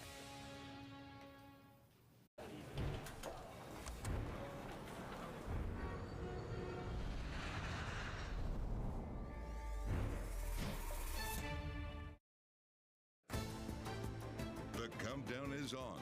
Everything you need to get the edge at the end of the market day. This is the close. Live from Studio 2 at Bloomberg headquarters in New York, I'm Scarlett Fu. And I'm Alex Steele. Well, that was an intense 48 hours in the markets. And we still have an hour to go. And we are moving to the downside here. Let's take a check-in on where we are. So this is an S&P futures chart because I felt like it was worth illustrating the last 12 hours that we've seen. So right here is when you had Asian markets open. So you obviously saw a little bit of a gap down from where we were on Friday. Then you picked up steam to the downside. Then around 2 o'clock, European stocks opened around 4 o'clock, you end up getting the UK stocks opening. Then cash futures opened here. They hit the low by around 9:30 when we opened. And then you had the ISM services data that wasn't as terrible as maybe it could have been if you compare it to the ISM manufacturing. And it's been a slow climb upwards from there. Now we are rolling over a little bit here. The question is, where do we go from here? There was clearly a signal here to buy the dip, but there are a lot of systemic funds right now in the markets as well, Scarlett, and the call for them is to continue to sell into this pressure. So we're going to get into all of that in today's show. But the takeaway from today's price action is less bad. The VIX spiked to as high 65 just an hour before the U.S. markets opened, then easing to the low 30s, although still elevated from last week's 16 and change. This, of course, as equity indexes pared their initial losses, and the rally in U.S. Treasuries, well, kind of faded. Ed Yardeni of Yardeni Research calls the initial sell-off overdone when he spoke this morning. Now, it's conceivable that this carry trade unwind becomes some sort of financial crisis that in turn leads to a recession, but that's not where my thinking's at. Now, you mentioned it, Alex, but the latest data showed there's no recession yet. Today's read on the services sector points to an expansion in the biggest part of the U.S. economy, with even orders rebounding. It did provide a bit of relief after Friday's weak payrolls number and the increase in the jobless rate. Still, big tech remains the weak link. NVIDIA falls to a 2.5-month low on a report that its upcoming AI chip will be delayed due to design flaws, while Apple dipped below $200 a share as Warren Buffett's Berkshire Hathaway reduced its stake in the company, a sign that he sees stretched valuations. All right, well, let's kick it off right there with Barry Bannister, Stifel Chief Equity Analyst. Now, Barry has been calling for a 10% correction on the S&P 500 by October. Barry, is that this correction? It's begun. I would not, I would fade this rally, this intraday rally that we've tried to have. Too many technical levels have broken. The Fed really is sort of trapped. You know, they typically, from last hike to first cut at 7 months, by September it'll be up to 14. So it's probably too late for them. And our specific forecasts, as you look at second half GDP and even core PCE on a year-over-year basis, would point to disappointing data that would culminate with a peak or a crescendo in October. I would fade this rally. You mentioned too many technical levels broken. Which ones are you looking at and which ones portend more damage to come? Well, I was particularly interested in how financial conditions have rotated up to tightness and how high yield and investment grade spreads on a percentage change basis are up more today and recently than the S&P or NDX or any other index is down. So we're seeing a tightening of financial conditions, which really brings into question the price-earnings ratio of the stock market at large. It got too frothy for too long. Equal weighted was much better value, but cap weighted with the AI boom just got overdone. So if you want to fade the rally here, when would you buy the, fade the rally, when would you then buy the sell-off, and where would you buy that sell-off? We're going to have to digest the fact that our GDP models are saying that we're going to come close to a zero GDP by third quarter. And, you know, it may only last a quarter, and it may be that we pick up again, but we look at specific subcomponents of GDP, and it doesn't look great. The other thing that we're looking at is that year-to-year core PCE will probably break 3, just barely, 3.1 in the fourth quarter. And when that happens, I think it's going to really make it hard for the Fed to justify dramatic cuts as they look out to 25 in futures. So nothing really looks great right now. I would just take the summer short. Nothing looks great right now, but when it comes time to start picking up some pieces, where would you do that? Would it be by size, for instance, small caps over large caps? Would it be in certain sectors, the defensives, whether it's utilities or consumer staples? Or would you look at different geographies, Barry? Well, for a few months, we've been urging investors, because we saw this correction coming, we've been saying buy the defensive value, which was utilities, healthcare, and staples, and quality. And with my colleague Thomas Carroll and Miles Matico, we came out with a lot of work on that. So we have been in the right kind of defensive posture for a cyclical to defensive trade. But if we have a rally, let's say after we make our low around October, it's typical of investors just to go back to the old winners. Now, it won't last very long and it could fade very badly, but typically you don't want to fight the consensus psychology if there's any sort of power rally, even if it doesn't last very long. But let's focus on getting to the bottom first before we try to come up for air. So when does sort of a healthy correction that some are calling for become an unhealthy correction? How do you judge that? A typical correction that's a mid-cycle slowdown might be in that 12-13% range, which would put us at 5,000 off the July high for the S&P 500. So 5,000 there. High teens for the NDX because of beta. If it goes beyond that, then it's more like discounting a recession where the drops are much higher, much larger, and that would be obviously bad. So we're thinking it'll bottom out there around 5,000, and I certainly wouldn't jump in front of it here because things are going to deteriorate for both the economy and the Fed's ability to argue that they're going to rapidly get back to 2%. We're more bullish than most people on supercore housing because of all tenants and certain subcomponents that lead us to think unit labor costs are going to go up as productivity cyclically fades in the back half. So it's a very specific model, but it's enough to cause us to have pause. Barry, how would you explain the turnaround in Treasuries? We now have prices at the short end of the curve down. So, you know, we're no longer seeing big declines across the curve. What do you make of that? We did have a bull steepener there that probably just overshot a little bit. It is unlikely that the Fed's going to give us 50 basis points in a sudden move in September unless we just fall apart on the payrolls data a couple weeks before. So if we look at that, it just got overdone perhaps, and we are still in a period where the Fed needs to cut, and the question is how long the market and the economy will wait. I mean, if we were worried about growth, though, why isn't the back end selling off?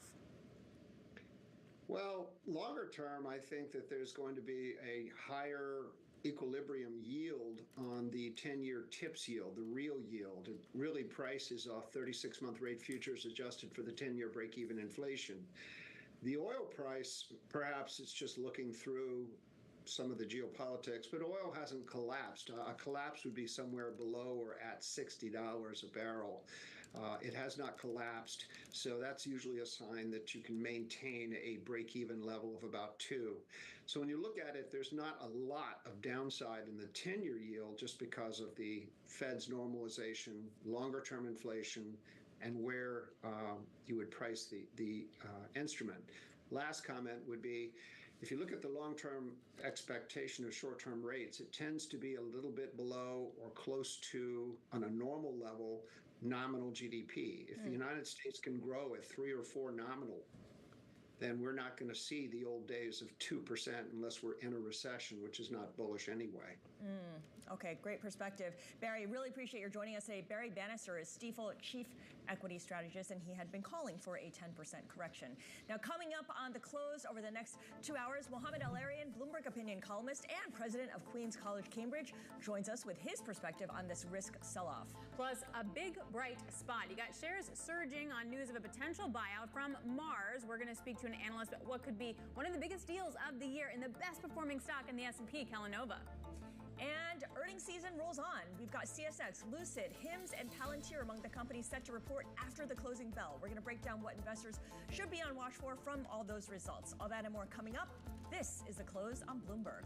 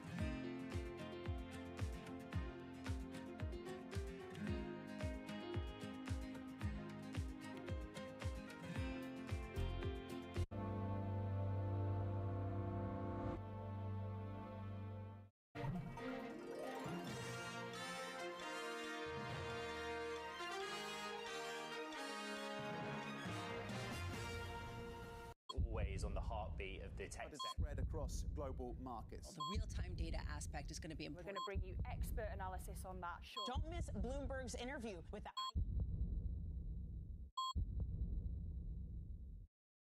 Welcome to the world of decentralized finance. We thought we'd take a look at Bitcoin versus the S&P 500. Bloomberg's covering all things crypto, the people. A tectonic shift emanating from Washington. It's really a tale of two cities in crypto. Crypto shouldn't be partisan. The transactions. Really a record-breaking moment. Crypto VC is back. And the technology. It's really the beginning of a global on-chain economy. And if America doesn't embrace it, we're going to be left behind. Bloomberg Crypto, Tuesdays, only on Bloomberg.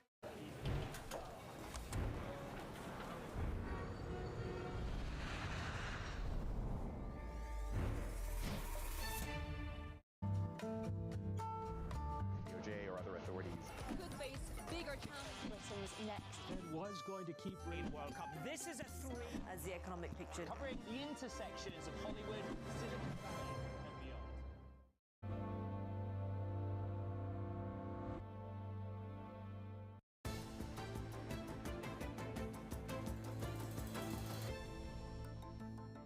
And we know that the Fed is going to just be increasingly focused on the employment side of their mandate as inflation comes down, as unemployment is rising.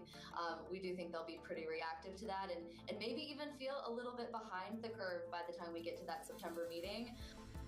That was Citi's Veronica Clark on Friday. That's after the firm adjusted their outlook, saying they expect two 50-point basis point cuts this year, along with a quarter-point cut in December. And Citi's not alone, because since then, the calls have gotten louder. And today, the conversation seemed to be about an intermeeting cut, because that's how bad things were. The curve disinverted, and then everything changed over an hour. Joining us now is Chief Correspondent Liz McCormick and Bloomberg International Economics and Policy Correspondent Michael McKee. Liz, we really went from maybe we're not going to get a soft landing to lots of cuts to intermeeting cuts to a curve disinversion to now the steady as she goes. Now we see a higher 2-year. What happened? Yeah, wow, right? A lot. I mean, it's first of all, when panic starts, we've all been through this before, it just escalates, right? So that's why we came in, it happened in Asia overnight into Europe. But then Mike and I were talking about the ISM services. And, had that been bad, we might be saying we're still in the free fall curve, majorly inverted, disinverted still. But those numbers were a little bit better. So I think it gave people a little bit of a reprieve to maybe regroup and think, is the Fed going to do this? That intermeeting cut pricing way came down. So I think it was a chance to regroup and think and it kind of calm things. Not for equities, really. They're still down. But the bond market, now we're still inverted in the curve after being positive by a little over 1 basis point. And Austin Goolsbee, the Chicago Fed president, Mike McKee, has been making the rounds. I know you were one of the people who spoke with him on Friday, and he's cautioned for everyone to stay calm. He spoke again today, and his message hasn't changed that much. So from the perspective of Fed officials, they're not anywhere where the market seems to be when it comes to interpreting this data. No, they're not. The Fed's view is if you can trade, then we don't care if that trade loses you money. Our job is to make sure that the markets work, and if they're working, then we don't really have a problem. And when you consider Goolsbee is one of the doves on the Fed, the fact that he isn't screaming for any kind of emergency action tells you that the majority of the Open Market Committee is not going to be looking at this. An intermeeting cut, unless we had some sort of interruption in market trading, isn't going to happen. And I think it's way too early to say a 50 basis point cut is going to happen in September, because we have a lot of data between now and then. Just one small example, the jobs report. A lot of people think that, there were a lot of people who didn't go to work because of weather. Mm-hmm. Now, it may not have been a hurricane. It may be a lot of different reasons, but that could easily reverse, and then you get a big number in August. You just don't know. Well, but to that point, WIRP is still, the markets are still pricing in like 115 basis points of cuts so far this year. We started the year with like 6 basis points of cuts kind of priced in. So the Fed has to give credence to the data, but at the same time wanting to walk that back, because they're not going to want to see, 5 cuts priced in, are they? Well, no, they're not going to believe in 5 or 6 cuts unless the economy is falling off a cliff, unless we're really in need of that sort of thing. If you spread it out, you could see that happening if we go into 2025, if they want to get down to the 3 to 4% range to get to neutral. But it's not going to happen all at once unless there's a real shift in the paradigm of the news. And the fact that the stock market fell today convinced some equity investors there was a shift in the paradigm. Mm-hmm. But when you look at the reaction in the bond market, for example, you don't see that. So I think this is going to be just a waiting game for equity market investors. The Fed isn't going to be anxious to come out and reassure people because they don't want to give a lot of credence to this. Jay Powell's not till the 23rd. So we probably won't see a whole lot this month until, except for the things like retail sales numbers that might give us some clues. But beyond that, it's going to be a waiting game during August. So, Liz, it feels like most of the panic was during overseas trading hours. In Japan, in Europe, you had the unwind of the yen carry trade based on the Bank of Japan's action last week. And when U.S. trading hours began, a little bit of calm seemed to have returned. Is that the way to think about it here? Well, I kind of think the calm didn't really return until the ISM data came out. You know, in a holding pattern until then. Yes, I mean, kind of in a holding pattern, but I think you're right. The carry unwind just escalated everything. And even I was thinking about the Fed Goolsby's comments. Like, I think not today, but the other day he spoke and he said, to your point of they were pricing so many cuts before, he said, hey, remember the market was pricing in like 7 cuts at the start of the year, like kind of we were calm, and that didn't pan out. So I think they have to look through that. But I think the bond market took a little reprieve. We also have a bunch of supply coming this week. You know, the refunding supply, which is a lot of paper, 3s, 10s, and 30s coming. So with the data kind of giving them a little bit of a chance to stop, now you have to figure out we have to take down this supply. And the only real key data, I mean, not to minimize any of the other ones, but nothing major besides unemployment claims on Thursday. So today's Monday. We have there's going to be a lot of waiting. And I would say that, you know, we have a lot of time until September. But, you know, if the data turns, the Fed, you know, Craig Torres in D.C. always says the Fed will do whatever they need to do. So if by then they need to go more, they will. But for now, they're not going to panic. We haven't gotten to that point yet, in other words. Liz, really appreciate your joining us on set here, along with Michael McKee, Liz McCormick, and Michael McKee on the Fed and what it does next. Now, coming up, shares of Kellanova rising to intraday highs not seen in more than 35 years, as the snack company that was spun off from Kellogg's is now potentially in play. More analysis to come in Top Calls next. This is The Close.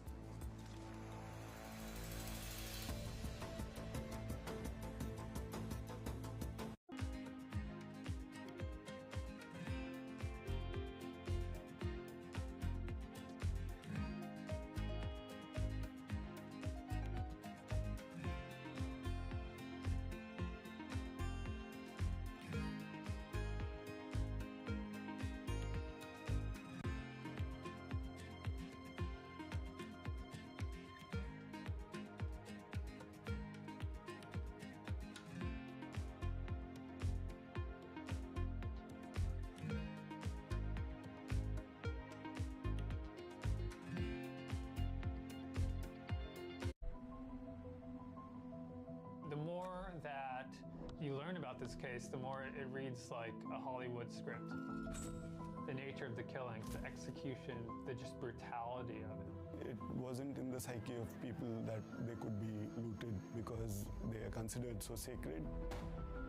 And we did it the way you do every single investigation. How do you eat an elephant? One bite at a time. It jumped off the page at me that you could see that there was a Ponzi scheme taking place. I started hearing mafia, mafia, mafia. Il sistema è perfetto. Sono gli uomini che spesso non lo sono. These are the holders of truth and justice. They cannot be possibly be doing this. But then they are. They are. And the evidence is there. It's overwhelming.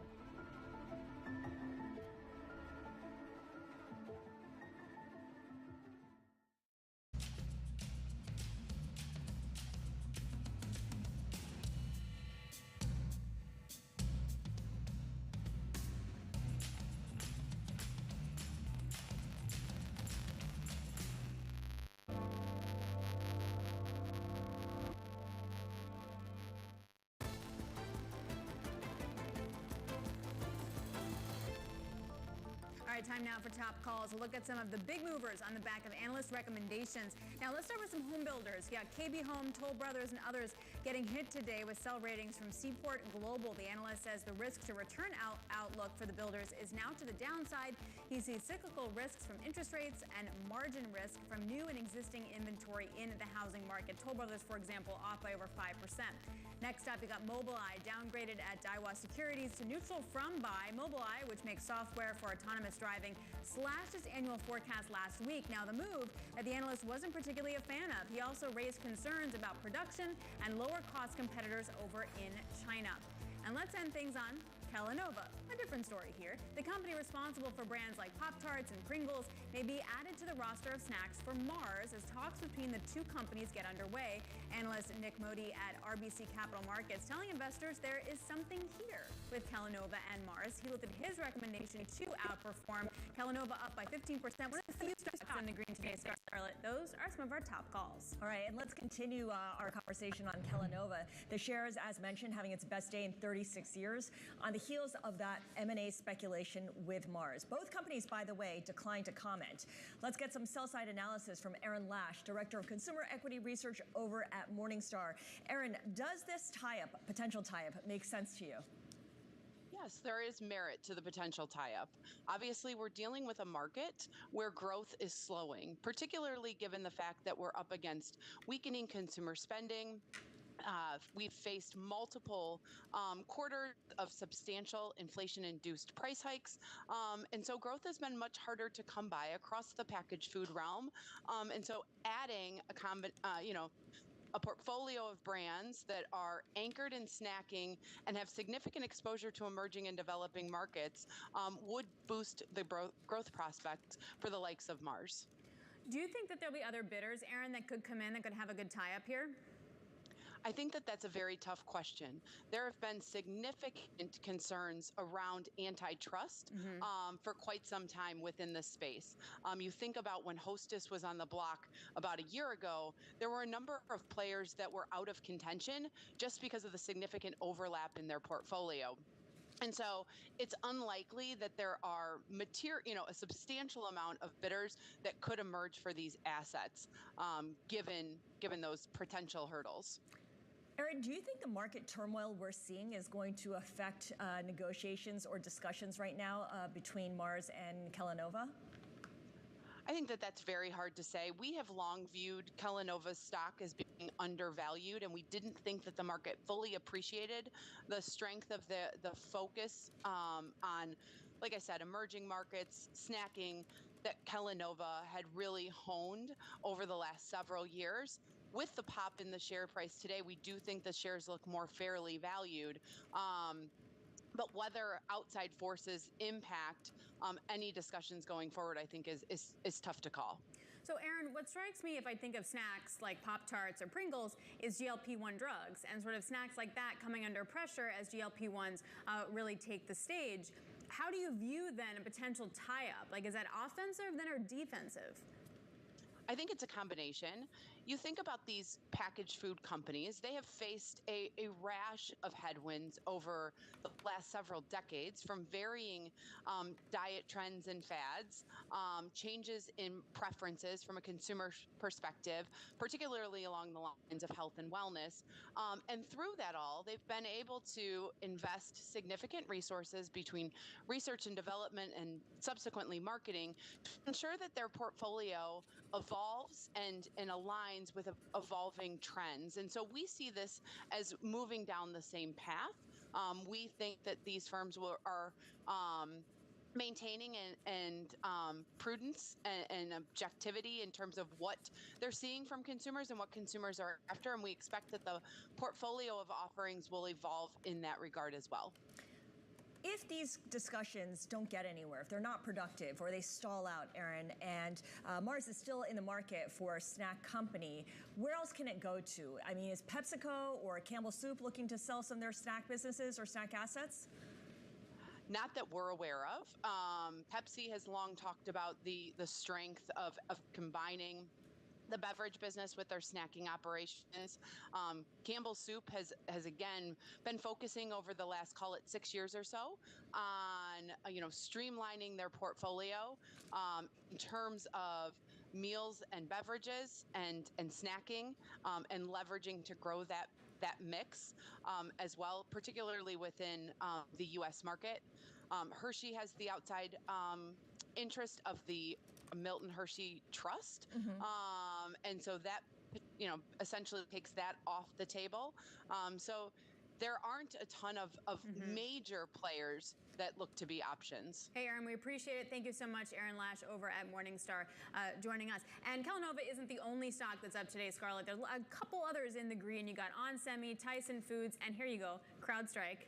That's a change among the best performers. But Tyson seemed really interesting because that was fundamental. They raised its guidance in chicken, and that has helped support the company. Yeah, beef and pork might have their own issues, but chicken doing well, and so the company's doing well. Yeah, overall, better chicken and pork results. Beef, like you said, definitely a weak link here.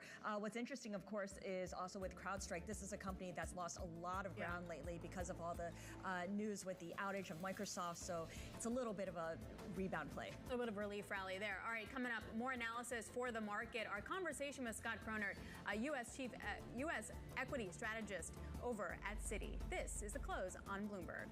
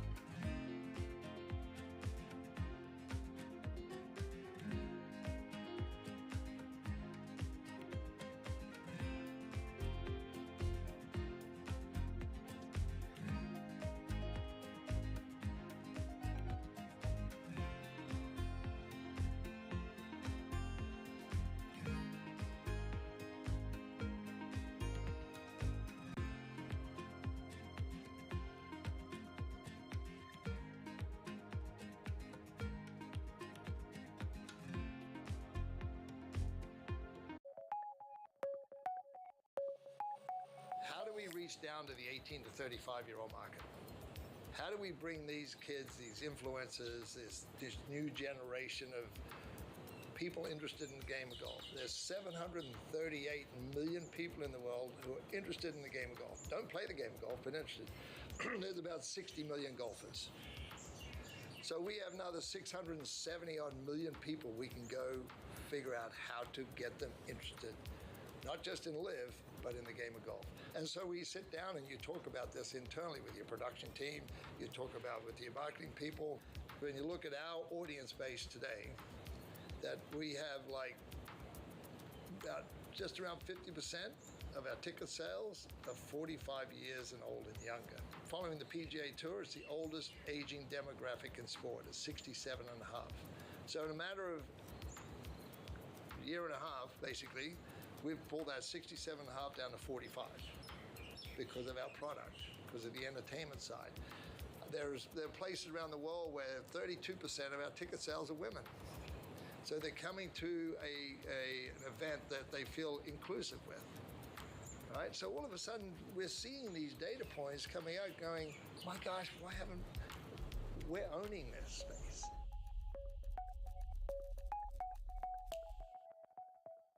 It's the world's second largest economy with a growing influence in global affairs. But geopolitical uncertainties, deflationary pressures, and questions about foreign investment linger. Bloomberg, The China Show, brings you the unmatched expertise you need to keep track of breaking news, in-depth market analysis, and the most influential newsmakers in and around China. Bloomberg, The China Show. Weekdays at 9 a.m. Hong Kong time, right here on Bloomberg. Context changes everything. From the world of politics to the world of business, Joe Matthew and Keely Lines deliver news, insight, and analysis live 2 times a day every trading day. Balance of Power at 1 and 5 Eastern, only on Bloomberg. U.S. jobs numbers are released. Bloomberg has the report under surveillance with crucial data and expert analysis at terminal speed. Nobody covers Jobs Day like Bloomberg.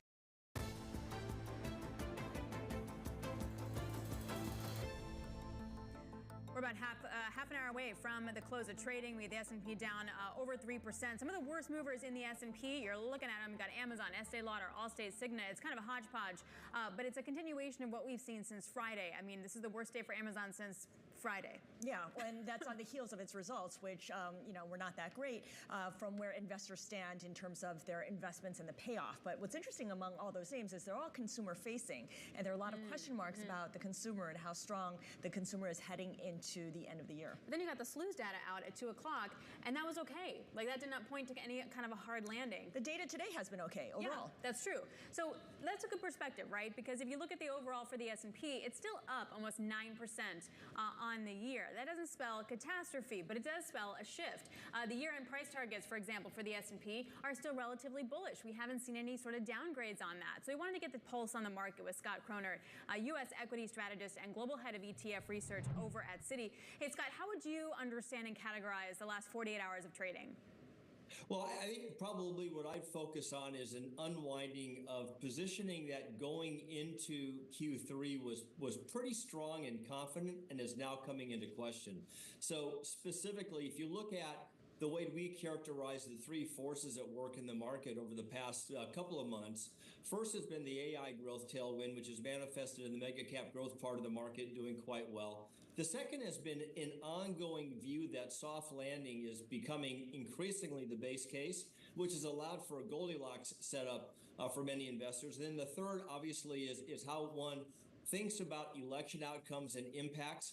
And there, I think the early read on the Trump lead in the polls set up for a positive equity response around deregulation and so forth. All told, those three drivers of positioning are coming into question right now. They're coming into question right now, and the jobs report on Friday is a big reason why. That kind of got people thinking again that the labor market is deteriorating a lot quicker than the Fed may have appreciated. Liz McCormick was just on saying that this week's data is really limited to the ISM services we got today and jobless claims on Thursday. And on the earnings front, it feels like we don't get anything significant until NVIDIA at the end of the month. So until then, what's going to be the catalyst that you're paying attention to? Well, we're watching the positioning and we're saying, hey, look, we have to let this unfold and play out for a while, right? So to the degree that investors were pointed down a fairly constructive path, and a lot of the premise for that is now coming into question, we have to allow some time. So the way we had framed it going into Q3, actually, we had lifted our target to 5,600 for the end of the year, which gave us a couple of percentage points of upside. But we were really saying, hey, look, there's a lot that's extended here. We have to allow for a 5 to 10% pullback. We're getting that 5 to 10% pullback. We're right at about 5% now. And I think what we have to just assume in here is that the questioning continues, the uncertainty continues, and with that, some unwinding risk. But under the surface, color is still quite constructive on the U.S. equity fundamental setup. So we think that the S&P is still beating to a slightly different drummer in terms of a Wall Street approach versus Main Street in the broader economy. So just to be clear, 5,600 is your target. Do you stick by that number and just how we get there is different? Yeah, no, I mean, look, so we had gone to 5,600, as we hit the midpoint of the year, and our call was very clear. The risk reward isn't super fantastic from that starting point. Allow for some of the excesses to work their way off. We thought the Q2 reporting period would be a trigger for that. We've seen some evidence of that. As market pulls back, you begin to set up a better risk reward setup into the end of the year. Now, somewhere in there, we're presuming an increase in volatility around the elections. And then as you get through the elections, usually there's an alleviation of that uncertainty coming out the other side. All told, we think this pullback ultimately becomes a buying opportunity, but we do need to let the dust settle in terms of this repositioning angle that I keep coming back to. We talk a lot about the election, and of course, there's a lot about positioning as well. But I know that you and I were talking earlier about how, Alex, there's a lot of people trying to get ahead of thinking there might be a change in administration, or certainly there's going to be a change in the leader at top, but how they want to position for potential tax changes as well. Well, that's right. It's where the changes in capital gains tax. Like, do you need to kind of get ahead of that, which brings me to kind of Buffett and what happened with Apple. Hey, Scott, can you walk us through what the election might be playing out right now in markets also? So the way we've been thinking about election, a little bit different from many. We've been saying that both candidates, or parties, if you will, are equity negative. We've focused in on tariffs and taxes as the two main decision points. We while we all care about social issues, they're a little bit less impactful on fundamentals. So where's the biggest fundamental issue? With Trump, it's how you incorporate tariffs, and there our concern has been that would be fundamentally disruptive to earnings. As Vice President Harris moves up in the polls and you have the Democratic profile now kicking in, there's, in our view, increasing burden on pushing tax rates higher to offset a lot of other spending initiatives. And in that scenario, that's potentially a negative for U.S. equities as well, as we've been living in sort of a lower tax rate regime over the past several years. So in both cases, we have issues with the candidates. There are some flip sides. With Trump, you get deregulation and his potential push down lower taxes, but we'll take the deregulation as an offset to tariff concerns. With Vice President Harris, we're still looking at that spending inertia, which, kind of keeps the fiscal accommodation part going. But if you pay for it via higher taxes, what you do then begin to do is cloud the S&P 500 fundamental picture, as well as with other parts of the U.S. equity market. Got it. Thank you for explaining that. And interesting that both candidates are equity negative. Having said that, I know there's a lot of discussion. I'm sure clients are asking a lot of questions about the elections and the potential impacts. But to what extent are they already positioning for it? I feel like it's more discussion and thought operations right now than active positioning. I think there's a lot of discussion, and there's probably some positioning or hedging put on around Trump trades, Biden trades, now Harris trades. Got that. But in terms of an aggregate portfolio positioning around the election, I don't know that we've seen that in aggregate just yet. It's quite interesting. Again, among the backdrop issues that we think we need to contend with next year is the growing deficit situation. And a concern we've had has been that you would see a backup in interest rates. Let's call it the bond vigilantes returning into the spectrum here, as investors are dealing with an ongoing new supply of U.S. Treasuries. You turn around and look at what's happening with 10-year yields right now, and it's like that issue seems to be off the table relative to more recession-type concerns. So we're back and forth. I think right now the election's probably taking a little bit of a backseat to what's happening in terms of the underlying economic circumstance and the Fed. But I think as we go from now into the end of the year, we have to remain centered around a view that, hey, look at this is going to be an evolving, changing landscape that we're going to have to keep adjusting to. From our perch, our ongoing focus is on S&P 500 fundamentals in particular, and there we think we're still in very good shape.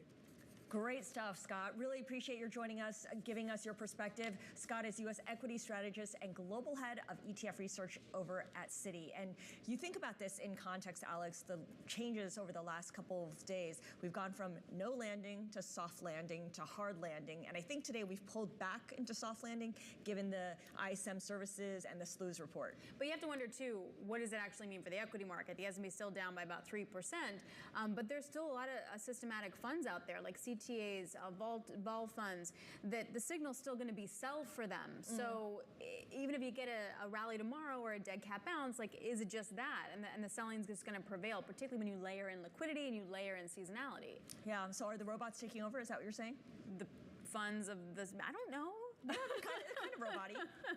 Maybe, I don't know. All right, we've got much more coming up on this market sell-off. Manic Monday, and that's what we've been seeing all day. Looking at the VIX, spiking to a record earlier, right now at about 37 and change. We're going to break down the VIX's moves next. This is The Close.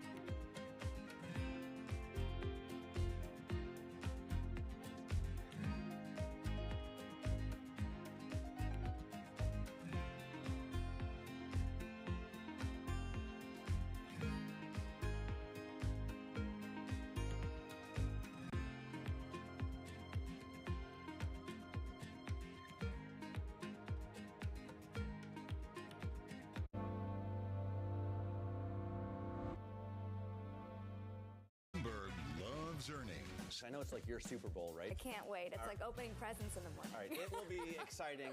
Nobody covers earnings like Bloomberg. Morning from our world headquarters in New York, I'm Menace Crennick. And I'm Danny Berger. Let's set your agenda. Bloomberg Brief delivers the market news, data, and analysis you need live every weekday at 5 a.m. Eastern. Bloomberg. Context changes everything. From the beating heart of global finance, economics, and politics, and wherever newsmakers are moving markets, Bloomberg brings you conversations that allow for deep discussions and important insights. What do you think the future is for inflation? Is this a new normal? Are markets too optimistic? How do you worry about the things that are outside your control? How does the current fighting completely stop? I'm Francine Lacqua, and this is The Pulse, every weekday at 9 a.m. only on Bloomberg. Bloomberg Surveillance covers the latest in global markets and the political events that influence your world. Join Jonathan Farrell, Lisa Abramowitz, and Anne-Marie Hordern only on Bloomberg. Context changes everything. The top names in global leadership are on Bloomberg. Japan has made changes to 5 separate 70-year-old policies. They've gone from 1% to 2% on GDP for defense. They'll become the 3rd largest military. They've changed their export capability. They've opened up and stabilized their relationship with Korea. Japan can be a significant partner in the region. Nobody covers the top global leaders like Bloomberg Television and Radio. Context changes everything. Get your fixed income fix. Watch Bloomberg Real Yield every Friday right here on Bloomberg. Context changes everything.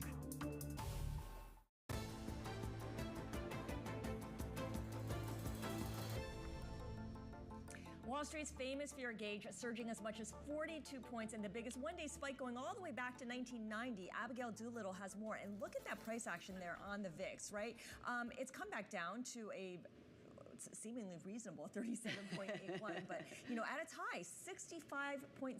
Pretty amazing, really, and it's just a sign of the uncertainty in the system, that the stress in the system, investors getting nervous. We just 2 or 3 weeks ago had this VIX at the all-complacent 12 level, and then on the attempted assassination of Donald Trump, it ticked a little higher, and then on the speculation that Joe Biden may not be running, then it went up to an 18 or 19. So before these gyrations that we're seeing now, there were actually signs that folks were starting to get nervous. And I connect that back to the yen. I know everybody's talking about the unwind of the yen carry trade, but the yen did start to strengthen around July 9th. That is also the point where you started to see the Nikkei come down, the NASDAQ 100 come down. For some reason, these options traders were a little bit slower to capture what was going on.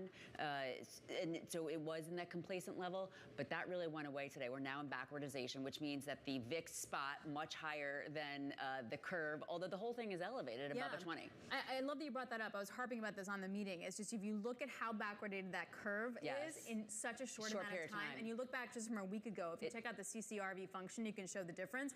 It's unreal. It's unreal. We actually have a terminal chart that we can show where it just shows the spot going right up through the curve. And the curve had been elevated all year because of the election, that uncertainty, but now going super high. Now, it's interesting. 50 Cent, our friend 50 Cent, who, of course, not the trader, or it is the trader. I was going to say, of course, not the singer. But 50 Cent has a big trade in the market right now, and he's had it for months. And these are call options. I think it was a 40 for the October level. And actually, this is not exactly that chart we were talking about, but maybe we do have it. I think it's BTV 20, which will show that curve. We'll pull it up. But he apparently option volume right now is relatively light. So I think that this is a prelude of more to come. The VIX may come back in. It's clear that the system is under stress. I'm hearing that Japanese banks, that was a big part of the sell-off, and that there's fears that the plumbing is stressed over there. If that's the case, if this turns out to be systemic, it could really get kind of ugly, but it may take time. But the fact that we're seeing it in stocks, bonds, commodities, currencies, and this VIX, it's problematic. Yep, and then sort of what the contagion for that is. All right, Abigail, thanks a lot. We really appreciate that. Abigail Doolittle joining us there, because if you're a vol fund and then all of a sudden vol goes up a lot, what do you have to do then to readjust, right? That's a VAR shock. That's a value at risk shock, and then you have to adjust your portfolio. I can't imagine that we're done in just 48 hours. It just goes to show that one thing happens and the ripple effects continue, even if that first thing kind of calms down and everyone feels like, okay, we've repositioned adequately. But there's a lot of follow-on moves that we haven't completely anticipated yet. Also, if correlation rises, that then increases the VIX also, which then increases correlation risk. And it's sort of it just feeds itself a little bit. We didn't even get into the VIX of VIX yet either. No, and that's a whole lot of bonkers. All right, well, coming up, we're about 15 minutes away from the closing bell. We're going to count you down. Jason Pride, Chief of Investment Strategy and Research over at Glenmead, will be joining us. You're looking at S&P still off by about 3% on historic Monday. This is Bloomberg.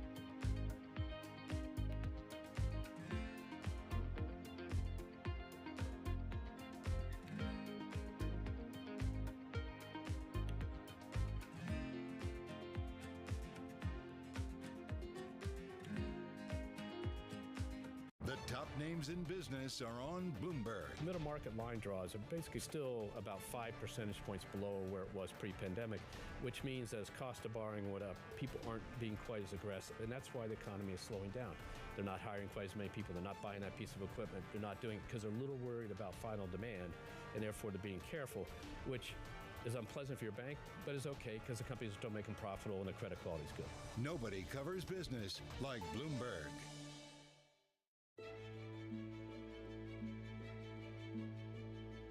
In 2015, I was not optimistic because nobody was working on the hard problems. The energy R&D budgets had gone down. The venture investing in climate had gone down. It was completely out of fashion. So I don't know what people were optimistic about then. The fact is we built essentially from scratch, with lots of supporters, a really mind-blowing level of innovation against emissions. And in the last 9 years, that's gone better than I would have expected. So only now could you even, plausibly be optimistic about the path of emissions. And someone who said, hey, nobody's ever scaled things up like the speed that we knew to before, they're welcome to say, hey, I'll believe this when I see it. In the meantime, some people who care about this issue are really out, trying to think, do we need permitting reform? Do we find, what new ideas haven't we found yet? How do we fund people with those new ideas? How do we get the costs of these things down? How do we collaborate on a global basis? So we're still not at the point where it's guaranteed or even that it'll be easy, but at least there's a theory of change.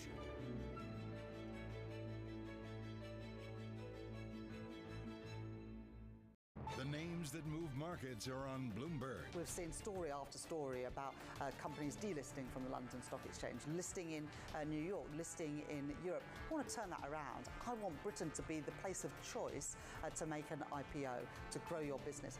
That's why I welcome the reforms that the FCA put in place last week. It's also why I'm determined to change our pension system so we can keep more businesses here in Britain. Bloomberg. Context changes everything. From the world of politics to the world of business, Joe Matthew and Keely Lines deliver news, insight, and analysis live 2 times a day every trading day. Balance of Power at 1 and 5 Eastern, only on Bloomberg. It's a multi-trillion-dollar industry. We'll show you what's happening in ETFs like no one else. Bloomberg ETF IQ, Monday on Bloomberg.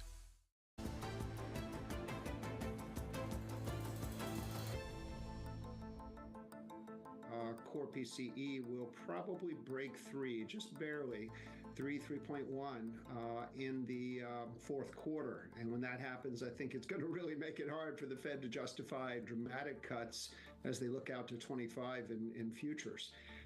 So nothing really looks great right now. I would just take the summer short.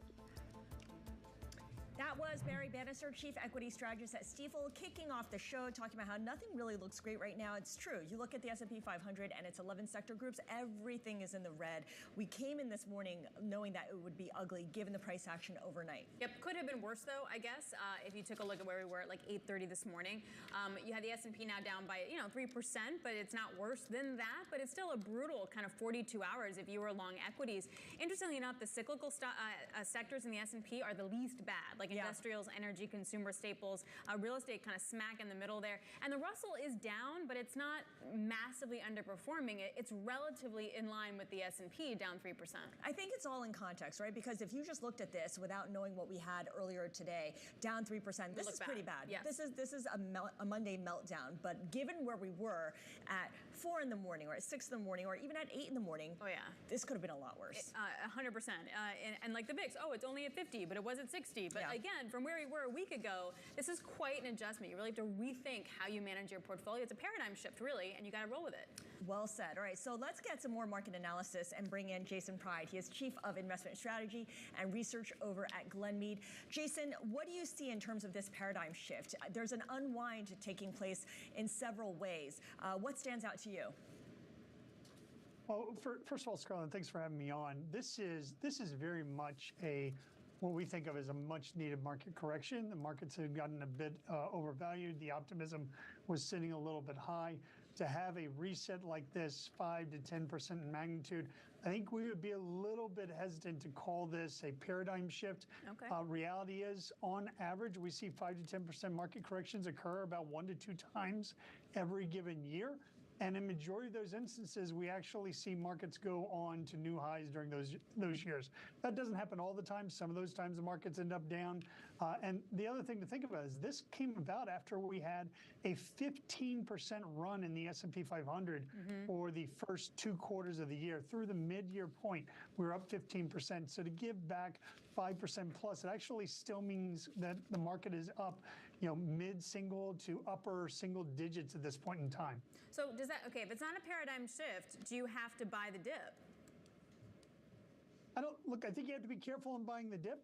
Depends on how you're positioned coming into this. We are in the late cycle of an economic expansion. We don't think last week's reports indicated an impending recession. We think this is an economic slowdown at this point in time. Recession risks are there, but they still haven't gotten pronounced in nature. At some point here, this will be a buying opportunity. We would recommend that investors kind of sit back and look at this and say, okay, there's going to be rebalancing opportunities in here in the portfolio. Probably before I came into this, my portfolio is probably overweight equities. At this point in time with this move, my portfolio might actually be more in line with targets. If I'm a little bit light, I'd probably start nibbling, but I'd take that nibbling slow because I don't think we've had this dust settle as of yet at this point in time. There's a lot of technicals involved, including what's going on with the yen carried trade. A lot of unusual things in the markets. It just may take a little bit of time for the dust to settle. All right, and of course it'll take more data points as well. I'm thinking about the fact that we're still only midway through the earnings season. Yes, we've gone through the big banks and through the biggest of the big tech companies, except for NVIDIA, but we still have consumer companies to go. We still have a lot of the industrials like Caterpillar, which is due to report tomorrow. So there's a lot more data points we're going to get. How much do earnings matter in the coming days as we sift through all these shifting positions? I think there's a handful of things that matter. One thing is earnings.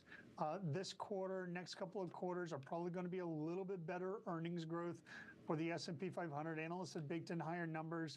They'll probably come in a little bit lower than what analysts expected, but generally better growth than what we saw the prior quarters, say 3 or 4 quarters. We're getting better as we pass through the year. In addition to that, we need to keep our eyes on consumer spending, the employment data as it continues to evolve. We get weekly jobless claims prints, as well as manufacturing sentiment indexes, which we think are pretty key. Right now, those numbers, look, they're on the margin. That economic data is a little bit soft. It's not at a point that it's recessionary in nature, but it is on the softer side, indicating growth will probably be from an economic standpoint, a little bit lighter in the back half of this year, even though the earnings numbers might be a little bit better. So, Jason, how would you categorize what we've seen so far in the earnings season? Like, it clearly hasn't shown like anything falling off a cliff, but there are some clear weak points. What have you noticed? Look, it's been stronger growth than what we've seen in prior quarters.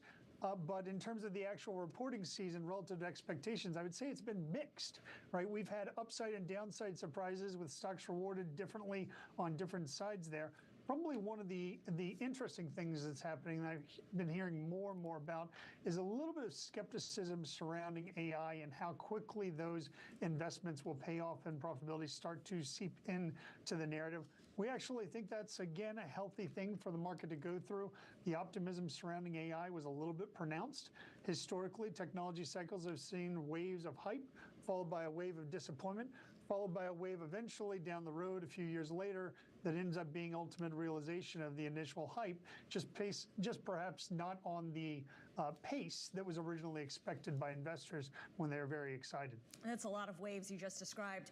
Jason, final question to you. Warren Buffett, we learned that Berkshire Hathaway this weekend cut its stake in Apple by half. We also learned that in the prior weeks, it had been steadily reducing its stake in Bank of America, and it was the biggest shareholder in Bank of America. What does it say when you've got the world's most famous value investor pairing his positions in long-term investments like Bank of America, like Apple? What does it say about valuations overall? Look, Berkshire Hathaway is a value investor. He's going to look at the market from perspective through a valuation lens.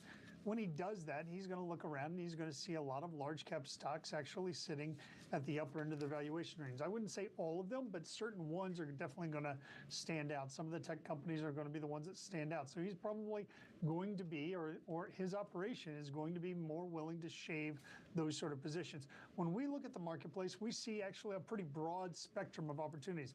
The higher end of the capitalization spectrum has been rich for quite some time.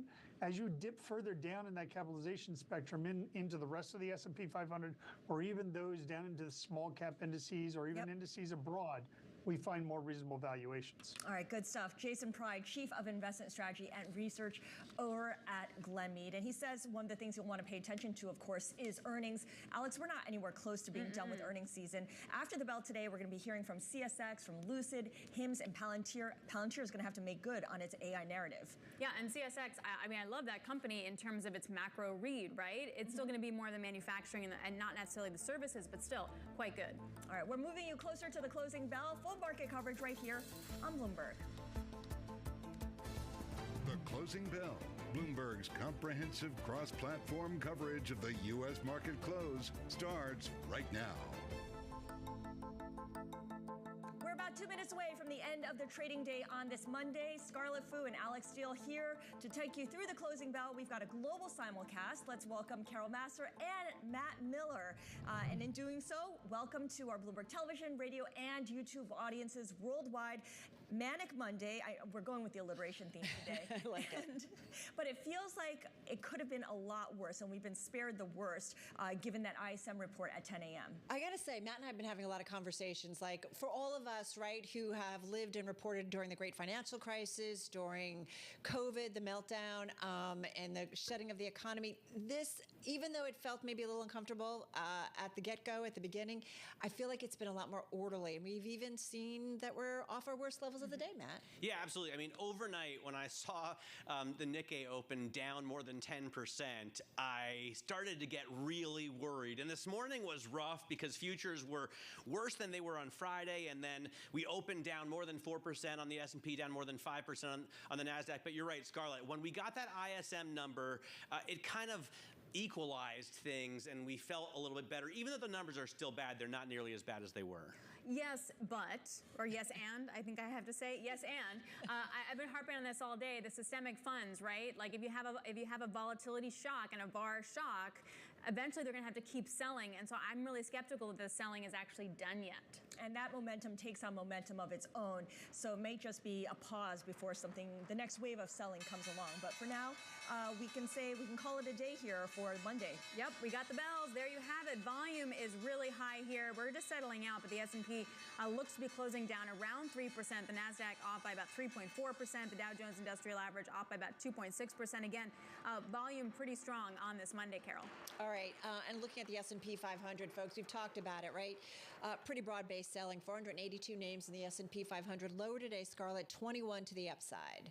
Yeah, let's take a look at the IMAP, which should be pretty red across the board here, because if you slice the S&P 500 into 11 sector groups or 24 sector groups, everything is down. In fact, by 24 groups, the best performing group is household and personal products, down 1.4%. So yeah, all red, only a tomato pie there today. I love that. All right, so it made it really tough to find some gainers, but I did find a few.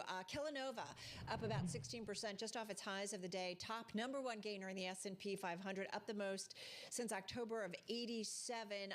This as Mars considers buying the snack maker and what could be one of the biggest deals this year. Deal talks are said to be ongoing. No final decisions have been made, according to those familiar. A deal could value Kellanova at around $30 billion. That's coming from the Wall Street Journal a little bit earlier today. On semiconductor, again, another one, an outperformer, up almost 6% at its highs today, finishing the day up 1.5%. This was among the top gainers in both the S&P 500 and the NASDAQ 100. I don't know why, to be quite honest. There was some news Friday after the close of market selling, or insider selling, which would make me think it would be down, but it's not. We did see the stocks briefly turn positive in today's session, so it could be that there was just some momentum, some buying, and pushing some of these names higher. And Advanced Micro also higher, another of the semi names, up about almost 2% in today's trade, Alex. Yeah, we still have some earnings that are coming out. I mentioned CSX. The earnings came in right in line, a little bit better actually, at 49 cents a share. The estimates were for 48. Revenue bang in line with estimates, 3.7 billion. I was just kind of strolling through the press release here in terms of the performance to see kind of what was growing, where the risks were. It doesn't seem to have that kind of color yet, but we'll definitely keep looking on that in terms of their outlook. I know that their operating income looked to decrease about 1% versus the same period last year, but nonetheless, relatively solid results from CSX. Okay, we also have earnings out of Avis, and of course, the car rental company. This is a stock that's really declined a lot this year, down about 52%. Second quarter revenue missing the average analyst estimate, $3.05 billion. Analysts were looking for $3.14 billion. International revenue also lighter than anticipated. America's revenue lighter than anticipated. There's a theme here, obviously. And adjusted EBITDA down 71% year over year, $214 million. Analysts were looking for $254.7 million. All right, we're caught up on Avis earnings now. Take a look at some of the losers in today's market. Much bigger company, NVIDIA, was at one point down like 15% and had lost almost $400 billion of market cap. So this 6% loss doesn't look as bad as it could have been. Nonetheless, obviously, it is at least one of the two world's biggest companies. So a huge drag on the S&P. Apple as well. The Apple story, I think, is fascinating. Warren Buffett has sold, we found out this weekend, entirely half of his Apple shares. He still has a massive position. In Apple, like 400 million shares, but and Apple had rallied up into the end of the week, but that story hurt Apple shares considerably today. Again, not as bad as they were this morning, but we're still closing down significantly on what is a very large company. And then I had a look at, Robinhood and Bitcoin and Coinbase were all down because of the underlying asset. I'm guessing you can trade Bitcoin and Robinhood. It hurt that platform. You obviously trade Bitcoin on Coinbase, and it hurt that platform, bigger stock as well. But in general, Bitcoin has been a risk indicator. So with this huge risk off feeling pervasive in the market, Bitcoin at one point was down like 16%. I think it's down right now about 9 or 10%. 9%, yeah. And that is hurting anyone who's related to it. MicroStrategy also a big loser in the market today. All right, I'm taking a look at the bond market. It looks super boring right this second, but man, was that a day for a bond trader. What a turnaround. So, I mean, really, at one point, you had the 2-year yield down 20 basis points, and now it's up by 1 basis point. At one point, you had the curve disinverting and holding around 2 basis points, and then all of a sudden now we keep inverting. I mean, that is a tremendous move in the bond market. We get supply later on this week for sure, but nonetheless, I mean, I don't know what to make of that price action. 10 a.m. ISM services coming in better than expected. Everything is above 50, which signals growth. Not tremendous growth, but above 50 does signal that things are not contracting, and that's the biggest part of the U.S. economy. Which kind of feels like the environment we're going to be for the next month or so, until we get through Jackson Hole, until we get to the next Fed meeting. Jay Powell reminded us, there's a lot of data points to get through. through. So you do wonder about how that kind of shapes the trade and whether or not we continue to see more momentum, at least on the yield curve, to the downside. All right, let's get some numbers here on Palantir, because that is also coming out with earnings. So just the big headline here, on a full year adjusted operating income basis, they're looking at anywhere between 966 million to 974 million. They were at some point looking for about 882.9 million. So they're raising their full year adjusted operating income. Remember, this company has kind of two businesses, really. It's a government revenue-based contracts, and also they're trying to ramp up their commercial business as well with their artificial intelligence platform. So this to be feels like, okay, AI, I can make money from it. Well, plus if they get J.D. Vance into the White House, what an amazing coup this would be for Peter Thiel. I mean, the stock's already up 40%, but imagine the government contracts they could be awarded after that. Yeah, well, the company was co-founded by Peter Thiel in 2003, and this is definitely part of the appeal of a company like this, all the recurring revenue that it gets from the U.S. government. One thing we should note is that Palantir says AI has transformed its business, already transformed is the direct quote here. And of course, what people will want to get is the color here on exactly how much of a contribution AI has made to the business. All right, we're looking at Lucid earnings as well, and if you're sitting at home trading this company, let me give you the headlines. The EBITDA loss, or the loss before taxes, interest, and depreciation, was $647.6 million. We were looking for $560.9 million, so worse than expected. However, the revenue in the second quarter was $200.6 million, and we were looking for revenue of $185.8 million. So the revenue was better than expected. Of course, it's really all about liquidity with this company. Does it have enough cash to stay in business? And so far, it looks like they do, because the Public Investment Fund is making a new $1.5 billion commitment for Lucid. That has got to be good news, I would guess, for the shares. They poured a lot of money into up about 6%. Yeah, up about 6%. They've already put $3 billion into it. All right, Hims & Hers also out. Hims & Hers Health out. Stock is a little bit lower here in the aftermarket. I'm going to go right to the outlook. Third quarter adjusted EBITDA of 35 to 40 million. The estimate on the street is 33.8, so it does look like that's a beat. Fiscal year adjusted EBITDA of 140 to 155 million. That is an up forecast. It had seen 120 to 135 million, but the stock, which has been a real outperformer, up 100% so far this year in 2024, kind of kicking around right now, up about 0.8%. All right, guys. Whew. Monday. That's a wrap. That was a day. That was a day. That was a day. Can't wait to see what Tuesday brings. That's a wrap. That's going to do it for our cross-platform coverage of the market close on radio, TV, YouTube, Bloomberg Originals. We will see you guys again, same time, same place tomorrow. Coming up on The Close, more analysis on the day that was. Mohammed El-Arian, he's a Bloomberg opinion columnist and president of Queens College, Cambridge, will be joining us to give us his perspective, not just on today, but what's in store for this week, this month, and this year. This is The Close on Bloomberg.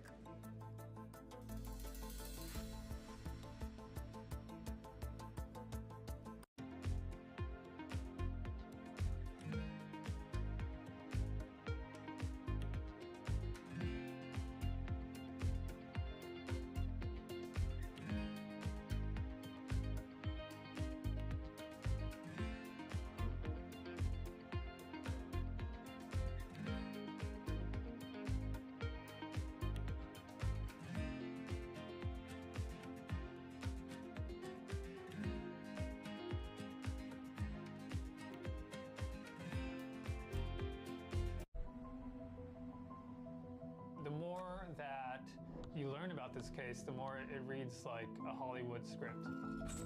The nature of the killings, the execution, the just brutality of it. It wasn't in the psyche of people that they could be looted because they are considered so sacred. And we did it the way you do every single investigation. How do you eat an elephant? One bite at a time. It jumped off the page at me that you could see that there was a Ponzi scheme taking place. I started hearing mafia, mafia, mafia. Il sistema è perfetto. Sono gli uomini che spesso non lo sono. These are the holders of truth and justice. They cannot be possibly be doing this. But then they are. They are. And the evidence is there. It's overwhelming.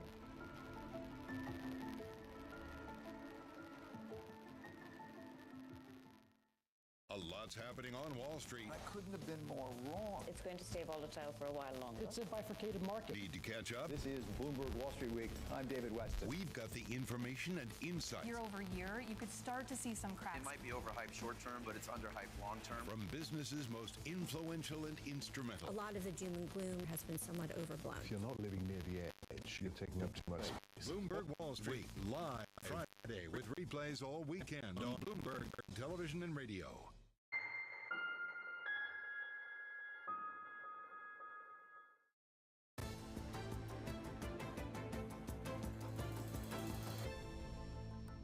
Welcome back to The Close. I'm Scarlett Fu. And I'm Alex Steele. What a day it was. Let's give you some of the highlights here, guys. You got the S&P falling the most in September of 2022, but you know what? It could have been worse, closing just down about 3%.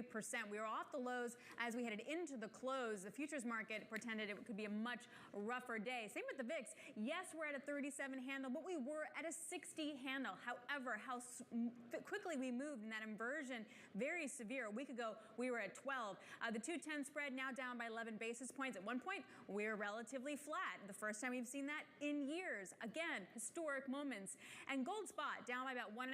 I want to point that out because when you have to sell things either for liquidity or stop losses or to cover your yen carry trade, you sell the stuff that's been working, and gold has been working, and it did what it's supposed to do. You sell the stuff that wins in order to cover the stuff that doesn't. But gold still, nonetheless, sitting at $2,400 an ounce, Scarlett. Well, two stocks that have been winning for a long time, definitely on the losing side today.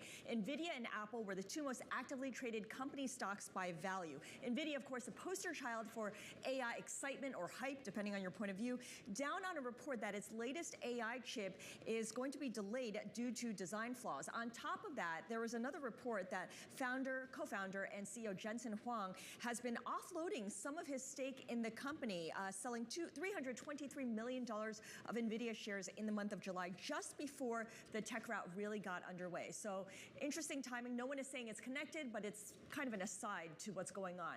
And Apple losing almost 5% on the day. There is a theme here in terms of prominent investors unloading some of their stakes, because Warren Buffett's Berkshire Hathaway has reduced its stake in Apple by half. Still a big shareholder, still holding the stock, but reducing its stake by half, probably a valuation play at this point.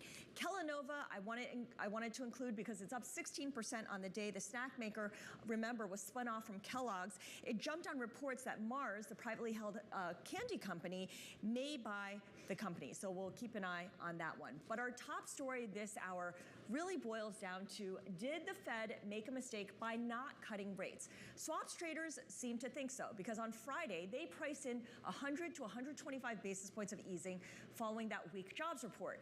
This morning, they were even more convinced and briefly priced in a 15% probability that policymakers would make an emergency cut before the Fed September meeting.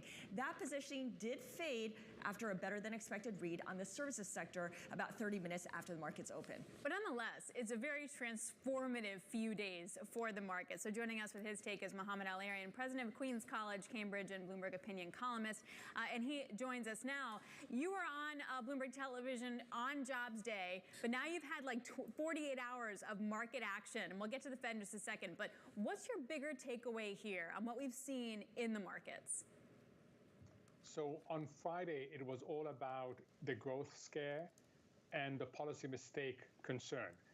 Growth, it turns out, has been slowing much faster than people anticipated. And then there was an understanding that the Fed had missed a golden opportunity to cut rates. What we've seen today is the third leg, which is really bad technicals being triggered, and the concern that these bad technicals would feed back onto the economy. So we are in a situation where markets have overshot, especially in the fixed income side, especially on government bond yields. And what we need now is for these markets to regain their footing. It doesn't mean, Alex, that the Fed should do an intermediate cut. That would be a big mistake, in my opinion. I'm interested in hearing your thoughts further on the bad technicals feeding back to the real economy. Does that happen? Is that how it works, that bad technicals can feed back to the economy? Yes, they can, and that's the nightmare you want to avoid. Bad technicals basically means certain people have been caught off sides, and you have over-levered situation, the Japanese carry trade being one of them, and you have overhyped valuations. So what tends to happen, and you said it, is that as people try to get back on side, they sell what they can. And when they sell what they can, you get what's called contagion. And that contagion can start entering the credit market, can start going into different segments that make borrowing harder, that make banks more prudent. And next thing you know, you've got the technicals leading to a credit crunch that then undermines the economy. We're not there, but that's the one thing to keep an eye on. So are we going there? Because in some ways, Mohammed, it would not surprise me tomorrow if we come in and we get a turnaround Tuesday, right? But are we headed there for this kind of contagion, though? I don't think so. Look, a lot will depend on how margin calls are met today and tomorrow. You know, whenever you have these massive movements, the first thing you got to figure out, where was the pain trade and who is really having trouble raising cash. So far, we haven't seen evidence of that. So I am of the view that we will look back on this and say it was an overreaction in certain parts of the markets. And the market got carried away by demanding inter-meeting cuts, by demanding 75 basis points in September. It's not going to happen. It's not going to happen. The Fed will look at the economy and say, yes, it's weakening, but this is not an emergency situation such as the ones we've seen before. Okay, so things might not have gotten disorderly in U.S. trading hours, especially given the price action. You look at the charts, we've definitely closed off our lows, and things held pretty steady after the 10 a.m. ISM services report. Can we say the same thing about what happened in overseas trading in Asia, in Europe? If you look at the Nikkei, it fell as much as 13%. It closed down 12%, the biggest one-day drop since the 1987 Black Monday. If there is difficulty for companies to get out of positions or investors to get out of positions, and they have that forced selling scenario that you were just describing, that can spread to the U.S. markets, can't it? Yes, and we're keeping a very close eye, all of us that are interested in this, on Japan. There's two dynamics going on in Japan. The one is the equity market. Remember, Japanese equities were the darling of investors up to July. And we saw a massive increase in valuations. And then you got the higher interest rates. Then you start getting the strengthening of the yen. And that meant that Japanese stocks have given up all their gains. Now, there's a completely different dynamic, which is the Japanese investors for years, has been going outside Japan to get yield. Yields were too low in Japan, so they went and started buying U.S. high yield, U.S. investment grade. And some of them have been caught offside, and they have to sell their positions. So those two dynamics are interacting, and we've got to keep an eye on that. The Japanese authorities, I think, are quite aware of what's going on there. So I suspect that you will see them provide a lot more scope for certain Japanese investors not to panic sell. Well, does the BOJ, does the government, I know that they don't want a super weak yen, but do they want the kind of reversal that we've seen in just the last week, where we've moved from like 160 to 143 in a very short amount of time? That velocity, is that a good thing? No, I mean, no country wants to see its currency move by this much in such a short amount of time. No country wants that. This is the behavior of an emerging economy. This is not the behavior of a developed economy with mature institutions. So no, I think they are worried about the volatility that's going on in the FX markets right now. All right, Mohammed Al-Arian is president of Queen's College, Cambridge. He is sticking with us. There's a lot more to discuss with him, whether it's overseas, whether it's here in the U.S., especially when it comes to how the Fed proceeds next. But Alex, there is still more earnings rolling in. Yeah, we have Spirit AeroSystems coming in. Of course, this is the company that Boeing is trying to buy because it's its main supplier. The stock is just up barely, but it wasn't really great. I mean, you're looking at revenue was a little bit of a miss, $1.49 billion. You also had delivery delays, shipset deliveries increase for Boeing were down 42%, for Airbus, for the Boeing 737, they were down 64%, and their loss per share was $2.73. Yeah, so this is an ongoing story, and of course, it's going to be absorbed by Boeing at some point. We will continue to keep you posted if there is any further developments there. This is Bloomberg.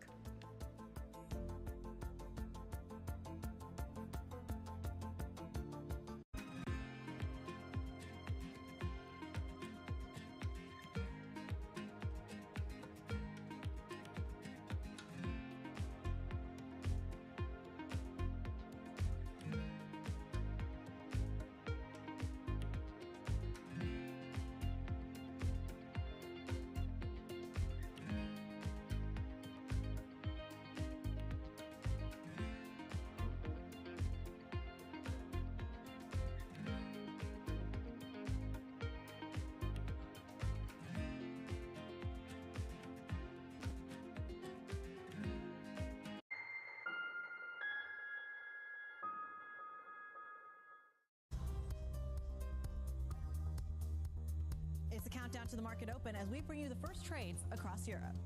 We'll debate the most important stories and what will drive the big investment decisions throughout the morning. I'm Guy Johnson. I'm Kriti Gupta. And I'm Anna Edwards. Join us every weekday morning for the opening trade, live at 7 a.m. here in London. Only on Bloomberg. Context changes everything.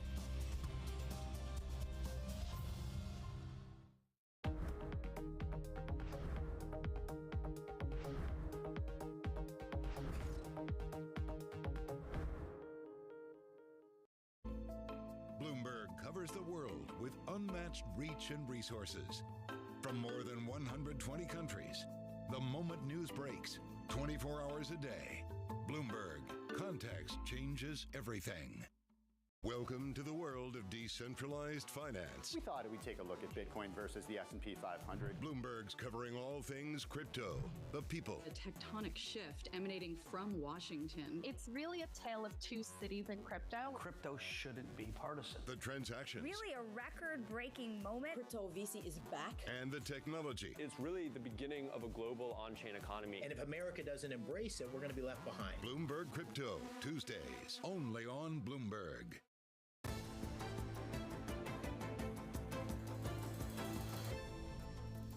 Today's sea of red price action in risk assets had traders convinced that the Federal Reserve will cut interest rates sooner and more than what they had priced in last week. Mohammed El-Arian, Bloomberg opinion columnist and president of Queen's College, Cambridge, is still with us, and he says the Fed is not going to make an emergency rate cut. Mohammed, can you elaborate on that? Because we went from this narrative of no landing for the economy to a soft landing with the weaker batch of data, particularly the jobs report. And now I feel like over the last 24, 48 hours to a hard landing. Where are we at in terms of the actual economy and how the Fed responds? So I don't think we're at a hard landing. I put a probability of a hard landing at 35%. That's where I've been for the last few months. The market is adjusting towards 35, and in some cases, people have gone into above 50. But for me, it is not the dominant scenario. Yes, it's a fat tail. Scarlett, you get emergency cuts when you have a massive external shock of some sort. You don't get emergency cuts simply because you've had 3 data releases that were weaker than anticipated, and you've had market turmoil. I mean, that's what was confusing to me, Mohammed, because the jobs number wasn't terrible, right? Like, we weren't negative jobs. So that's what was very confusing. Is this just the market testing the Fed then? Yeah, I think the market is trying to replay the fourth quarter of 2018, where you get unsettling volatility, and that unsettling volatility forces the Fed into a U-turn on policy that's not warranted by economic developments. Now, it worked in the fourth quarter, but it didn't result in an emergency cut. It just made the Fed less hawkish at its next policy meetings. And that's what I think you're going to get. You're going to get either 25 or 50 basis point cuts in September, but you will not get an intermediate cut. How much is the market doing the work for the Fed in terms of tightening? let me rephrase that question. Financial conditions are tightening here. How much does that change how the Fed responds to what's happening in the markets? I know you said unless there's true turmoil or unless there's an external shock, but the tightening and the extent of the tightening that we've seen in just the last 3 days alone is pretty remarkable. So you've got two competing factors. You know, the interest rate risk factor and the equity stroke credit risk factor. So the interest rate one is loosening tremendously. Yeah. We had a 50 basis points move in the 2-year last week. That doesn't happen in a mature economy. We had 50 basis points move. Yeah. So you've had a loosening of financial conditions on the interest side, but you're right, you're getting a tightening of financial conditions on the credit and equity side. So, you know, how does it play out? I suspect they're pretty equal. Keep an eye on credit spreads. Credit spreads have been relatively well behaved so far.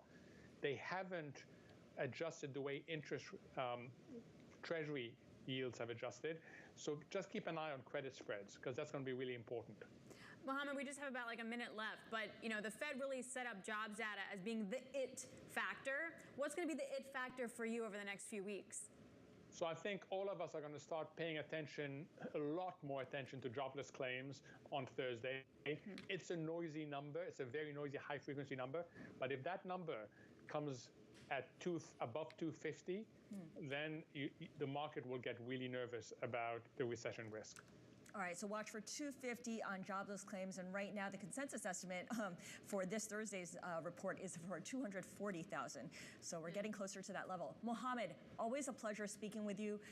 Please come back and join us again. Mohammed El-Arian is president of Queen's College, Cambridge, giving us his perspective on what has been a pretty incredible Monday. It feels like we've gone through a war, even though at the end of it, it wasn't as disorderly in the U.S. trade as it seemed in Asia trade. Yeah, I feel like aside from the fundamental economic data here, just the jostling of positions when you have a VIX now at 38, I feel like a drum beat here. But all those funds that have to readjust their risk, I can't imagine it's done in just 48 hours time. Yeah, well, I mean, a big driver of all the volatility and the declines and the weakness is certainly technology stocks.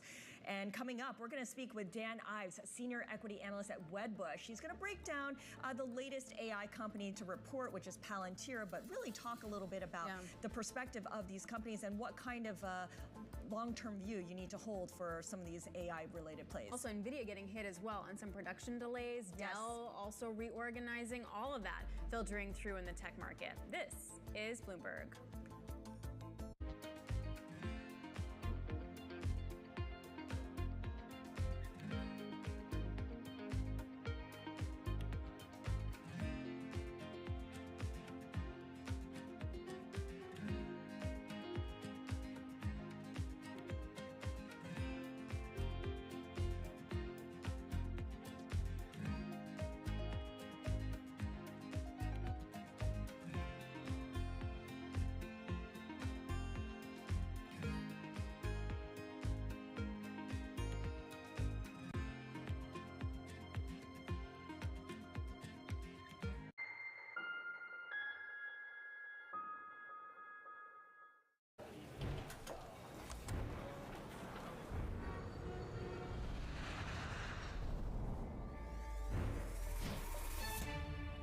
Always on the heartbeat of the tech sector. Spread across global markets. The real-time data aspect is going to be important. We're going to bring you expert analysis on that. Don't miss Bloomberg's interview with the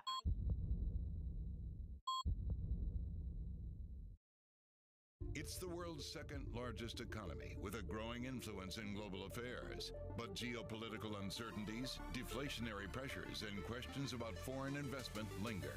Bloomberg, the China Show, brings you the unmatched expertise you need to keep track of breaking news, in-depth market analysis, and the most influential newsmakers in and around China. Bloomberg, the China Show. Weekdays at 9 a.m. Hong Kong time, right here on Bloomberg. Context changes everything. DOJ or other authorities. could face bigger challenges next. It was going to keep Green World Cup. This is a three. As the economic picture. Covering the intersections of Hollywood, Silicon Valley, and beyond.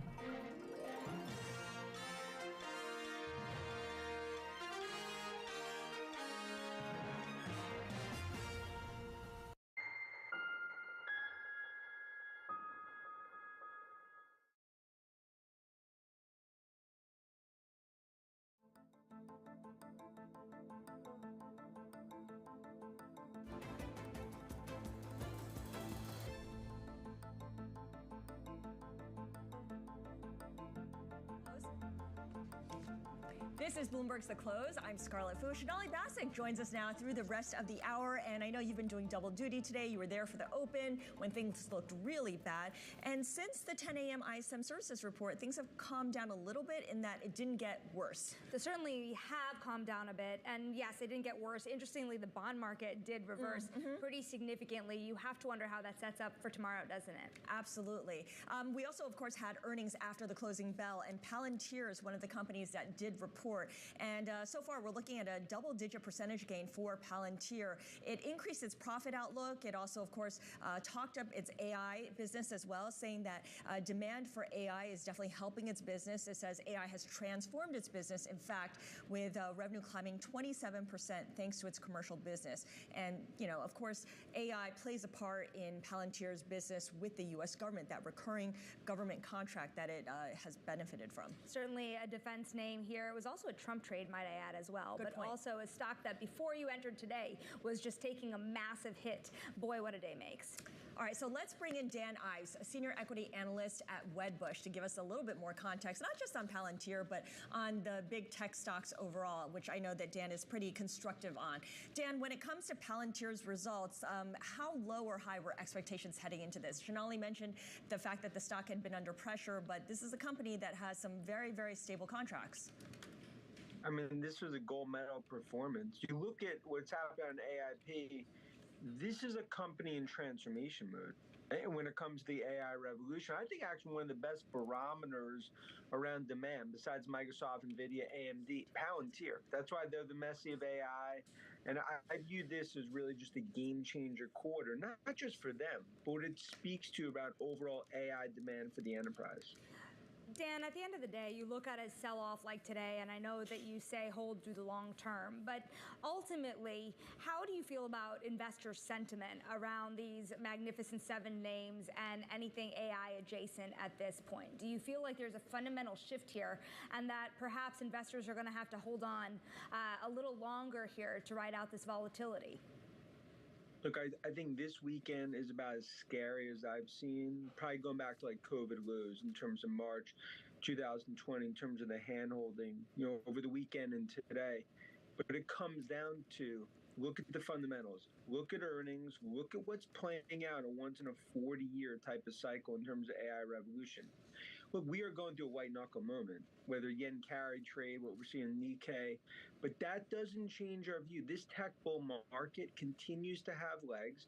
And look, almost 25 years covering tech in the street. We use times like this, white knuckle moments. We're front and center, hand holding. You own the winners, you own the names. I mean, I think Palantir is a perfect example. I mean, that stock was almost 20. You know, probably tomorrow it has a 3 in front of it. Okay. And I want to get back to some of the big tech names, but first of all, you mentioned white knuckle moment. You are joining us from Japan. So that means you were there yesterday during the Nikkei's decline of up to 13%, its biggest one-day decline since the 1987 Black Monday crash. Give us a sense of what you saw and what you felt. Was there panic selling? Was it disorderly? I think maybe a little calmer than you'd expect, you know, from just a historic sell-off. But no doubt, I mean, this was more than a white knuckle moment, historical. Just happens that I'm here. But it comes down to, like, when things like this happen, we're not going to hide. How do you ultimately, like, what does that ripple effect look like, you know, not just for Japanese funds, but around the world? And I continue to believe this is just more of a global sort of, whether it's a yen carry trade de-risking, that will stabilize and will create opportunities. But definitely not time to be having a cappuccino during meetings in Tokyo. Dan, but at what point do you say hold off here on catching the falling knife? Because if you don't know how far the carry trade has to unwind, and then you layer the systematic traders on top of that, at what point do you worry that we just have more to go here in this white knuckle moment?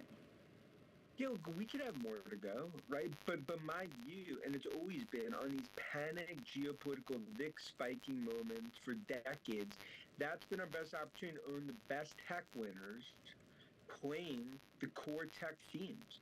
And to me, what would make me hesitate if fundamentals change, if our checks here in Asia don't demand for AI. If we start to see that, then that's different. It's actually the opposite. And I think we'll hear that from NVIDIA in a few weeks and the rest of tech. But look what we saw in Microsoft. Look at Lisa Su AMD. Look at Palantir. Look at what I think we're going to see with NVIDIA. You don't look at disasters like Intel as a barometer.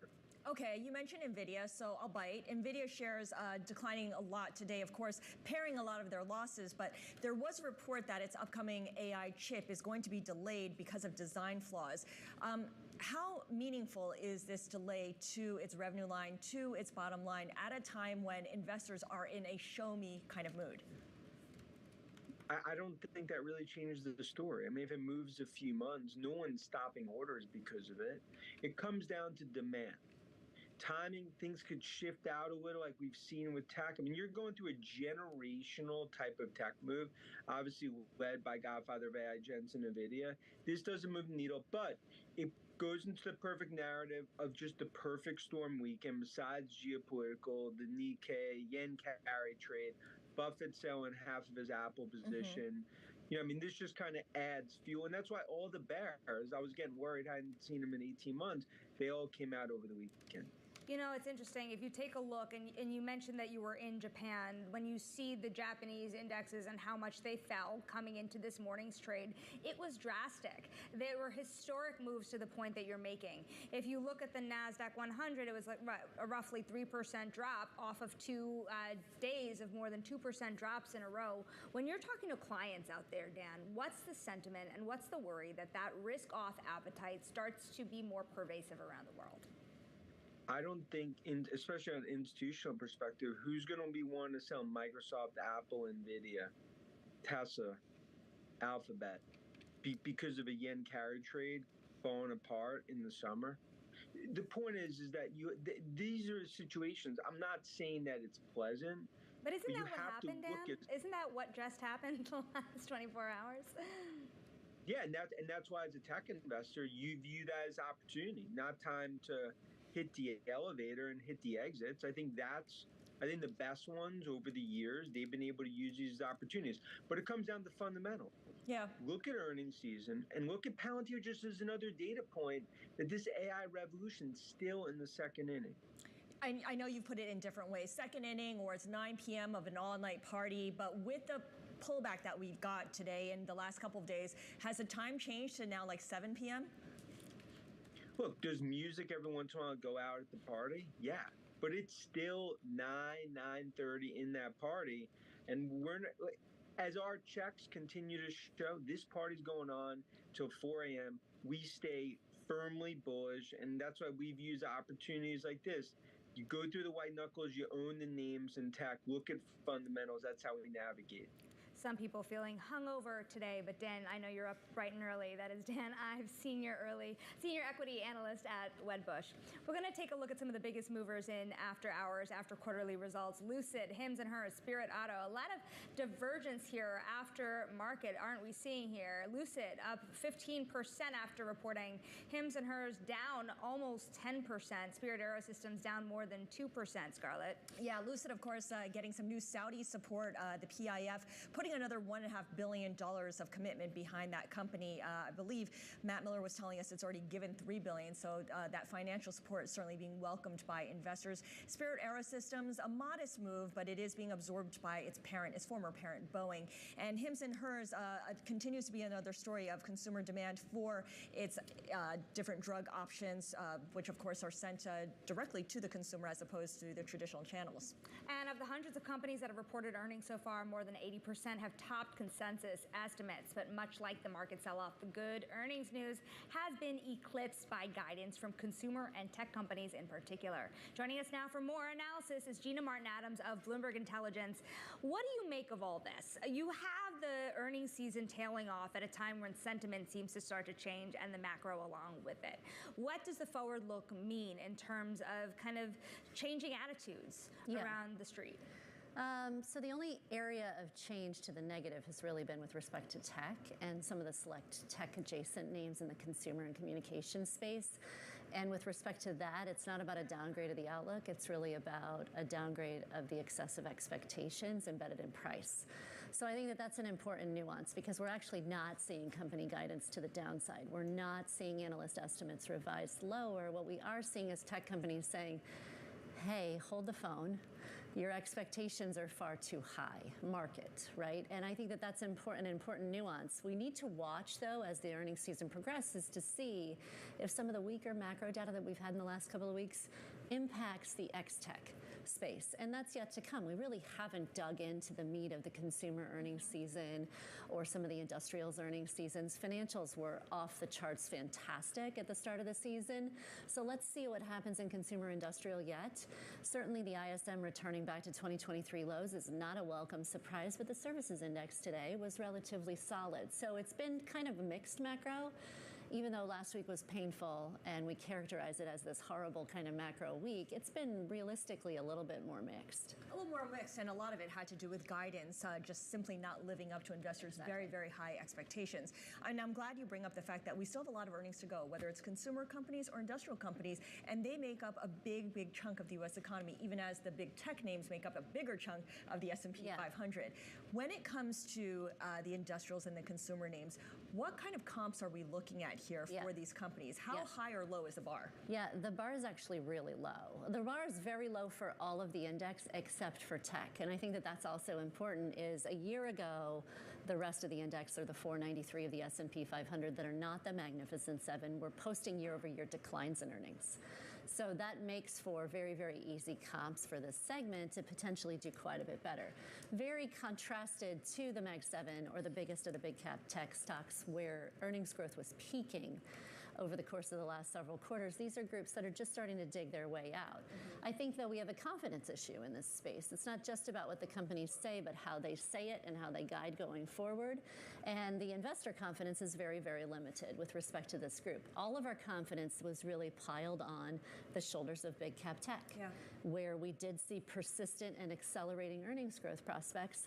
This group is just starting to show some signs of improvement, and investors need to gain confidence that improvement is durable.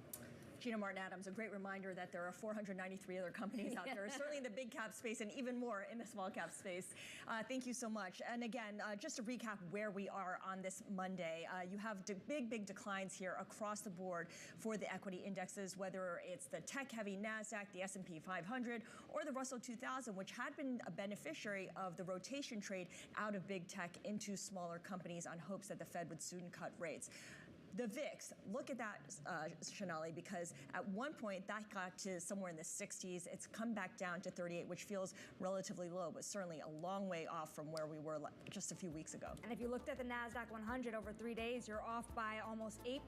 So really that 3-day basis is even more painful than the day alone. But more to come this week, Scarlett. This is The Close on Bloomberg.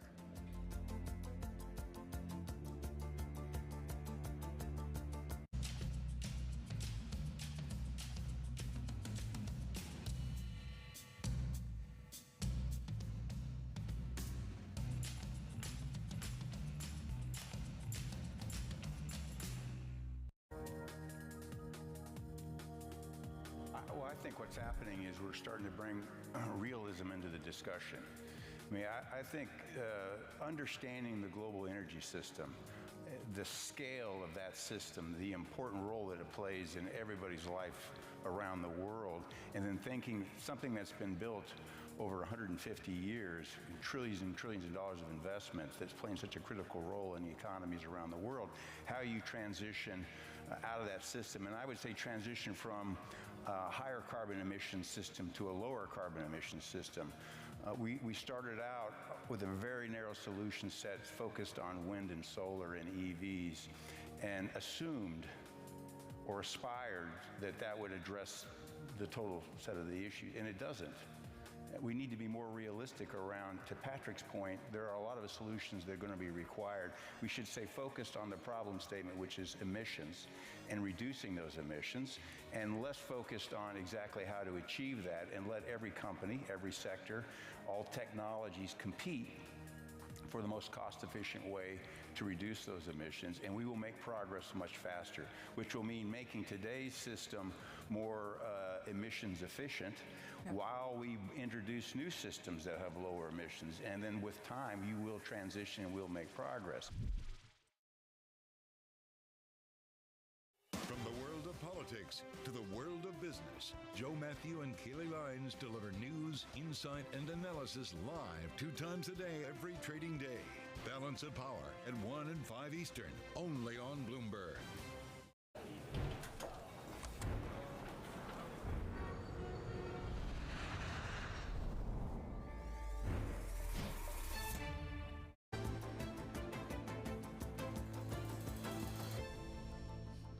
It's time now for the top 3, where we name drop the people driving some of the day's most talked about stories. And today's theme is Kamala Harris's potential running mate, who she's considering as her pick for VP. First up, Mark Kelly, former astronaut and U.S. Navy captain. He's been serving as a junior senator from Arizona since 2020. And next up, Josh Shapiro, the popular governor of Pennsylvania, which is, of course, a key battleground state.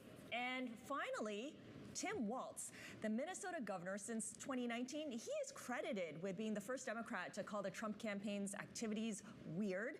It's a label that seems to have gained some traction because you've been hearing a lot of people use that word to describe what's going on with Trump and Vance and everything else there. All right, Kamala Harris expected to announce her choice by tomorrow, but Reuters is now reporting that she has narrowed the search down even further. So, of course, we needed to bring in Balance of Power co-host Kaylee Lyons to give us a little more context here. So, Kaylee, she's narrowed it down from 3 to 2. What's your money on? Or who is your money on?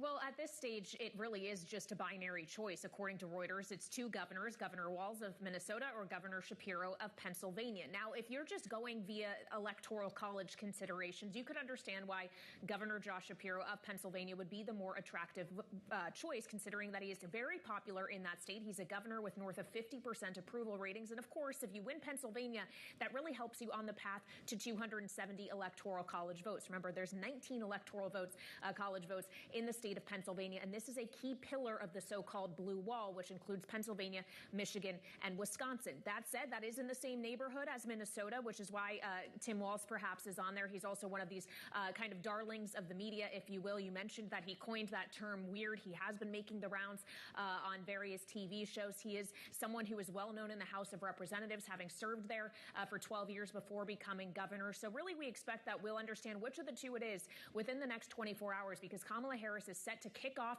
this ticket in style in Philadelphia tomorrow evening with a rally. We've been told not to read too much into the fact that that rally is happening in Philadelphia, which is Josh Shapiro's hometown, so I will let you read into that what you will. But of course, that's going to kick off a 7-state swing state blitz with this ticket over the course of the next 5 days. Oh, given the locations, in some ways, it's hard if it's not him. Kaylee, you know, when J.D. Vance was picked to be Trump's running mate, there were very obvious market implications in the sense that he has been very vocal on a certain number of topics here. If you had Josh Shapiro or Tim Walz in particular, what could you expect out of them? Will it be as significant for Kamala Harris as it would have been for Trump to choose a running mate like he did? Well, one of the threads here that actually runs through both the Republican and Democratic side is the idea of appealing to labor. This is something the working man, we heard J.D. Vance talking a lot about after he was selected as the Republican vice presidential nominee. And it is worth pointing out, we have heard from labor about Governor Josh Shapiro, including from the UAW president Sean Fain, who was not in favor of him as a choice. He actually preferred someone more like Governor Walz or even Governor Andy Beshear in Kentucky, who they viewed as pro-labor. Labor also had a problem with Senator Mark Kelly of Arizona, which could potentially play a role in the fact that we no longer understand he is on this shortest of short lists. So labor policy is going to be something very interesting to watch, especially considering Harris is planning to be in Detroit on Wednesday to rally with the UAW. But something else to consider here on policy is Josh Shapiro when it comes to Israel and Gaza. We know that this is a problem that has very much divided Democrats between progressive and more moderate Democrats. Josh Shapiro is a Jewish man. He would be actually only the 2nd person in history to be on a major presidential ticket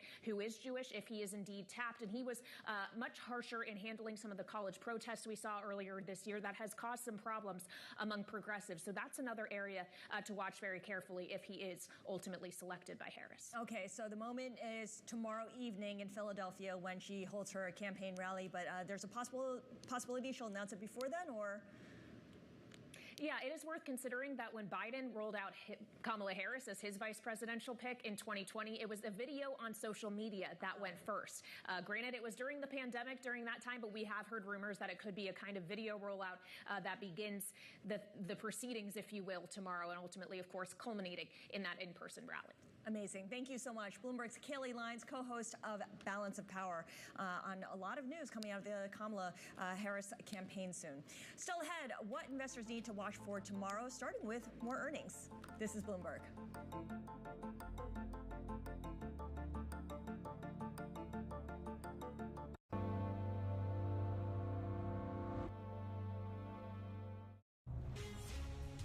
From the beating heart of global finance, economics, and politics, and wherever newsmakers are moving markets, Bloomberg brings you conversations that allow for deep discussions and important insights. What do you think the future is for inflation? Is this a new normal? Are markets too optimistic? How do you worry about the things that are outside your control? How does the current fighting completely stop? I'm Francine Lacqua, and this is The Pulse, every weekday at 9 a.m. only on Bloomberg.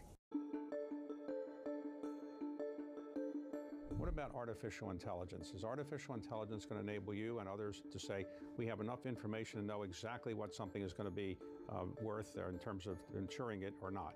Artificial intelligence is finding its way into our business in a variety of different factors. I think the first piece is getting much better insight into data, which allows us to make better decisions on underwriting.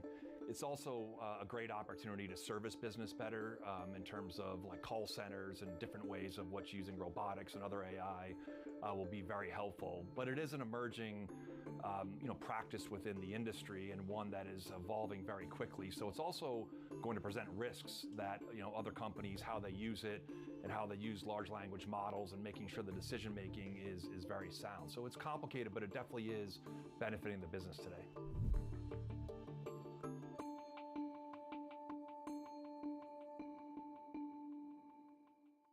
U.S. jobs numbers are released. Bloomberg has the report under surveillance with crucial data and expert analysis at terminal speed. Nobody covers jobs day like Bloomberg. The top names in global leadership are on Bloomberg. Japan has made changes to 5 separate 70-year-old policies. They've gone from 1% to 2% on GDP for defense. They'll become the 3rd largest military. They've changed their export capability. They've opened up and stabilized their relationship with Korea. Japan can be a significant partner in the region. Nobody covers the top global leaders like Bloomberg Television and Radio. Context changes everything. Good morning from our world headquarters in New York. I'm Menace Credit. And I'm Danny Berger. Let's set your agenda. Bloomberg Brief delivers the market news, data, and analysis you need live every weekday at 5 a.m. Eastern. Bloomberg. Context changes everything. The top names in business are on Bloomberg. Middle market line draws are basically still about 5 percentage points below where it was pre-pandemic, which means as cost of borrowing went up, people aren't being quite as aggressive, and that's why the economy is slowing down. They're not hiring quite as many people. They're not buying that piece of equipment. They're not doing it because they're a little worried about final demand, and therefore they're being careful, which is unpleasant for your bank, but is okay because the companies are still making profitable and the credit quality is good.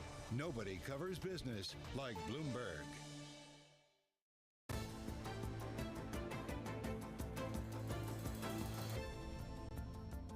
Uber set to release earnings tomorrow before the opening bell. Mandeep Singh of Bloomberg Intelligence joins us now to discuss what to expect for a stock that has been down more than 5% this year. What are you looking for?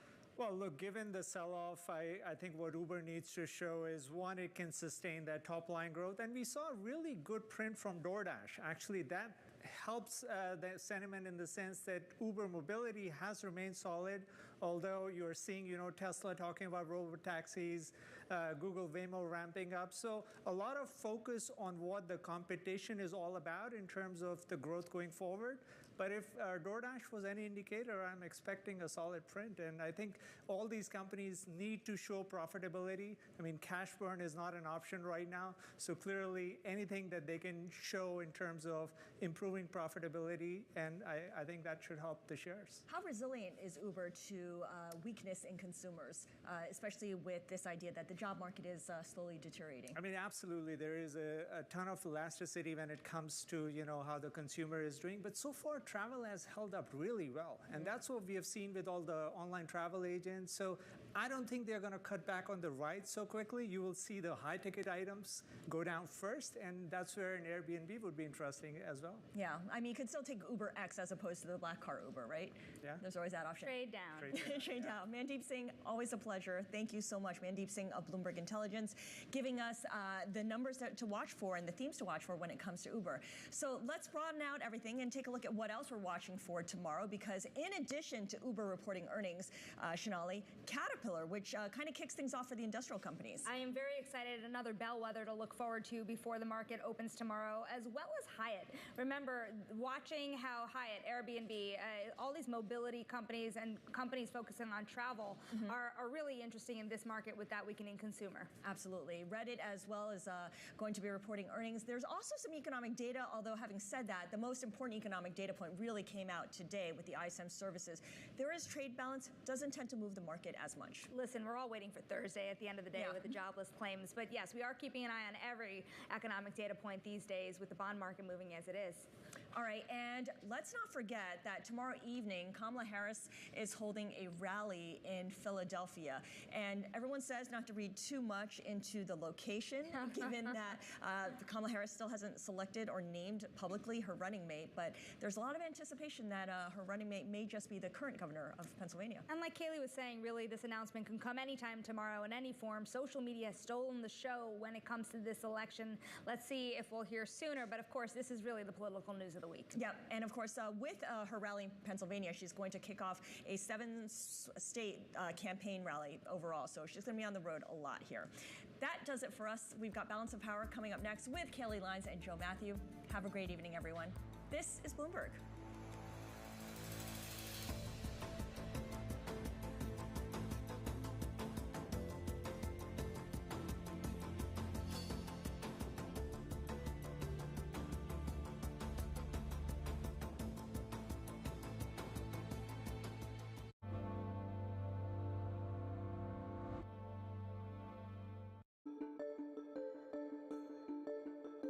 Where do you think the tech world is going? Is artificial intelligence going to eat up the rest of the tech world? And where do you think the future of technology is going in Silicon Valley and elsewhere over the next 5 or 10 years? Well, I think that one thing we talk about when we talk about technology is we have this kind of monolithic idea of what it is, but actually technology is changing different industries at different paces in so many different ways. And if you think about the things, what was technology like 20 years ago before the iPhone, for example, and where it is today, the ability to have, answers in your pocket. Gen AI is going to make it easier to access more information faster. How do we think about all those things, and where is that going to go beyond this? I actually am very bullish on technology because technology is an underpinning. It's not its own industry. It is a part of every industry, and it's actually going to increase productivity and actually make our lives better. So do you think technology is still going to be centered in the United States largely around the Silicon Valley area, or is it going to change? I think that what's amazing about what technology has done over the last 20 years also is that, now you can start an app anywhere in the world. You can live anywhere. You can have, AWS, and you can set up and not have to have a system administrator or a server that you have to build. Now it's made it so much easier with these tools to actually look at a problem that you have and solve it anywhere. And so I actually think that distributes the ability for us to bring technology together any place.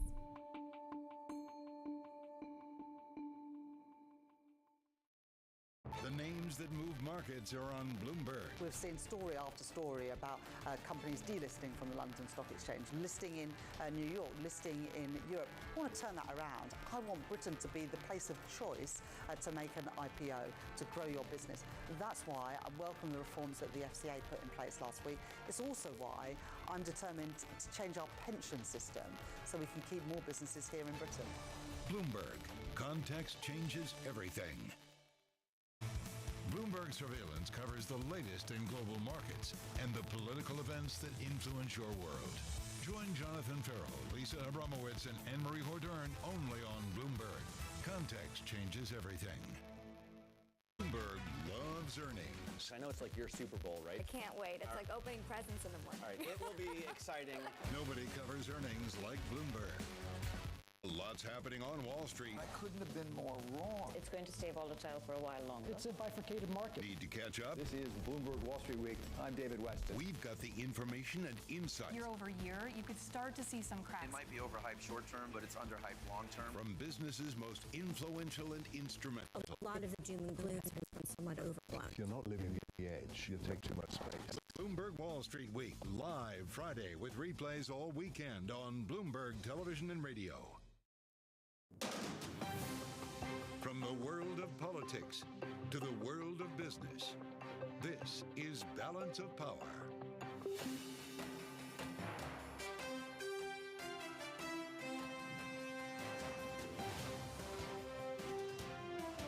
Live from Washington, D.C.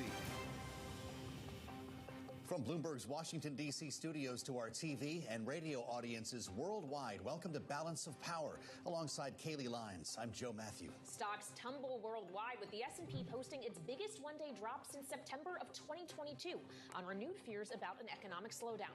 We'll discuss those fears with Mark Zandi, chief economist at Moody's Analytics, and we'll get the view from the UK in conversation with Rachel Reeves, Chancellor of the Exchequer. The political world awaiting Vice President Kamala Harris's announcement on a running mate. Expected tonight or tomorrow ahead of a planned road trip that will bring the new ticket to 7 cities in 5 days. We're joined on the campaign by Larry Sabato from the Center for Politics at the University of Virginia. And we'll take a look at the debate over debates with our political panel. Bloomberg Politics contributors Jeannie Shanzano and Rick Davis are with us on another critical week for the candidates. But we began that critical week with a meltdown in the markets, with equity indexes having their worst day in almost 2 years. So let's get right to it. Bloomberg's Abigail Doolittle joining us from New York. So Abigail, obviously we finished the day off of session lows, but it was still a lot of red out there. It was certainly a lot of red out there. We have the S&P 500 down more than 3%, the Dow losing 1,000 points, the NASDAQ 100 sharply lower, and the Russell 2000, those small cap stocks, down 3.33%. So there was nowhere to hide. All 11 S&P 500 sectors lower. And so it was clearly a bad day for stocks, but it didn't start here in the U.S. It started in Japan. The Nikkei, a broad benchmark in Japan, tumbled 12.4% in the Asian session today/yesterday. The worst day since 1987. There's fears around the banks. The banks were down even more in Japan, down about 20%, because there's been something going on called the yen carry trade. Basically, a weak yen has been launched into all sorts of other risk assets, basically a borrowing structure, but there's thoughts that maybe that's not going to last. And then in addition to that yen carry trade that's really fueled the too far, too fast, the animal spirits, the froth, we also, of course, have the intersection of business and politics, uncertainty around the election, and geopolitics. I'm glad you mentioned that. Donald Trump was essentially blaming the sell-off today on Kamala Harris, predicting the Great Depression of 2024. He called it the Kamala crash. Is there anything to that? Abigail, the unwinding, for instance, of the Trump trade? I don't think that there's anything to the idea of a Kamala crash, because I don't think that this movement has anything to do with the economy. Yes, we had a soft jobs report on Friday, but this is really about this yen, too much liquidity in the system, and frankly, people all year long looking right past it, really not a lot of thought put into the investing patterns. If you recall, we've had a lot of these GameStop type companies, Chewy.com, soaring on just pictures of animals on X. I bring that up because that's the degree of the froth. What we do have back in the system is some fear that VIX that we've looked at many times, and some of this is the election uncertainty because that was what started to bring it alive from the 12 level, but it's now, today at one point, higher than 65. It's in backwardization, which says that the current area of VIX is above where we'll be in October, November, and so forth, which had been heightened around the election territory. Relative to the Trump trade, it has unwound today to some degree. On the one hand, though, you have tech lower, so that would actually be positive for Trump, the Trump trade. DJT is down, and then, it's hard to know what the Kamala trade is exactly, but I put in a proxy for solar, the green energy. That's down, but it's down less. But I would say at this point, pretty much everything is down, so it's hard to parse it out between Kamala Harris and Donald Trump at this point. But I would say there's probably more selling ahead. Bloomberg's Abigail Doolittle has been indispensable for us since the start of this turnaround here. We thank you again, Abigail. Today's market volatility fueling calls by some for the Fed to cut rates before their next meeting. Joining us now for that part of the story, Bloomberg's Edward Harrison. Edward, great to have you back on Balance of Power. How much more likely is an inter-meeting cut today? I don't think it's likely at all, to be honest with you. I think the market was getting ahead of itself when it was making these bets. And in fact, the market has 5 cuts priced in right now until the end of the year. Likely what we're going to see is a Fed that has a lot of speakers coming out, says, wait a minute, hold on. We're going to take a measured approach. We're going to have maybe 25 basis points here, 25 basis points there, 25 basis points there, and we'll slowly ramp into this to a point where we get to a so-called neutral rate, something around 3%. Well, it's worth keeping in mind that we do have inflation data next week that could potentially exacerbate these problems, make them feel less bad in terms of the pressure the market may be putting on the Fed, Edward. So when we consider the kind of grand sum of things there, is the Fed likely to be bowed by what's happening in financial markets? This isn't a need in like COVID 2020 era where they had to swoop into the rescue, right? No, I don't think that they are going to be swayed by what's happening in the markets. First and foremost, because we haven't seen a reaction in the credit markets, and that's really where you see the intersection with the real economy. So they're not going to be swayed by that. In the meantime, I think that it's already priced in pretty much 95 to 100% that the Fed's going to cut in September, which is their next meeting. So that's pretty much a done deal. This only enhances the potential that they will cut. It's not that they're going to cut 50 basis points or intermeeting, but rather that they're going to give a precautionary cut and then move from there. And I think that at the margin, you really have to see real economy data go down before you get anything more aggressive from the Fed, and we're just not there. Mm-hmm. All right, Bloomberg's Edward Harrison, thank you so much. Now turning to our other big story, the question of who will be the running mate for Vice President Kamala Harris in the 2024 race. One of the reported finalists for the role, Pennsylvania Governor Josh Shapiro, gave no hint in a brief comment earlier today. Hi, Governor. Anything on the beef steaks yet? I got nothing for you, man. Very good. Thank you, sir. Have a great day.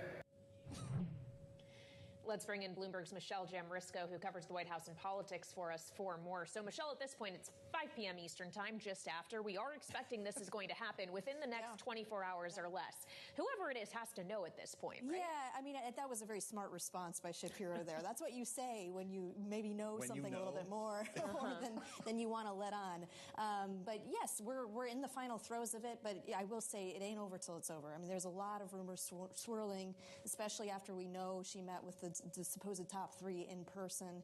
We know she has also talked with others virtually. So she could pull a rabbit out of a hat. You surprise us all, whatever metaphor you want. Really get someone who's a dark horse, perhaps, or maybe not in the mix in the top tier of candidates that we're talking about. And I think one thing we have to emphasize is that the Harris campaign has said, personal rapport is very important here. So there's a lot of talk about what each candidate might bring to the ticket, but it all matters, how those meetings went this weekend, how she feels about having that person as a teammate in this fight. Well, I love that you're open to the idea of a surprise here, but surely whoever it is knows, right? They have to go on a week-long trip with Kamala Harris starting tomorrow morning. So assuming the phone call's been made, how do they roll this out? Well, I mean, we're going to see it, perhaps via social media, via her text message, or a video announcement as well. It'll remain to be seen how, who gets the first bite at this. Hopefully, it's scooped somewhere, hopefully by Bloomberg. But, we'll see how it's rolled out. But I think, regardless, she's going to want to make a big bang ahead of that Tuesday night start to the swing, the multi-state swing that she'll have with that VP candidate. All right, Michelle, it's great to have you. That news, of course, break at any time, and we'll have it for you here when it does break on Bloomberg. Michelle Jamrisco covering politics for us in Washington. Also today, a federal judge ruling that Google violated antitrust laws by paying to make their search engine the default option on phones. A 286-page ruling, the judge detailing how Google's $26 billion of payments effectively blocked other competitors from succeeding in the market. Google has not yet responded to a request for comment from Bloomberg. It's also worth pointing out that Donald Trump doubled down on his repeated criticism of Google today, suggested that his fans quit using the search engine during an interview he gave on social media. Trump called the search engine, quote, illegitimate, amid claims that the search giant interfered with efforts to find information on the former president. Google also declined to comment on that. Now, still ahead, a countdown to who Kamala Harris will select as her running mate. Larry Sabato, the director of the Center for Politics at the University of Virginia, will weigh in next. This is Balance of Power on Bloomberg TV and Radio.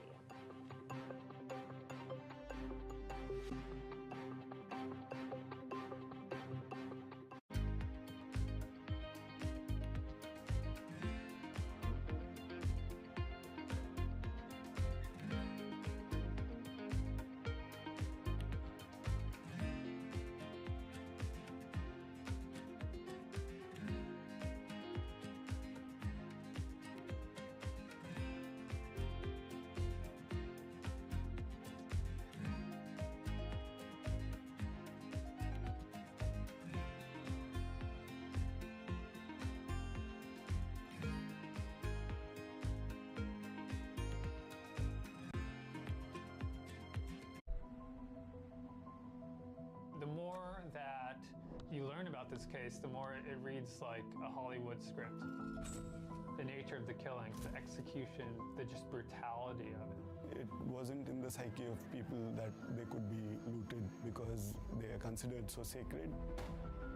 And we did it the way you do every single investigation. How do you eat an elephant? One bite at a time. It jumped off the page at me that you could see that there was a Ponzi scheme taking place. I started hearing mafia, mafia, mafia. Il sistema è perfetto. Sono gli uomini che spesso non lo sono. These are the holders of truth and justice. They cannot be possibly be doing this. But then they are. They are. And the evidence is there. It's overwhelming.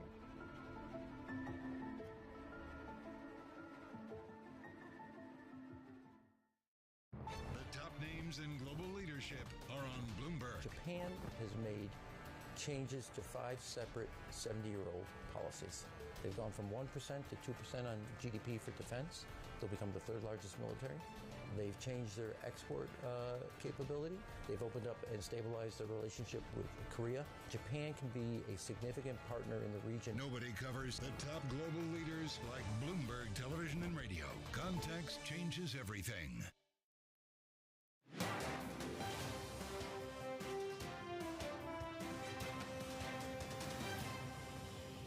I do think the Trump campaign will be worried mostly about Shapiro because Pennsylvania is such a prize.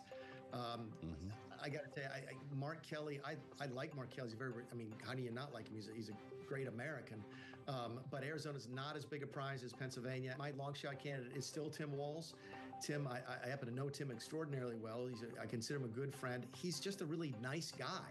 And that might sell in more than just Minnesota.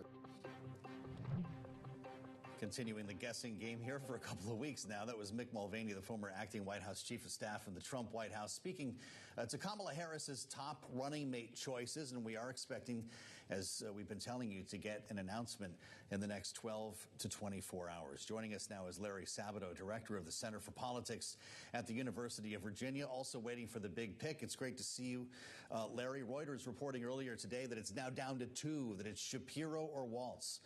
And in a world where nothing matters more than Pennsylvania, it's my job to put you on the spot. This is Shapiro, right? Well, that would be my pick, but I'm not running for president. But yeah, Pennsylvania has 19 electoral votes. Minnesota has 10, and if you're a competitive Democrat, you're going to win Minnesota. So what do you get? I heard several Democratic officials today say, well, Walz is America's dad. Well, I happen to be in Virginia. I know Tim Kaine well. He's a great guy. And when he was picked, he was called America's dad. And we know how that turned out. So I would say Shapiro, but what do I know? Well, we also have heard some criticism of the governor, if you will, some of it coming from labor. UAW President Shawn Fain, for example, wasn't in favor of him being tapped. We also know that he has sparked some criticism for his handling of college protests over Israel and Gaza. How many voters does he risk alienating? And is the number he could bring in larger than that for sure? I think the latter. He could bring far more voters in than he would lose. Let me tell you something. I've learned this over many, many decades of watching vice presidential selections. If Mother Teresa were still alive, she's St. Teresa now, Mother Teresa were still alive, she were right here, and she were picked as the nominee for vice president, we'd have 50 groups tomorrow telling us in one way or another how awful she was. That's just the way it goes. All your enemies are going to come out and tell about that time that they had a problem with you. This is, and especially in the Democratic Party, my God, it's a factionalized party. Well, I guess it's good Mother Teresa never went there, because one of these folks will be picked imminently.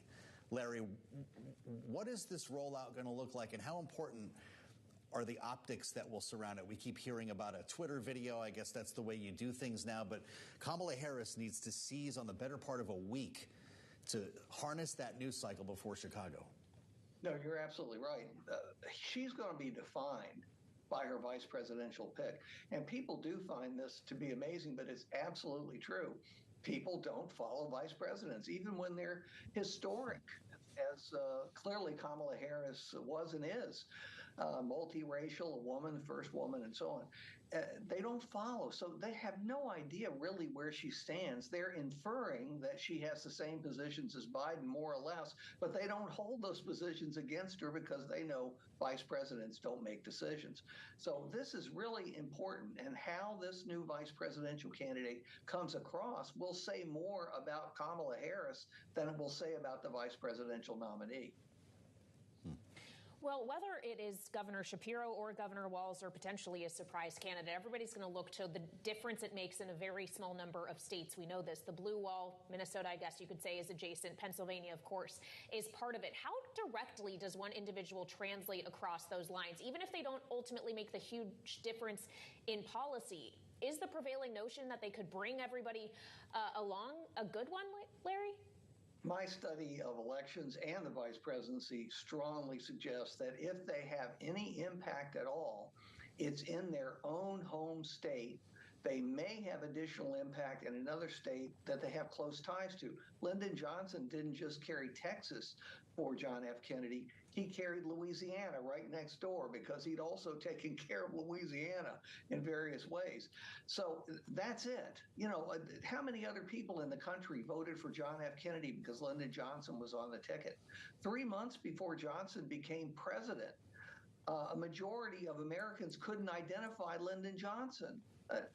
So again, people don't follow vice presidents. That's why this is so critical. You know, it's funny, as you say that, it dawns on me that J.D. Vance is actually going to be chasing this new ticket, kind of stalking them in 4 of the cities they are set to visit over the next week, bracketing the new ticket. If nobody cares about the new running mate, I wonder what they think about the running mate that was announced a couple of weeks ago, because MAGA Inc., the pro-Trump super PAC, is framing Josh Shapiro as, quote, wants boys in girls' sports, unquote. Is that the kind of stuff we're going to hear this week? Absolutely. Every petty thing you can think of. I'm not saying it's not a serious issue, but that is not on the plate of massive major issues that will determine the fate of the world and the country. But yeah, look at what Donald Trump's been doing. He's used every nasty name he could think of. He's trying to find one that works, and he will eventually. That's one thing for sure. But that's what we'll get. That's what we'll get, and that's mainly what Donald Trump will do for the rest of the campaign.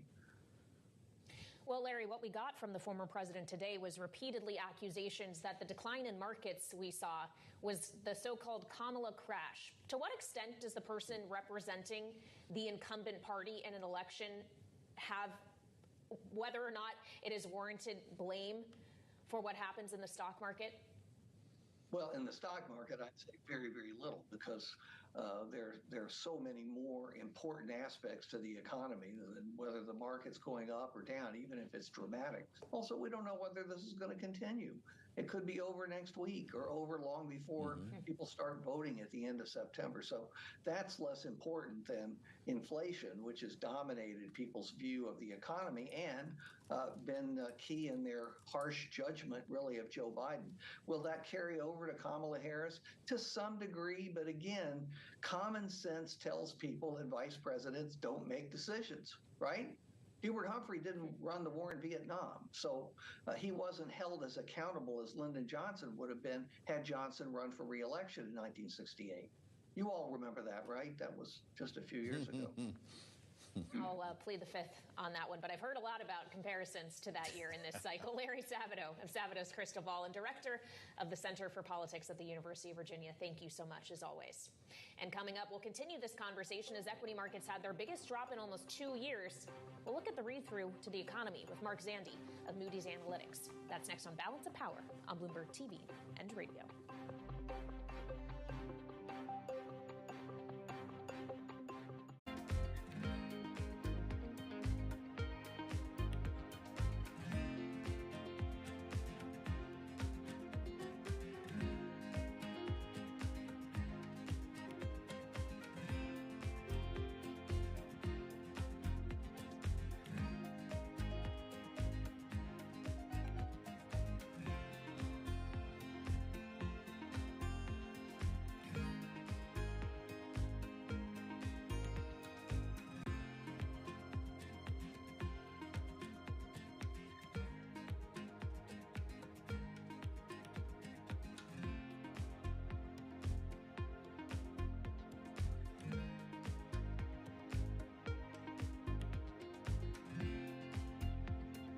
Lots happening on Wall Street. I couldn't have been more wrong. It's going to stay volatile for a while longer. It's a bifurcated market. Need to catch up? This is Bloomberg Wall Street Week. I'm David Weston. We've got the information and insight. Year over year, you could start to see some cracks. It might be overhyped short term, but it's underhyped long term. From businesses most influential and instrumental. A lot of the doom and gloom has been somewhat overblown. If you're not living near the edge, you're taking up too much space. Bloomberg Wall Street Week, live Friday with replays all weekend on Bloomberg Television and Radio.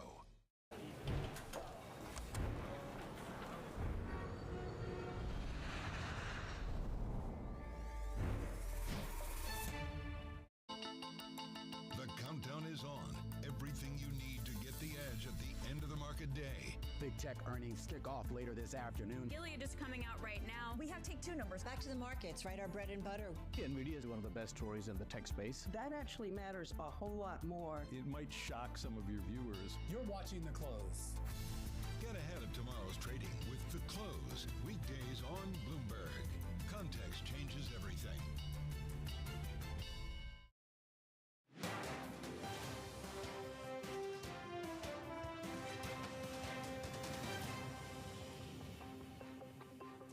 This is Balance of Power on Bloomberg TV and radio. Following the biggest sell-off in equity markets in almost 2 years, many are concerned that it's a signal that there perhaps won't be a soft landing for the U.S. economy. Joining us now for whether or not that is true is Mark Zandi, Moody's Analytics chief economist. Mark, great to have you back on Bloomberg. Obviously, today's market reaction follows what we saw Friday in the aftermath of a softer jobs report. There is a lot of concern now about a growth scare. Are you scared? No, this doesn't feel good, and I wish the Fed had started cutting interest rates earlier so we wouldn't be here today. But I think the economy is going to hang tough. I mean, for me, the key is jobs, and we're still creating a lot of jobs. I know the number on Friday was disappointing, 114,000 jobs, but that was affected by the hurricane and other temporary factors. I think the underlying rate of job growth monthly is about 150K. That's pretty good and good enough to ensure that the economy continues to move forward, stay out of recession. But having said that, it is really critical for the Fed to get moving here. And once they do start cutting interest rates, I suspect at the September meeting, they cut aggressively and get the rates back down to something that's more consistent with the equilibrium rate, that rate which is consistent with policy neither supporting or restraining growth. We're a long way from that. They got a lot of work to do.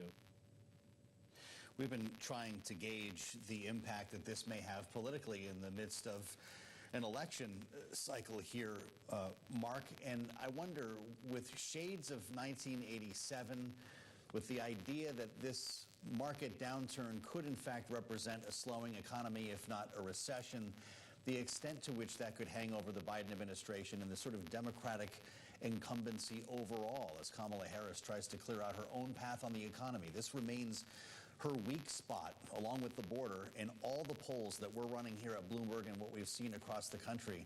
What does she have to expect this fall when people prepare to vote? Well, Joe, if I'm right about the economy avoiding a recession and we continue to create jobs, unemployment hangs around 4%, I think that should be enough to convince people ultimately that the economy is fine. Now, interestingly, ironically, with today's market sell-off, we just see mortgage rates come down. And for lots of folks, mortgage rates matter a lot more than stock prices. We are seeing, other indicators that, might work in her favor. I mean, the lower interest rates is certainly one of them. Lower oil prices is another. So gasoline prices before all this was $3.50. It seems like it's going to be heading south closer to $3. And so that would also be a very positive development for her. And here's the other thing, Joe. With these events, I think it's now crystal clear that the Fed has to cut rates and has to cut rates aggressively. Before these events, it wasn't so clear, and maybe the Fed wasn't going to cut rates, before the election. So the irony here in all of this might be that this works in Kamala Harris's favor as opposed to being a problem for her. Well, to that point, Mark, there has been a lot of talk on the Republican side that a cut in September before the election would be something politically to advantage the Democrat. But wouldn't a cut, especially if it's a larger one, say 50 basis points, actually signal some degree of panic about the economy, that perhaps it's turning and that could be a bad thing for the incumbent? Well, I think if the Fed cut interim meeting between now and the scheduled September meeting, yeah, maybe that would be kind of, what do they know that we don't know, and should we be concerned about that? But at this point, I think, there's a strong case to be made that they should be normalizing rates a lot more quickly than I think they had in mind before. And so a 50 basis point cut, now that's already embedded in market expectations. I don't think that's going to be viewed as, kind of a panic cutting. I think it's going to be viewed as, hey, the Fed made a misjudgment here, made a mistake, has to catch up, and they got to cut rates more quickly to catch up. Mark, it's great to have you back. Thanks for being with us on what I know is a busy day for you. Mark Zandi, Moody's Analytics Chief Economist. We thank you for the time. Coming up, we'll look at the trade relationship between the U.S. and the U.K. with Rachel Reeves, the U.K. Chancellor of the Exchequer. It's a conversation you'll only hear next on Balance of Power, Bloomberg TV and radio.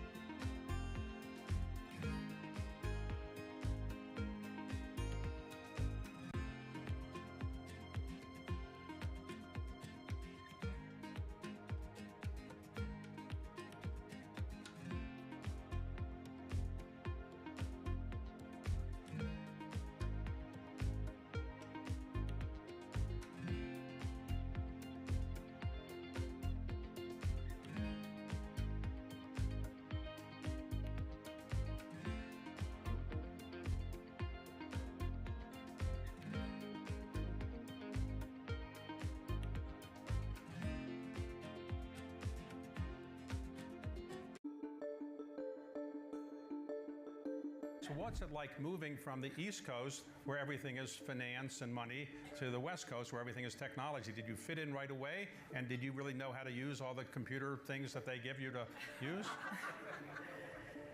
So it was pretty fun.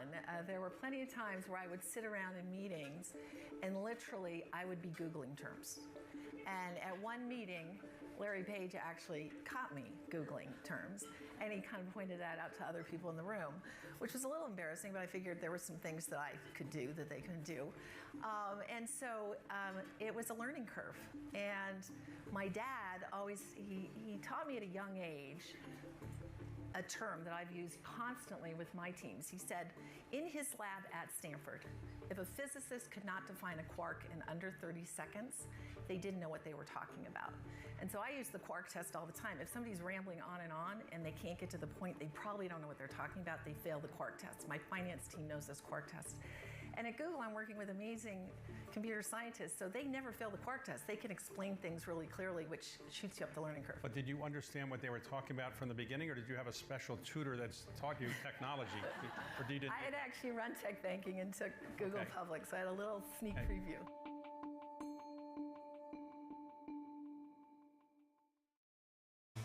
Bloomberg Surveillance covers the latest in global markets and the political events that influence your world. Join Jonathan Farrell, Lisa Abramowitz, and Anne-Marie Hordern only on Bloomberg. Context changes everything.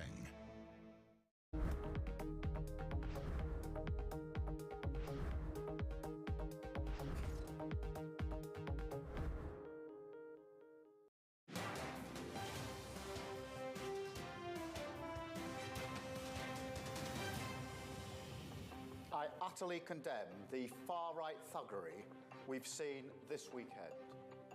Be in no doubt, those that have participated in this violence will face the full force of the law. I guarantee you will regret taking part in this disorder, whether directly or those whipping up this action online and then running away themselves.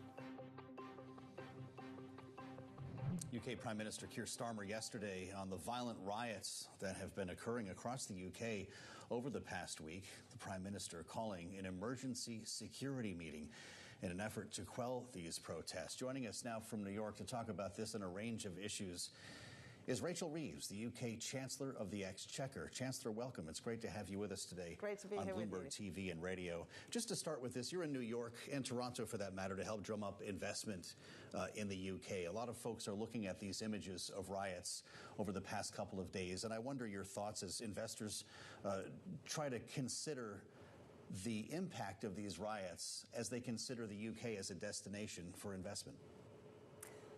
Well, those responsible for the disorder that we've seen these last couple of days in the United Kingdom, they don't represent the vast majority of people. They are a tiny minority, and as our Prime Minister Keir Starmer says, they will be met with the full force of the law, and they will feel the consequences of their actions.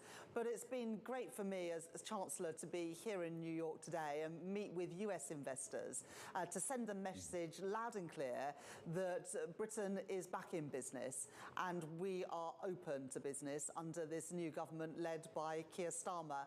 We won the election just over a month ago with a mandate to grow the economy. Number one mission of this new government is to bring economic growth and jobs and productivity to all parts of the United Kingdom, and that's a message that I've been really pleased to share with investors here in New York today. Well, Chancellor, of course, trade has a big impact on the economy, and we have an election of our own here in the U.S. coming up just a few months from now. When it comes to a potential U.S.-UK trade agreement, do you think that's more likely to happen under a future Harris or second Trump administration? Well, it's up to the people of the United States to choose who they want as their president. But the UK government, whether that's Labour or a Conservative government in the UK, has always worked with whoever's in the White House and whoever is in Congress. And that will continue to happen. The US doesn't have a greater friend than Great Britain. We are the closest of friends and allies. And already, Britain's largest trading partner is the United States. Of course, we want to build on that and make it easier for great British businesses to export to the United States and to make it easier for great American businesses to export to the United Kingdom. So we want to strengthen and deepen those trade ties. Trade is good for countries, and especially when it's between countries that share each other's values in the way that the UK and the US do. Well, as long as Joe Biden is the president, there's a debate underway, and I suspect that will continue if Kamala Harris becomes the next president, about what to do with the Trump-era tax cuts from 2017. There's an effort by Republicans to extend them or make them permanent. Democrats here say we can't afford it because of the impact that would have on our debt and deficit. President Biden goes further to say the super rich need to pay their fair share when it comes to taxes. Is that something you agree with? I think people should pay their fair share of tax, and one of the challenges we have in the UK is a gap between what should be collected by His Majesty's Revenue and Customs and what is actually collected. But we made a commitment in our manifesto that we'll be sticking to, which is that we don't want to increase taxes on working people, and we will be keeping income tax, national insurance and value-added tax at the rates they are for the duration of this Parliament. I would like taxes on working people to be lower, but I believe that you can't make promises without being able to say where the money is going to come from. But the tax burden in the UK has got too high. The tax burden in the UK is at a 70-year high. I want to bring that tax burden down because I want to make Britain the best place to start and grow a business, and I want working people to keep more of their own money in their pockets, and that's what people will have with this new Labour government. And it's why it's so important that we grow the economy, because the last few years in the UK, there's been lots of debate about what level of taxation and what level of spending, but it's missed the bigger picture. Yeah. And the bigger picture is growing the economy, and that's why I'm here in New York today and tomorrow, and then in Toronto later in the week to bang the drum for Britain and to say loud and clear that Britain, with this new government, is open for business. Well, as you mentioned income taxes there, Chancellor, I wonder, given the revenue it potentially could generate, if you're tempted to bring capital gains taxes in line with the income tax, is that something you're considering? We've got a budget on the 30th of October, and we'll set out our policy then. But it's always important when you're deciding tax policy to strike the right balance. Of course, you need to bring in the revenue to fund vital public services, but we've also got to grow the economy. And I won't do anything that makes it harder to achieve that economic growth and prosperity, because in the end, the only way we're going to lift living standards for working people and have the money that we need to invest in our public services, whether that is our health service or our schools or indeed our police and our armed forces, is by growing the economy. And so I am determined to ensure that when we set all of our policy, including tax policy, that we're not doing anything that will deter the investment and growth that we need to see in the UK economy. But we'll make decisions around tax and around spending at the budget and the spending review later this year. As you consider those decisions, you've said that private equity firms that co-invest on deals might receive more favorable tax treatment. What would those favorable rates look like? Well, we've just announced a consultation at the end of July into the treatment of carried interest to make sure that the system works fairer. Of course, if you put in your own capital, if you've got capital at risk, I think it is right that you benefit from a more generous form of tax relief. But if it's not your capital at risk, then it's not right that you receive those tax breaks. So that's why we've launched this consultation. And we will, in the budget later this year on the 30th of October, bring forward the changes that we need to see to our tax system around the carried interest for private equity. Well, and of course, private equity, I would imagine, is inclusive in some of the meetings that you're having while you're here in the U.S. We understand you've been meeting with the likes of Steve Schwarzman or Jane Fraser. What have you heard from them? Have they made any commitments in regard to the UK Investment Summit, for example, or are they looking for certain things from your government? Well, it's been great to meet some of the private equity and venture capital firms here today in New York, and I'll be doing more of that tomorrow. There's so much money that we think we can unlock for the UK economy and ensure then that British firms, start-up firms, scale-up firms can grow and access that long-term patient capital that private equity and venture can often bring to the table. And what I've been hearing loud and clear from the private equity equity bosses that I've had a chance to meet with today is that they welcome the change of approach that they've seen from this new Labour government, with a relentless focus on growing the economy, the reforms to the planning system, reforms to our pension system to unlock the long-term patient capital, the creation of a national wealth fund to leverage in private sector investment, as well as building and resetting our relations with our nearest neighbours and trading partners in the European Union, which is really important for US businesses when they're deciding where in Europe to locate and headquarters. So it's been really useful having the frank exchange of views with private equity and venture capital today. And as you say, we're going to be hosting an International Investment Summit in the UK on the 14th of October. And I hope that many of the businesses that I've had a chance to meet with here in the States will be over in London for that investment summit in October. All right, Chancellor, thank you so much for spending some time with us this evening here at Bloomberg. That's Rachel Reeves, UK Chancellor of the Exchequer. We appreciate it. And coming up, our political panel will weigh in on the news we're all waiting for in the next 24 hours. Who Vice President Harris picks as her vice presidential running mate. That's next on Balance of Power on Bloomberg TV and radio.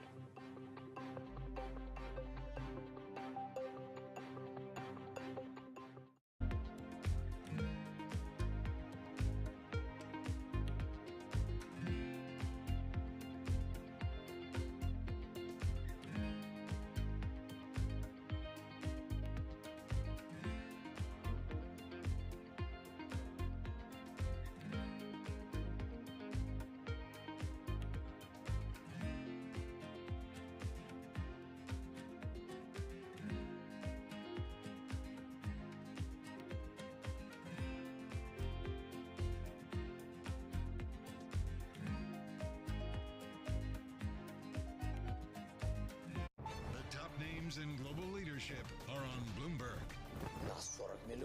We are 40 millions. We're a big country, and we really depend on the aid from the world. And we depend on the aid and the position and the stance of the US. So I would like to understand, what would it mean to finish war fast? If Trump knows how to end this war, he should tell us today. Because if there are risks to Ukraine's independence, if there are risks that we will lose the statehood, we want to be prepared for this. We want to understand whether in November we will have the powerful support of the US or we'll be all alone. Only our lives are at stake here, and nobody can just trade our lives. Nobody covers the top global leaders like Bloomberg Television and Radio. Always on the heartbeat of the tech sector. Spread across global markets. The real-time data aspect is going to be important. We're going to bring you expert analysis on that. Sure. Don't miss Bloomberg's interview with the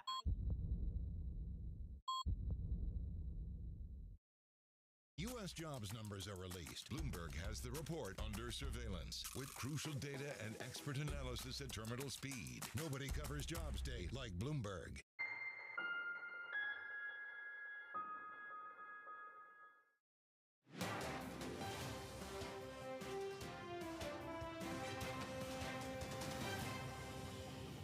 She's going to be defined by her vice presidential pick. And people do find this to be amazing, but it's absolutely true.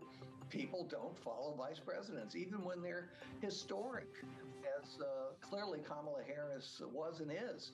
Multiracial, a woman, first woman, and so on. They don't follow, so they have no idea really where she stands. Larry Sabato moments ago on the importance of Vice President Kamala Harris's running mate choice. We're waiting to hear what that choice is within the next 24 hours. And joining us now as we do so here on Bloomberg TV and radio is our signature political panel, Rick Davis, Stonecord Capital Partner, and Jeannie Shanzano, Political Science Professor at Iona University and Senior Democracy Fellow at the Center for the Study of the Presidency and Congress. So it's been reported today, Rick, that this is actually down to just two people, Governor Walz in Minnesota, Governor Shapiro in Pennsylvania. Shapiro said he got nothing for the press when he was asked about this earlier today. But given the hour, we're coming up here on 6 p.m. Eastern time. We're expecting this thing's rolling out at some point tomorrow. Whoever it is knows by this point, right? Oh, yeah, for sure. I mean, there's a video that's been produced with them in it, and it's just waiting to hit send. So, yeah, this has actually probably been figured out for a little while, and the fact is there's a lot of prep work that has to be done as far as getting them ready to show up tomorrow at a rally, in addition to having just produced a film. So, yeah, I think that there's somebody in Washington who knows the answer to this question. It's just not us. It's interesting that a spokesperson for the Harris campaign told a Fox station in Detroit, "We understand the excitement and interest here, but VP Harris has made no decision on a running mate yet." And Jeannie, I'm guessing you don't believe that either. So then comes the rollout. We're going to do this with the video on social media. Does that happen tomorrow morning? How do you best grasp the news cycle here to your advantage? Yeah, I mean, I even heard them talking about, well, if she doesn't know by midnight, maybe things would change. I mean, we know she knows, so it's maddening. And I'm just like hoping they're dropping Easter eggs like Taylor Swift style and trying to figure them out, but it hasn't worked yet. You know, I think they're trying to take advantage, obviously, of all the momentum, of all the attention. This is a big moment for her, to Larry Sabato's point. For many people in the country, quite frankly, it's the big decision, the only big decision they have seen her make and witness. So it's critically important for that reason. And so I do think we will probably get it tomorrow morning, just in time for the morning shows. At least I hope, but you know, it's anybody's guess at this point. I think what is fascinating, though, is we've seen a real sort of primary at the vice presidential level on the Democratic side that we didn't get on the presidential side. So that's been fascinating to watch as well, because the knives have been out a little bit on this thing over the last couple days. Yeah, very good point, Jeannie. As we consider that we might wake up to this news tomorrow, I'm sure the Harris campaign is hoping that tomorrow morning looks a little bit better in terms of the stock market performance. It was a really rough open today. If it's like that again tomorrow, Rick, doesn't that capture a lot of oxygen in a negative way from this rollout? I know this might be a complete shock to you, but not everybody sits there breathlessly watching the ticker all day long like we do here Trump at Bloomberg. Was watching. Absolutely. He called this the Kamala crash. Well, Bloomberg's people were watching for him, and I have no doubt that he'll take credit when it goes up and he'll lay blame when it goes down. But yeah, the reality is, I think we heard that earlier on the program, people watch interest rates on mortgages a lot more than they watch the stock market go up and down. And so I think she's got a clear shot tomorrow. It's really the political press that's going. And by the way, it's summer, so nobody's really paying attention to any of this that's going on. But the reality is it's going to happen. I actually kind of think maybe they hit send at like midnight, you know, because the whole thing is packaged for the next generation Z, and like, you know, only millennials are up at that hour, and maybe that's who they're talking to now. I love it. This is a guy who's done it before. This is the consideration. I have to ask you both about the debate, or whether we're going to get one.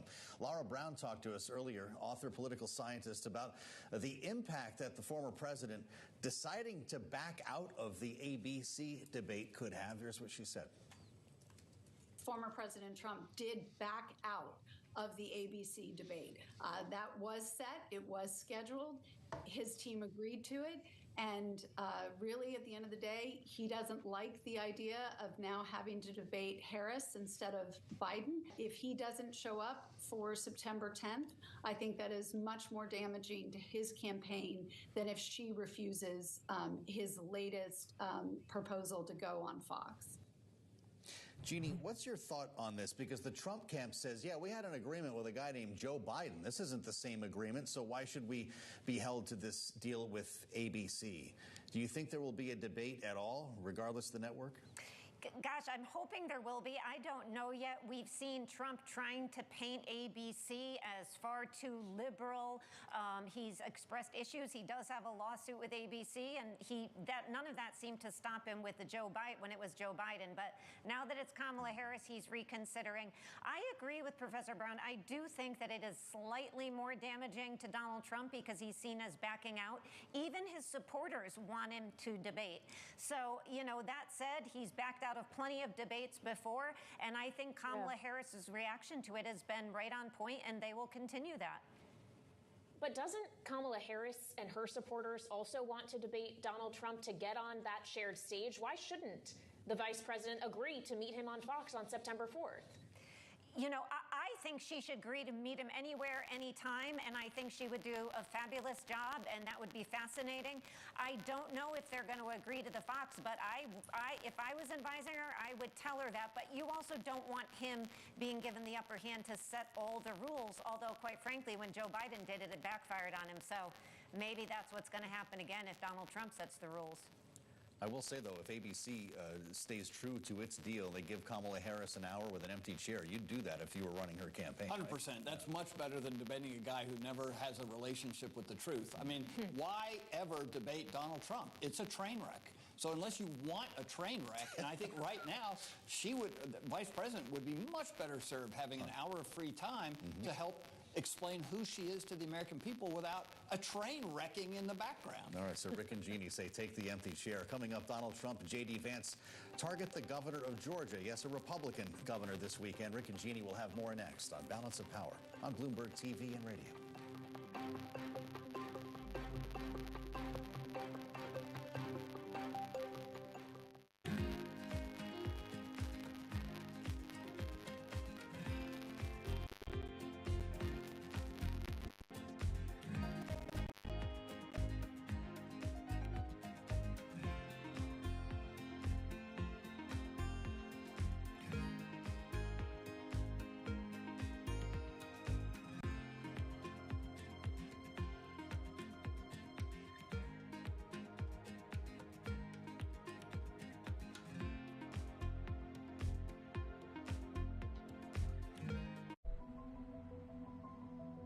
The more that you learn about this case, the more it reads like a Hollywood script.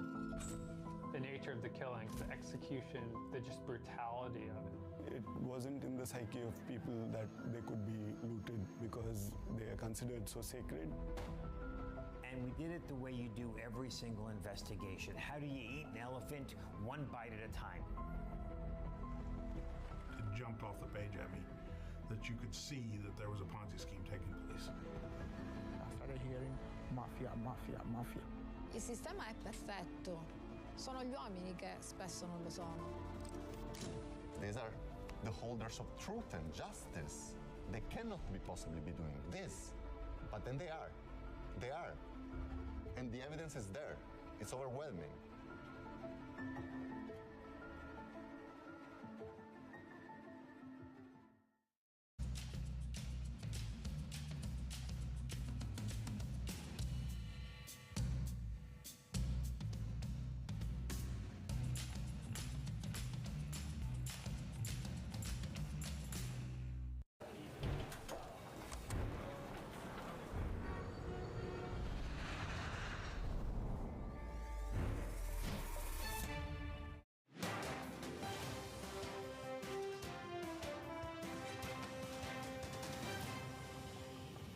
Your governor, Kemp, and Raffensperger are doing everything possible to make 2024 difficult for Republicans to win. What are they doing? I don't know.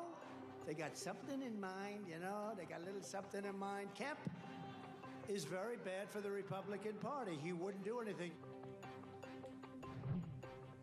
And they're on the same team.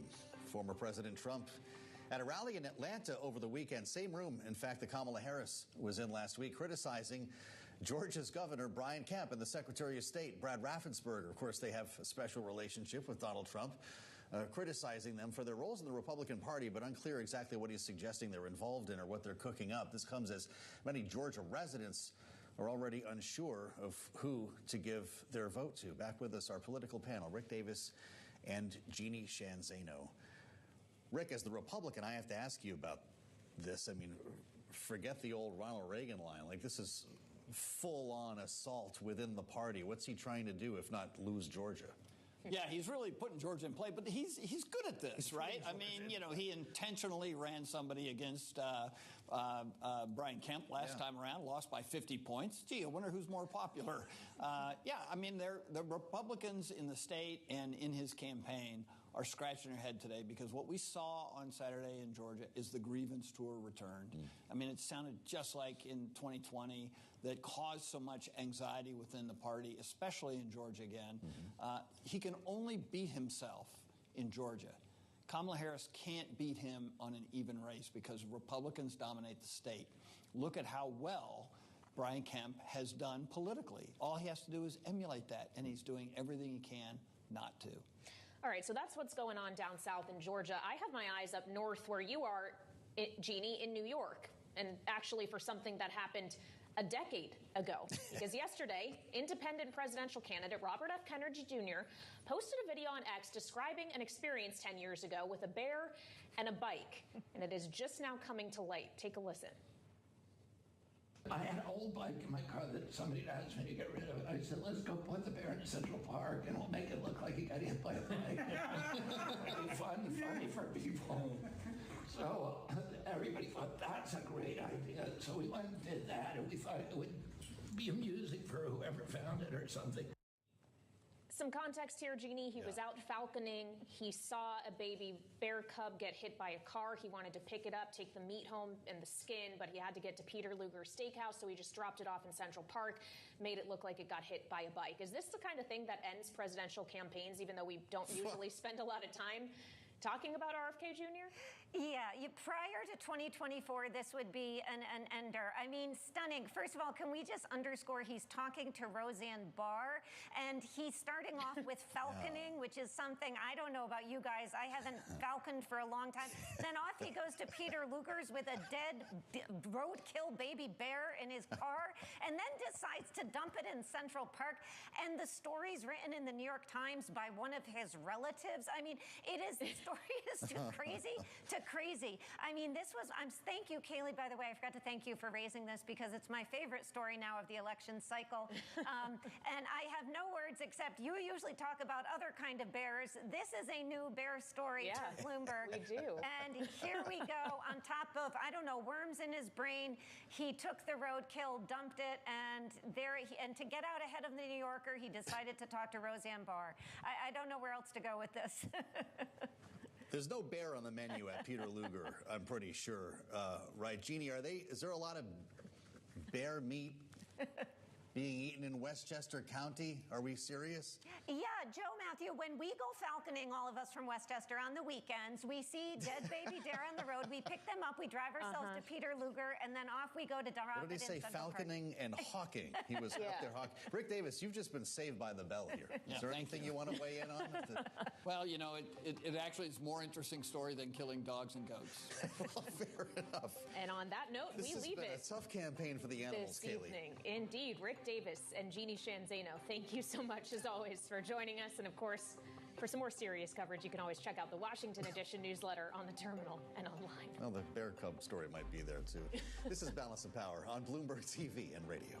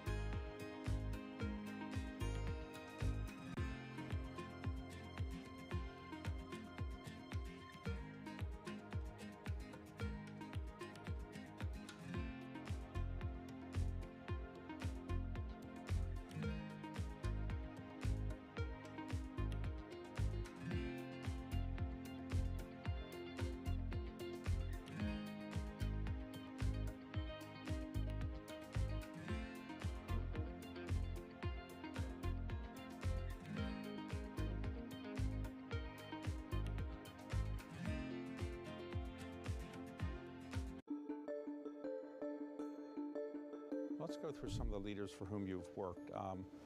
Al Gore, I don't know if you worked that closely with him, you got to know him a bit.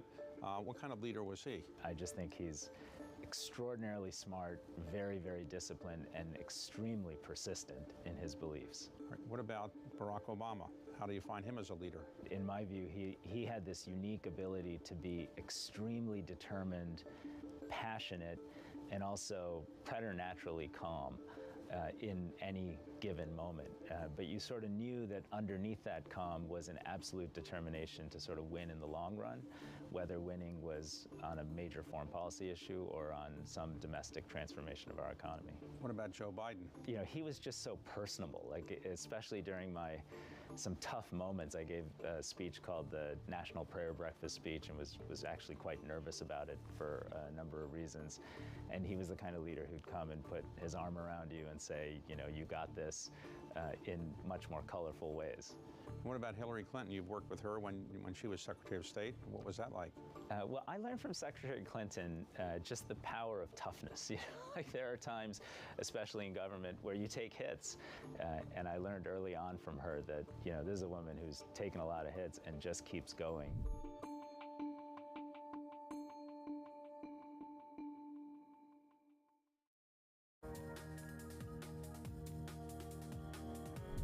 There are many global investors that aren't interested in China anymore, but there's a lot that are. And obviously the local investors have money in China and are doubling down on investing in China. Many of the Asian investors, and in fact a lot of the Middle East investors, the Americans are gone away. Therefore, there's an amazing opportunity to put capital to work and get returns which are excess what you would get in other places. Where there is lack of money, there is usually opportunity. So we continue to build out our business in China. It's just where the money's coming from is different. And so we're raising local money in China for investing and bringing those that choose to be there to invest in China. So it's just a different, where the money's coming from is just different.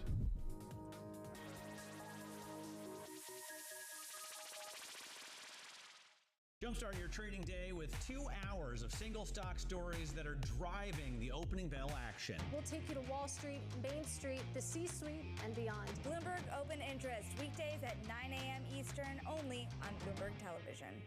Bloomberg loves earnings. I know it's like your Super Bowl, right? I can't wait. It's like opening presents in the morning. All right, it will be exciting. Nobody covers earnings like Bloomberg. Sometimes they say baseball is dying in a way.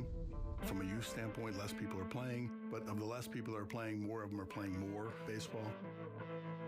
It's a strange but true fact about youth sports.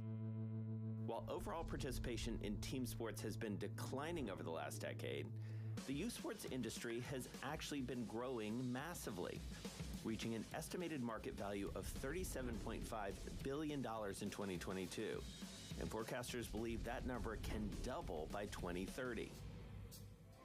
More money to be made means more money is chasing the dream and the profits.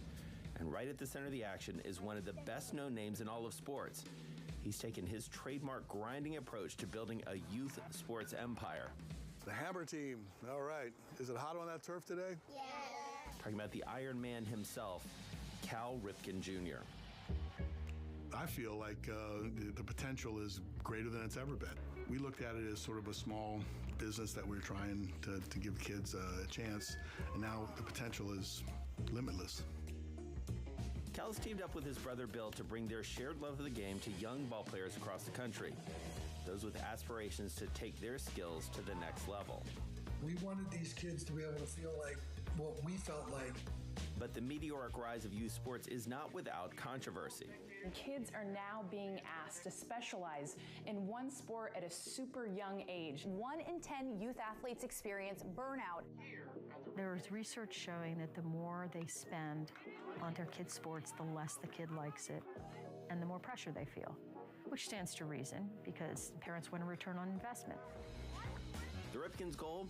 Look after both the players and the parents' interests and keep them coming back by providing a major league experience.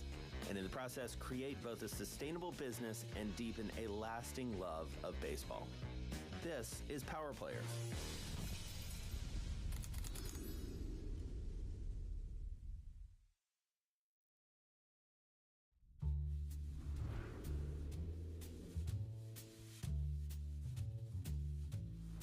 So tucked in here in Maryland, just off one of the busiest highways in America, I-95, is Ripken Baseball. It's Cal Ripken Jr., the Iron Man, one of the most celebrated players in the game, and he has built this massive complex. Youth baseball lives here, and it's about to get even bigger. Welcome to Cal Senior's Yard here at the Ripken Experience. Yeah. Hello. Hello. Do you feel like you run faster on the turf? Yeah. Like I wasn't known for my speed, but I thought I was faster on turf too. Good. You guys got any questions for me? Yeah. How many years were you in the pro? 21 years with the Orioles. Ow. I'm going to read stats that you know very well. 3,184 hits, 431 home runs, 2 Golden Gloves, Rookie of the Year, Most Valuable Player ×2, World Series champion, and of course the most famous stat that everybody knows, 2,632 consecutive games played. Unmatched career. Why are you doing this? You want to give me a hug? Is that what you want? I didn't look at it as a money-making entity at first. It seemed like it was more philanthropic. And then you realize that if you're going to do this, it's got to wash its own face. No matter how well you did or how much money you put aside, the model has to work. For Cal and his brother Bill Ripken, the origins of that model go back to the example set by their father and manager, Cal Ripken Sr. He laid the foundation for the brothers to grow up not only playing, but also teaching the game to the next generation. Dad ended up leaving baseball, and Dad had a baseball school. And I always had the vision when I stopped is that we were looking for places to bring Dad's baseball school into Aberdeen or to Fields. During the '95 season, the Players Association gave me a gift to go put a Field of Dreams back in your town of Aberdeen. And that, I think, was the start of, well, how can we do a complex here? Today, the Ripken Experience at Aberdeen offers 15 batting cages, 16 bullpens, and 9 ballparks, all of them designed to mimic major league stadiums. The main stadium, named for their dad, is equipped with seating for 2,500, and it's designed to give both fans and players the feeling of being at the Orioles' home, Camden Yards, complete with 2 Marriott hotels designed to look like the famous B&O warehouse. So did you and Billy choose like the fields that you wanted to build in terms of replicating them, like Yankee and well, Fenway and Wrigley, with less resources, we had to kind of figure out how do you theme the fields without breaking the bank. Yeah. Billy actually built the faux brick backstop. No way. So he built it himself? It might not be real brick or real ivy, but the Ripkens believe even small touches can make big league impressions. We know what it was like to go into Fenway Park. We know what it was like to go into Yankee Stadium. We also realized that this amount of kids are going to know what we knew. Why can't they feel that maybe when they're 12? We wanted these kids to be able to feel like what we felt like. Fenway is always an interesting one because it plays different than any other ballpark. Right. There were times in Fenway as a professional, the ball would be hit up to left field. I'm the shortstop. And the ball bounced off the wall, I might be the first one to it. Right. So one of the ballparks could the shortstop be playing a ball off the wall? Playing a ball off the wall. Because the guy will try to make a catch, the ball will carry him off of it. Yeah. And if you're alert, then you might be the first one there to stop the guy from getting a double. And it's funny to hear you talk like that because I feel like you would have, even though these are obviously replicas as it were, they're like memories embedded in all of these for you, right? For sure. And the uniqueness of playing in the different venues is part of the dream. Because this is a volume business at the end of the day, to some extent, right? For sure. Yeah. You got to have people playing on the fields and playing on the fields all day. Yeah. The challenge for this particular complex is what do you do Monday through Thursday? And so we filled the Monday through Thursday through our camps. The Aberdeen facility primarily focuses on weekend tournaments. Teams from around the country pay between $2,000 and $3,000 for a weekend's worth of games. They have also created week-long experiences that range from between $450 to $700 per participant. Worth noting, these costs are often coming on top of what parents are already paying for their kids to play baseball locally. And while more and more are buying in, it does have the effect of pricing many out. I say this as a parent of some athletes, it's really expensive, it takes a lot of time. Time is, what it is.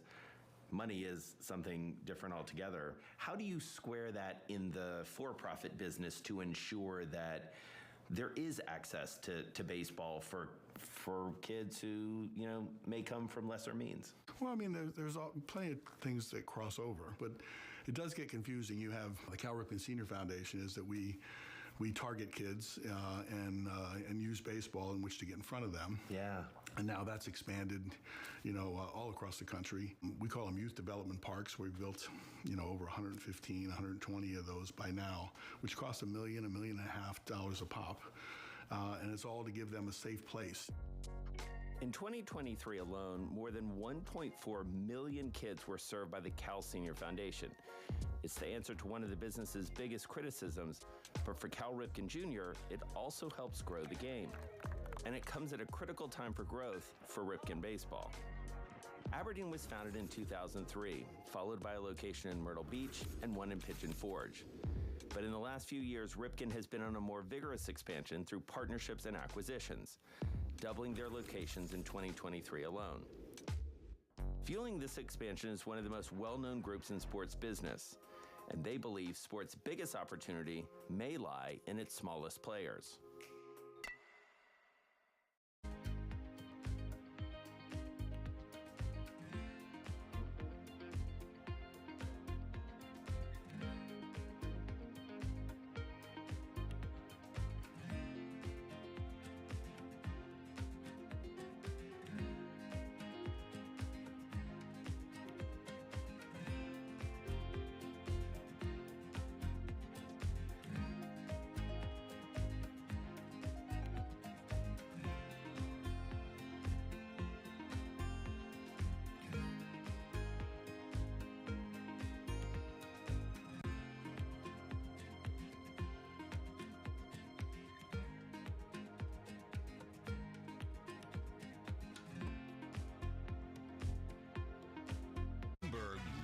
Earnings. I know it's like your Super Bowl, right? I can't wait. It's like opening presents in the morning. All right, it will be exciting.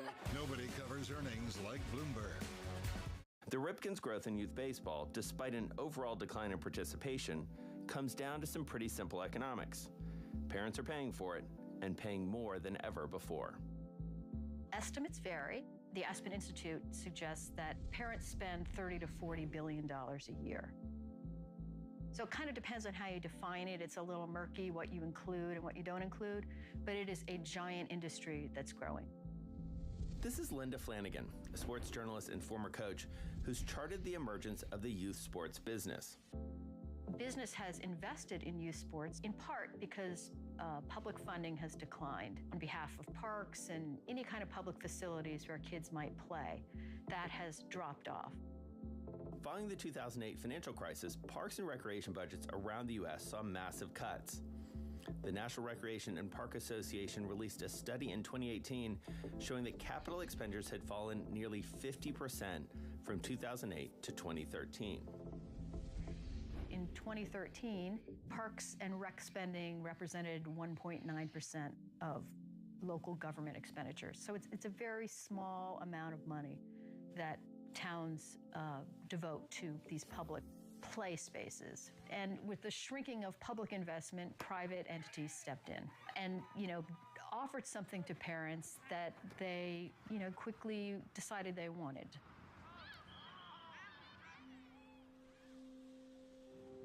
With a reduced amount of both fields and recreational youth sports programs being offered by local governments, some parents would turn to private travel leagues that would often have newer facilities and put a stronger focus on competition and development.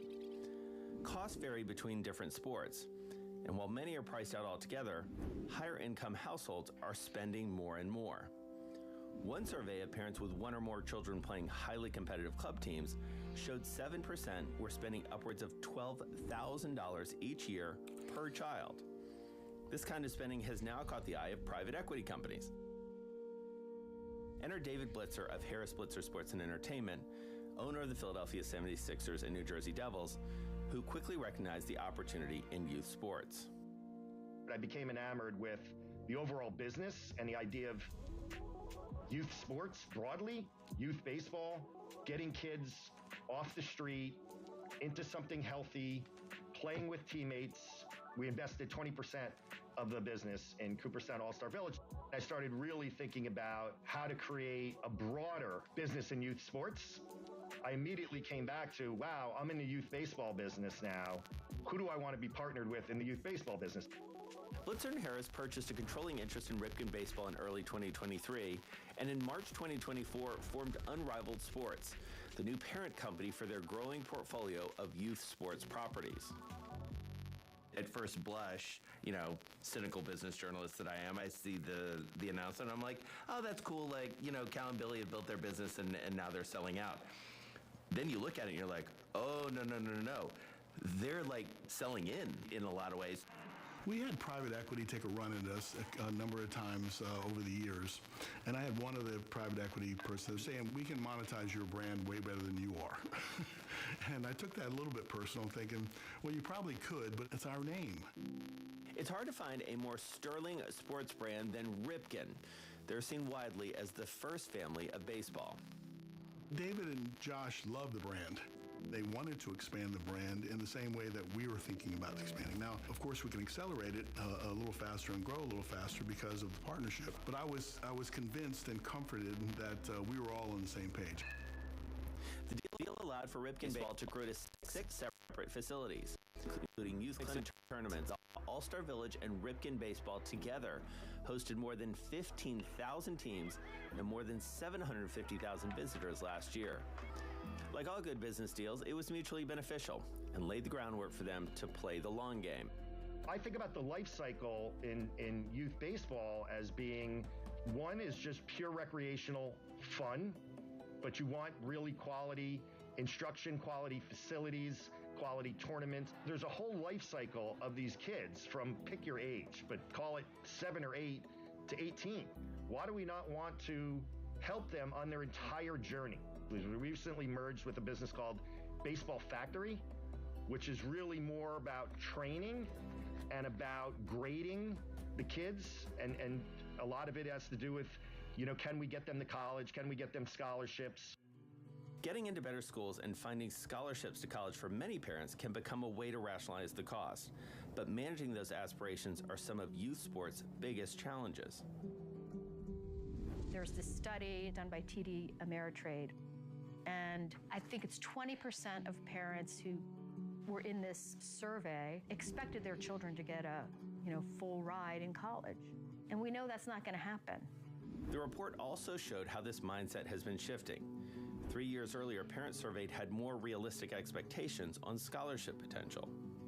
If you want to talk about numbers for a minute, and I think really all parents need to bear in mind the raw data on who gets into college. It's 6 to 7% of high school athletes go on to play in college at all.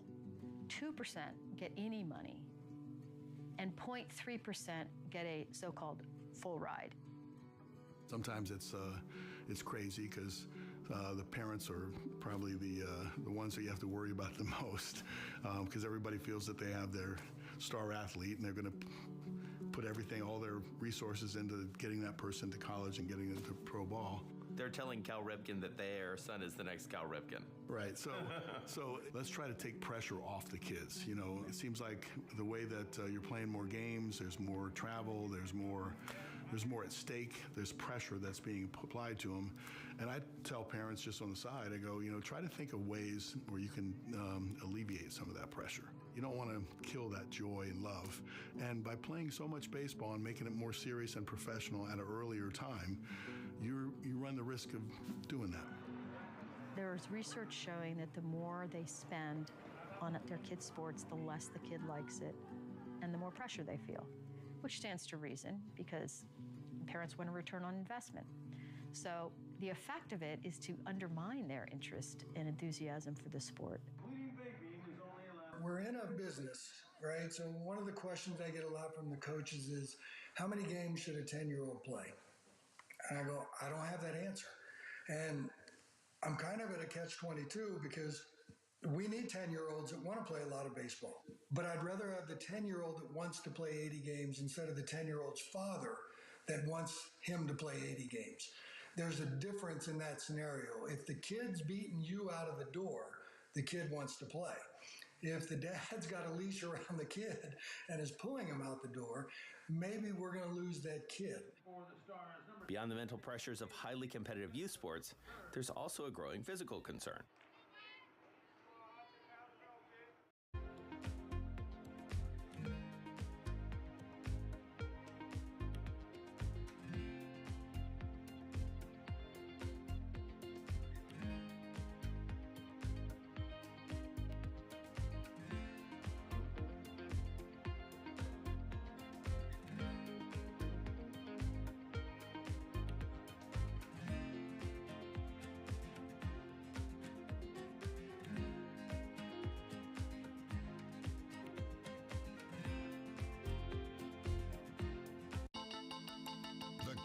Is on. Everything you need to get the edge at the end of the market day. Big tech earnings kick off later this afternoon. Gilead is coming out right now. We have take two numbers. Back to the markets, right? Our bread and butter. NVIDIA is one of the best stories in the tech space. That actually matters a whole lot more. It might shock some of your viewers. You're watching The Close. Get ahead of tomorrow's trading with The Close. Weekdays on Bloomberg. Context changes everything. It's a multi-trillion-dollar industry. We'll show you what's happening in ETFs like no one else. Bloomberg ETF IQ, Monday on Bloomberg.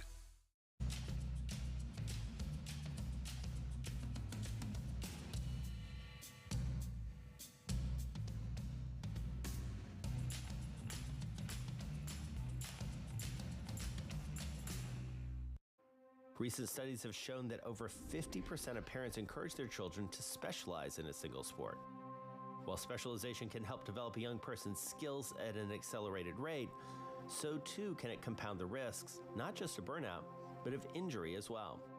I cannot tell you how unanimous the agreement is that this is a bad idea among sports medicine people, organizations that are devoted to improving youth sports, college coaches. This is a bad idea because kids burn out, they get hurt, and also those kids who specialize early in age are less apt to be playing sports later in life.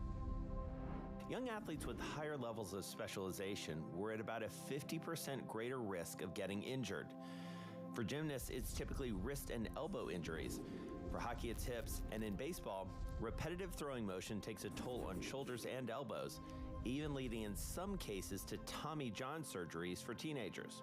44% of kids who play sports got hurt last year. This is from an Aspen Institute study. 1 in 20 tore a knee ligament, 1 in 12 got a concussion.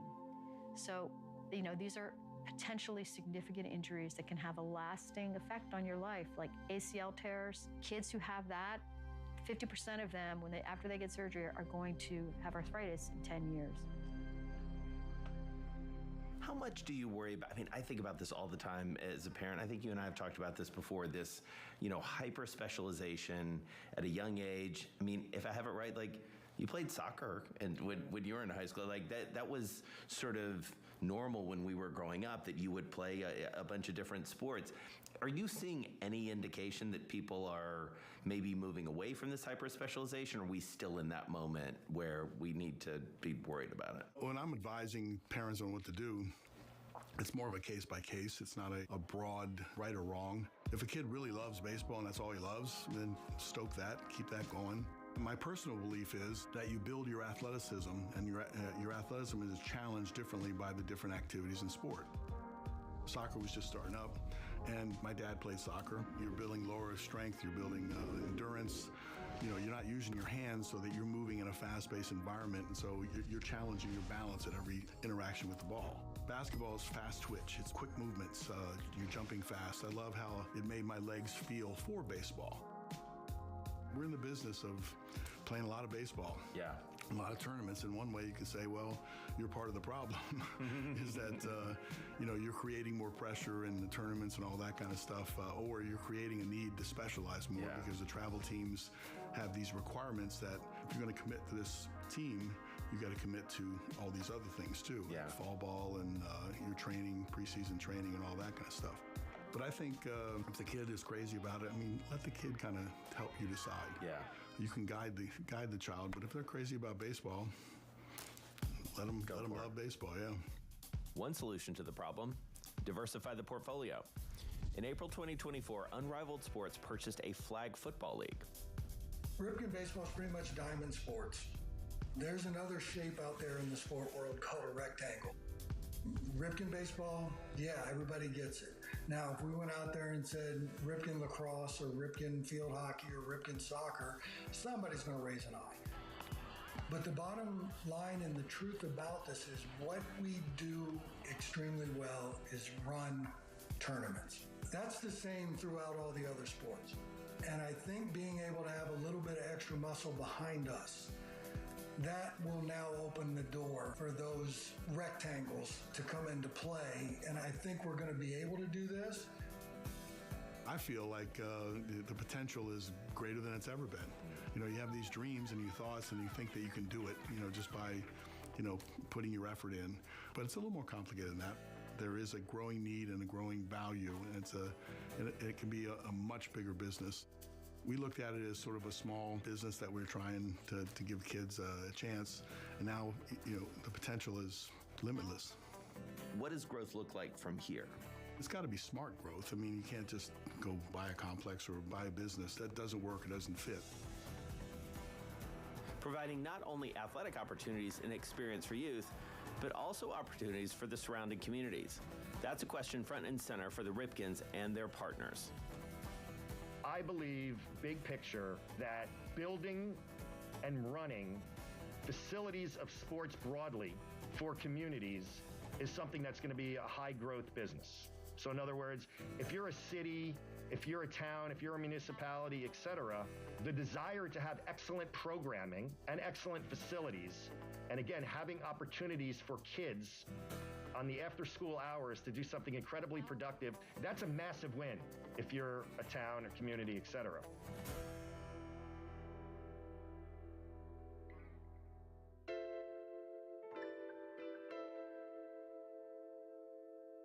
So as you grow the business, you know, you hear Roger Goodell talk about, you know, don't tarnish the shield. You hear, you know, the Dallas Cowboys, don't tarnish the star. Like, how do you ensure that you don't tarnish Ripken? When you start to think about essentially building a brand and all that kind of stuff, I think people now in sports are thinking about building the brand before the brand is built. To me, it's not artificially built. It's built, you know, over time. And so we value that and we want to protect that. Watching baseball with Cal Ripken, given both his history and his ambition, it's hard not to be a little optimistic about where baseball could go from here, and that his approach could be an antidote to youth sports gone wild. He's practically the embodiment of playing the long game. When you look out, these kids playing, this is literally the future of baseball. I mean, what do you think when you're sitting here watching a game like this? I think the game's in pretty good shape. It reminds me of the enthusiasm you had as a kid, sort of the honest purity of playing the game. You know, there's no other things going on, but you like the game and you want to play and do well. Yeah. There's something timeless about this too. As times change, as we all get older, kind of look back and say, well, this is happening in my day. But truly, when you have a bunch of kids going out and playing the baseball field, it's the same. Our success, our numbers are growing, our growth, and trying to have more kids enjoy and experience, you know, the game of baseball the way that we envisioned it.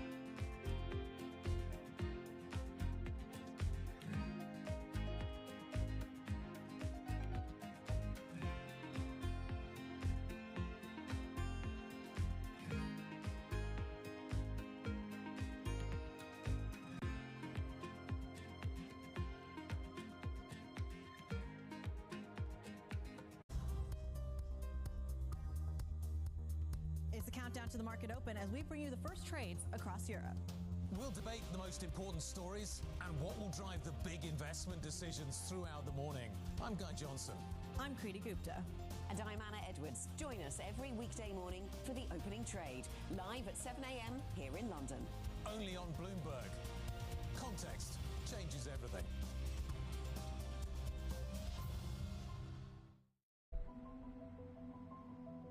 The more that you learn about this case, the more it reads like a Hollywood script. The nature of the killings, the execution, the just brutality of it. It wasn't in the psyche of people that they could be looted because they are considered so sacred. And we did it the way you do every single investigation. How do you eat an elephant? One bite at a time. It jumped off the page at me that you could see that there was a Ponzi scheme taking place. I started hearing mafia, mafia, mafia. Il sistema è perfetto. Sono gli uomini che spesso non lo sono. These are the holders of truth and justice. They cannot be possibly be doing this. But then they are. They are. And the evidence is there. It's overwhelming.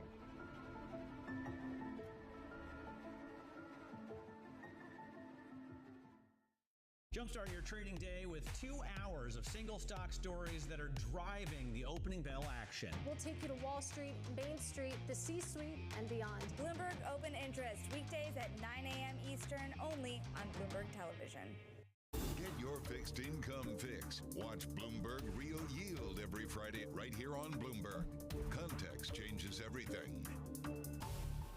Welcome to the world of decentralized finance. We thought we'd take a look at Bitcoin versus the S&P 500. Bloomberg's covering all things crypto, the people. A tectonic shift emanating from Washington. It's really a tale of two cities in crypto. Crypto shouldn't be partisan. The transactions. Really a record-breaking moment. Crypto VC is back. And the technology. It's really the beginning of a global on-chain economy. And if America doesn't embrace it, we're going to be left behind. Bloomberg Crypto, Tuesdays, only on Bloomberg.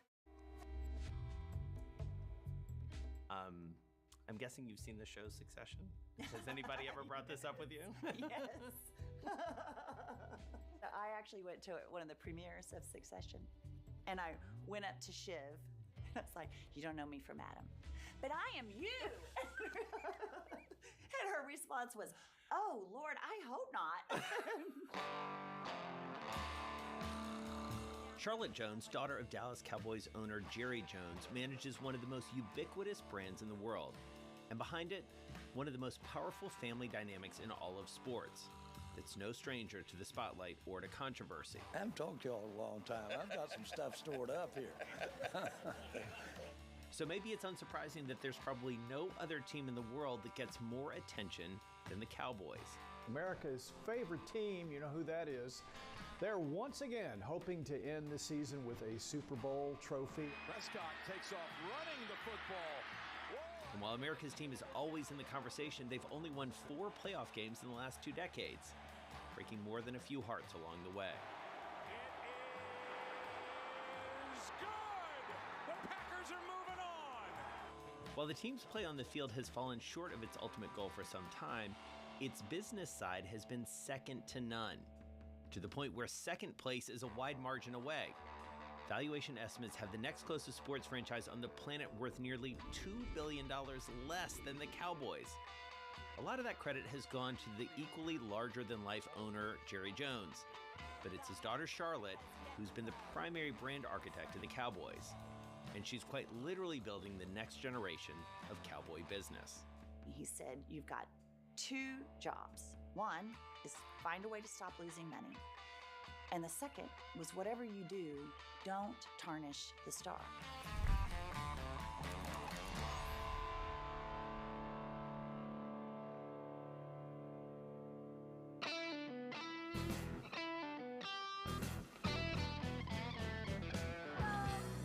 It's the first Saturday in August, and we're here at AT&T Stadium. It is blazing hot in Dallas, but the Cowboys faithful are turning out. This is the chief cathedral of football. This set a new standard for everything that came after it in the NFL. I'm so hot.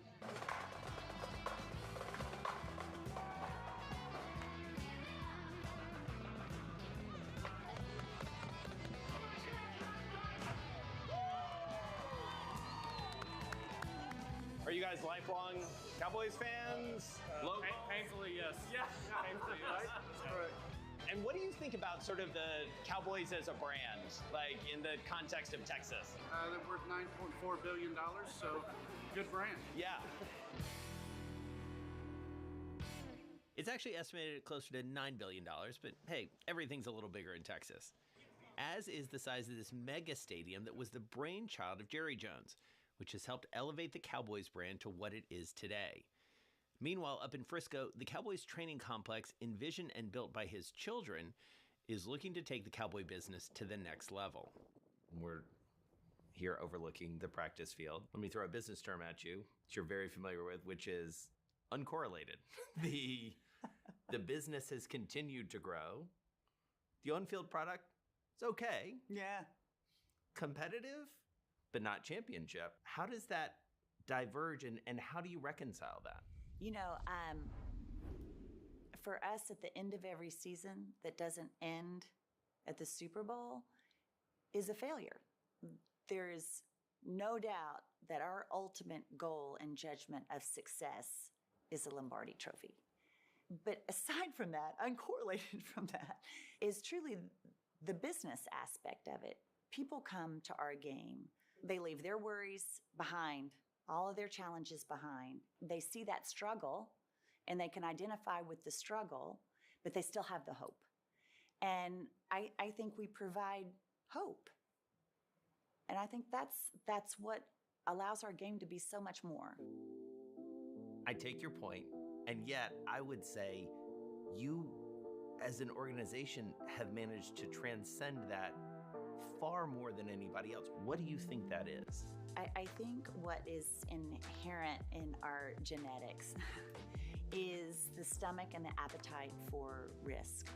It's interesting how our own thinking has evolved to this point. Kind of got to rewind the clock back to 1989. I had no idea that my career would be in sport. I had no idea that my dad would buy the Dallas Cowboys and decide, hey, let's go do this crazy idea. There he is. A lot of pressure on Jerry Jones trying to turn things around. In the late 1980s, the Cowboys were a struggling franchise and hemorrhaging money. And then business maverick Jerry Jones raised eyeballs and audible gasp from his inner circle when he decided to purchase the Cowboys from H.R. Bum Bright for $140 million in February 1989. At the time, it was the largest deal ever for an NFL team. No one had ever paid so much for a team, ever. The ethos of the Cowboys being bigger than life was very apparent. So in the 70s, you know, when Cowboys won their first Super Bowl is when the phrase America's team was coined, and Roger Staubach was the quarterback, and he came from the Navy, and all of that gravitas just kept mounting. That when the Cowboys came up for sale, they were losing so much money. They were losing $75,000 a day, over $1 million a month. That was a lot of money. And the team was 3-13, so they were having no success on the field. The stadium was half full. The area here in Dallas, it was in the savings and loan crisis. Buildings were half empty. There was a lot of really dark times in Dallas at that moment. What did you see as a business person? What were those initial impressions, those initial surprises? You know, your first thought is, I still think this is like a really bad idea. The second thought was, I've never seen somebody more passionate about the game, enthusiastic about wanting to make an impact. And if anybody can do it, he'll figure it out. Jerry Jones would quickly establish himself as something the NFL had never seen. Amid a club of owners generally happy to own teams for civic pride, the Joneses were motivated to make it work as a money-making venture. There's a fine line between innovating and disruption, because sometimes you got to tear down to build up, right? At the time, when my dad bought the team and he had to immediately fire Coach Landry, which was just a PR disaster on every level, he came in as a strong disruptor. And that moniker stayed with him, is still with him as a disruptor. I left Washington, I came down literally for the weekend, and jumped in the middle of all that. And while I was here, he asked me to stay. And my first response was, I don't know anything about running a professional football team. And he said, that's okay, neither do I.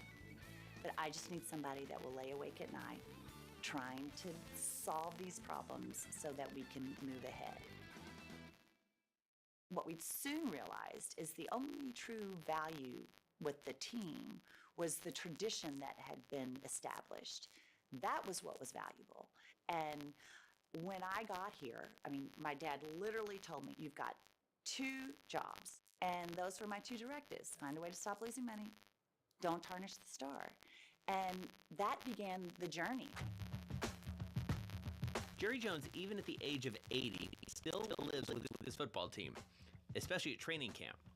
In many ways, he's still the master of ceremonies here, talking to players and coaches and giving interviews, but most importantly, watching his team as they prepare for the new season. So if you want to talk to him about his own daughter, you might just need to have his PR team walk a phone out onto the field, up the stairs to the tower, practice noise and all.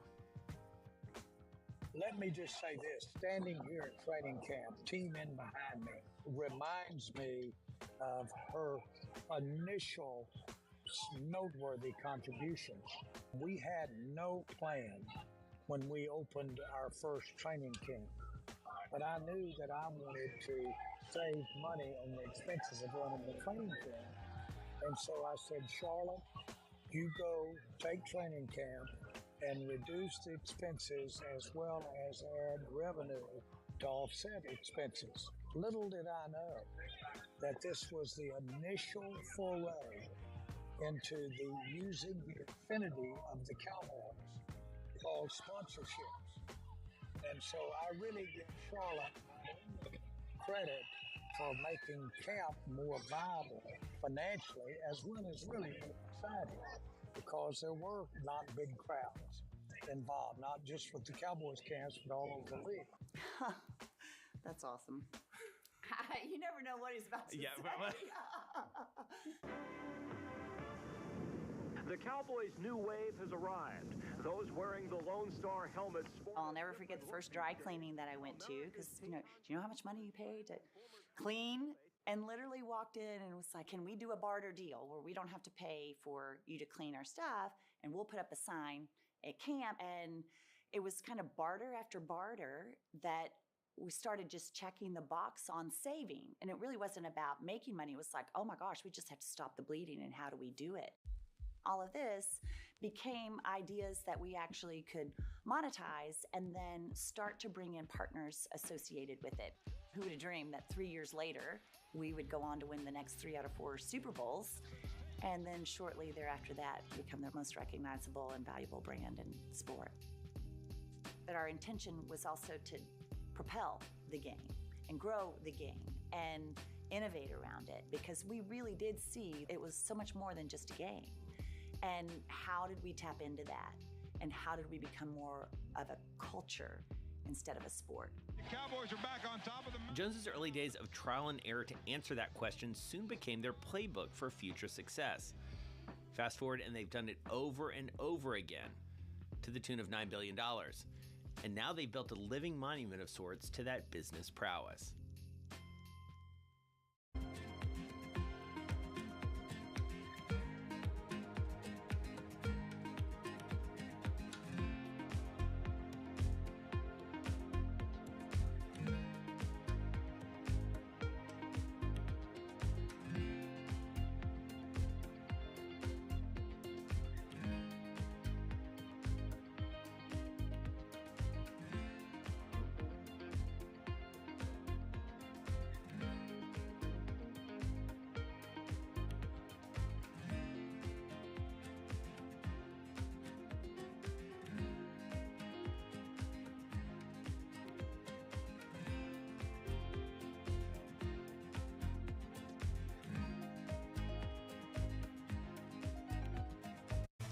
Bloomberg Surveillance covers the latest in global markets and the political events that influence your world. Join Jonathan Farrell, Lisa Abramowitz, and Anne-Marie Hordern only on Bloomberg. Context changes everything. The Cowboys team facility, The Star, opened in 2016 and would end up costing even more to build than their famed record-setting AT&T Stadium. It is effectively its own ecosystem. driven by the heart and soul of cowboy culture, all built upon the logo we all either know and love or love to hate. This isn't just a top-of-the-line team facility, but maybe a prototype for the future of sports franchises. And to understand how it both reflects and impacts the business of the Lone Star State, I caught up with my colleague, Julie Fine. You know, your job as the Texas Bureau Chief is to be the expert on all things Texas and business and economics and politics for Bloomberg. No small job. How do sports and how do the Cowboys specifically fit into that fabric in your estimation? Well, the Cowboys are a business. Texas is known for big business. And if you look at what the Cowboys have done, they've really combined it all. And look at the background you have. You have the state of Texas, which you have the financial migration down south, and you have this business culture here. It works.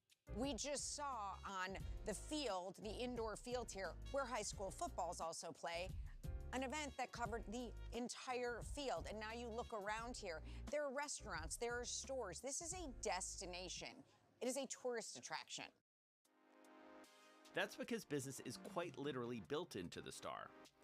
The facility offers about 400,000 square feet of office space, with the Cowboys using just a quarter of it. The rest is leasable by third parties. They also built a regional headquarters for beverage giant and longtime sponsor Keurig Dr. Pepper. That building overlooks the Cowboys practice field. And in 2021, the Cowboys began construction on an even larger high-rise office building, boasting 350,000 square feet of rentable space to multiple businesses. They've already leased 93% of that space and are exploring building another high-rise. Charlotte had a lot of projects with the Cowboys, but this was one that had so much risk with it. And Jerry Jones is obviously known for willing to take risks. But she had to prove that she could get this one done. Obviously, people come here for a lot of reasons, but they certainly want to check out the Super Bowl trophies, and they want to check out the rings. We charge for tours here, but there are other people that come and just come to work and come to meetings, and we wanted this open for them to be able to see it and experience it. One of the things that we kind of took from training camp is we brought a lot of corporate partners out to camp to entertain them there. So we thought, why not do the same thing on a daily basis for our practices? And so we have both of these suites set up that actually do that. So that allows people to come, bring a leadership team or clients or whatever, watch practice, and then have a meeting, and then either hear from a member of our team, you know, to kind of pump them up or jazz them up about the Cowboys, and have a really interesting way to have a meeting. In a post-pandemic world where brick-and-mortar offices have trouble luring workers back to the office, the Star, it's a pretty nice attraction. Here, you can walk past Lombardi trophies on your way into the daily grind. Maybe even have that chance encounter with a player or a coach.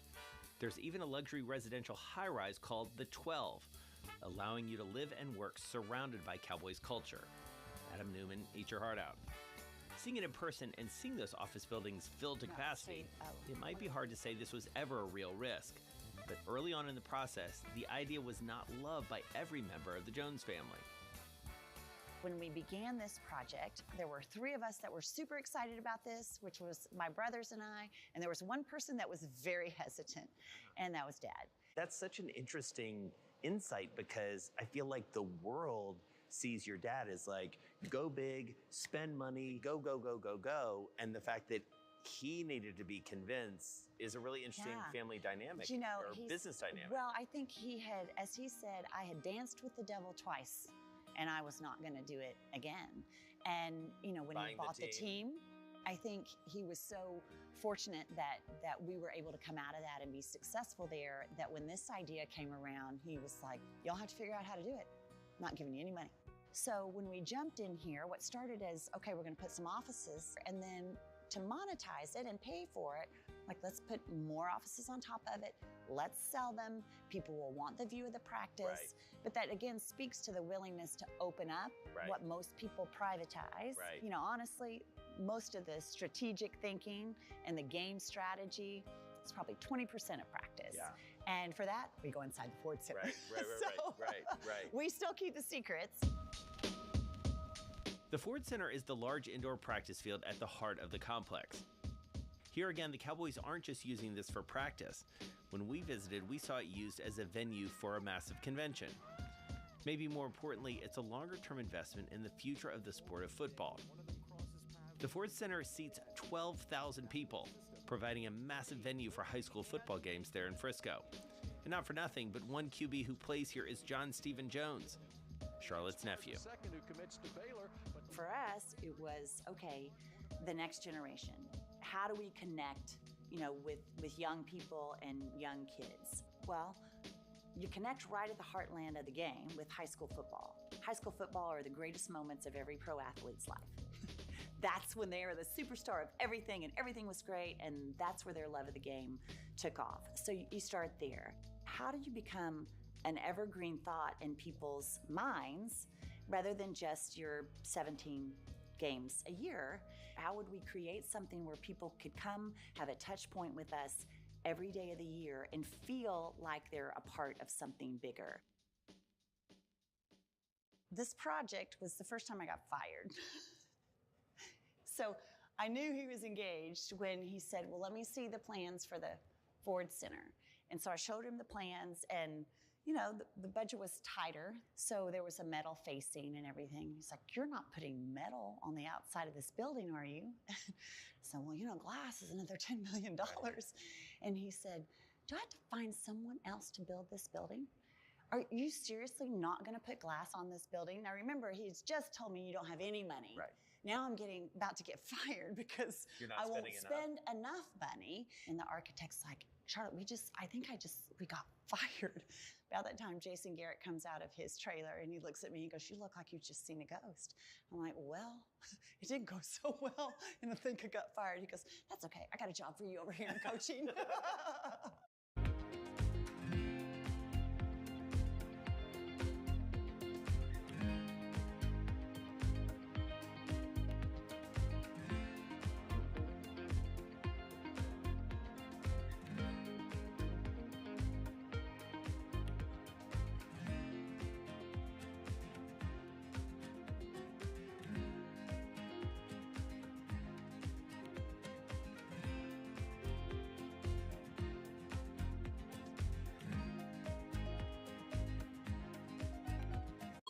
On the heartbeat of the tech sector. Spread across global markets. The real-time data aspect is going to be important. We're going to bring you expert analysis on that. Sure. Don't miss Bloomberg's interview with the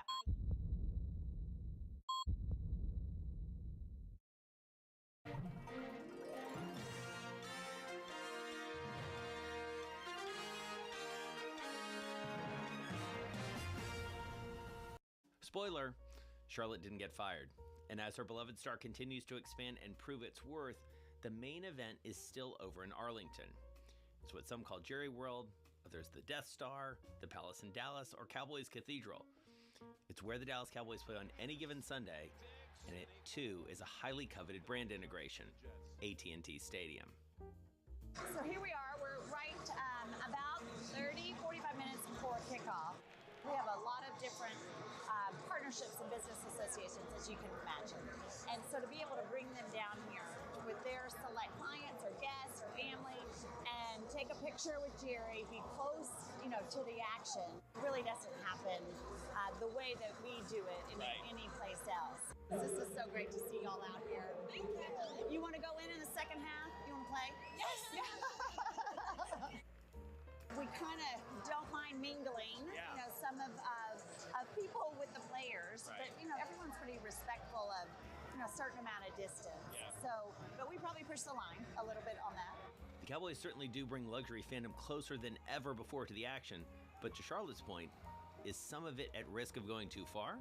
People are very wise, and they can sense whether their experience is authentic or it's not. And we really work hard to make sure it is as authentic as we can possibly make it. You gotta get right now for your presentation, Sorry. That's real proof of the business driver that football games have become for the Cowboys. A big part of which is the premium paid for the privilege of stepping foot into Jerry Jones's orbit, if only for a little while. He's a figure who, much like a star player, is surrounded by a mystique very few owners possess. In the broader world, I think it's fair to say your father is larger than life. Yes. In step with Jerry's lasting star power, he's also been no stranger to controversy, going all the way back to the beginning. From firing coach Tom Landry upon his purchase of the team, and then ultimately losing Super Bowl winning coach Jimmy Johnson, to speaking out against players kneeling during the national anthem, and a photo later surfacing of him among a young crowd preventing black students from entering a school in Little Rock in the late 50s. 65 years ago, and I had no idea when I walked up there what we were doing. In the end, none of it has put a dent in the Jones empire, or slowed the Cowboy brand's stunning economic growth. And maybe it's even helped garner more attention to the franchise. He is also, at times, controversial. As an executive, you can deal with that in some certain way. He's also your dad.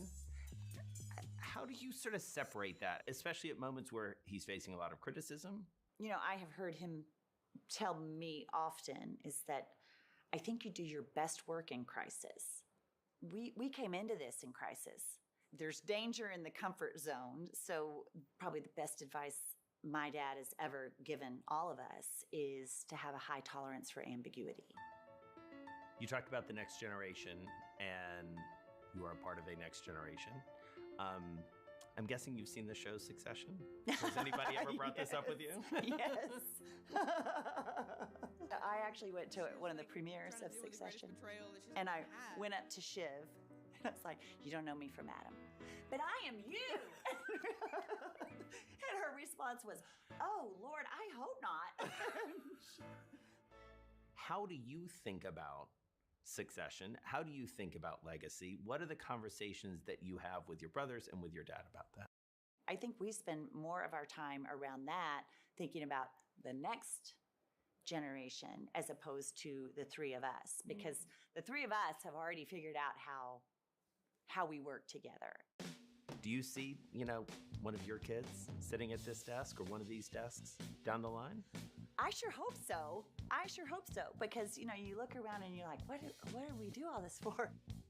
I obviously want them to pursue what they're passionate about, because there's not a seat here for someone who doesn't have the same kind of intense passion that my father has had or that I have had. It's the passion and the belief that you're doing something significant is what takes you to the next level. And if they have that, then there is an opportunity for them to have that. Succession plans aside, Charlotte Jones and family have raised the bar time and again as the standard bearers for team ownership that transcends the sport itself. No matter how much things change with the next wave of ownership coming to sports, more likely than not, everyone will be trying to keep up with the Joneses.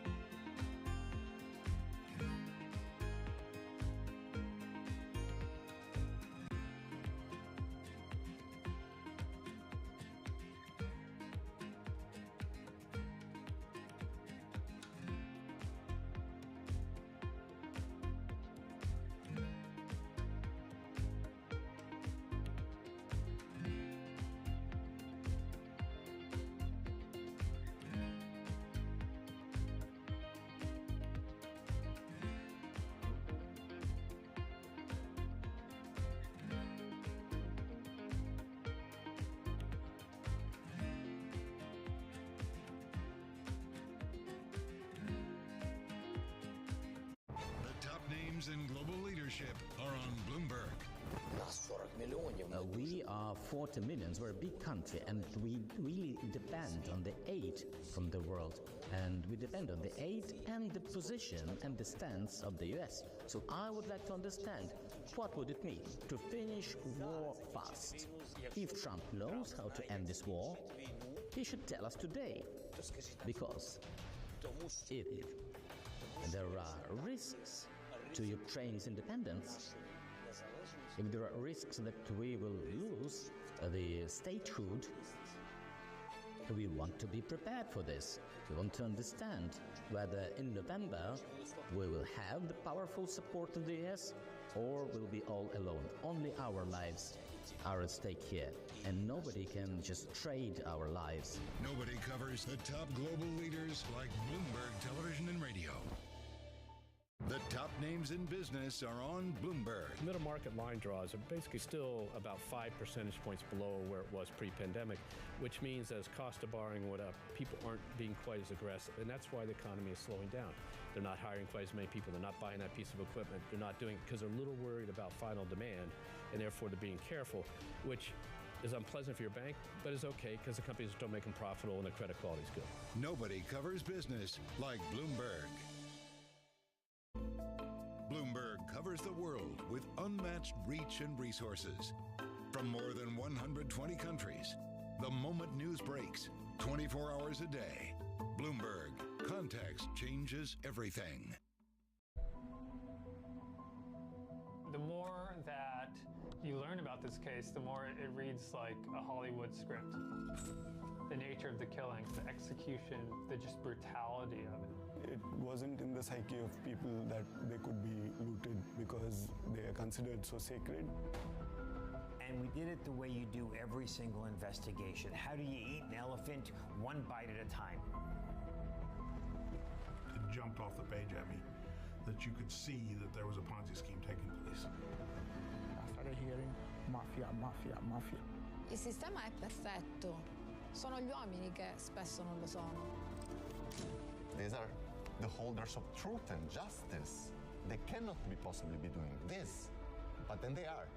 They are. And the evidence is there. It's overwhelming.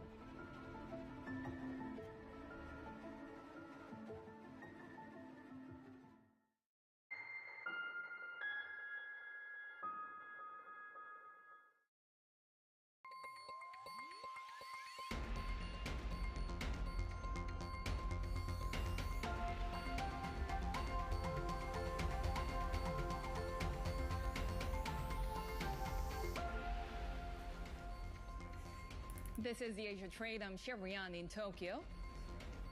I'm Heidi Stroud-Watts in Sydney. The top stories this hour.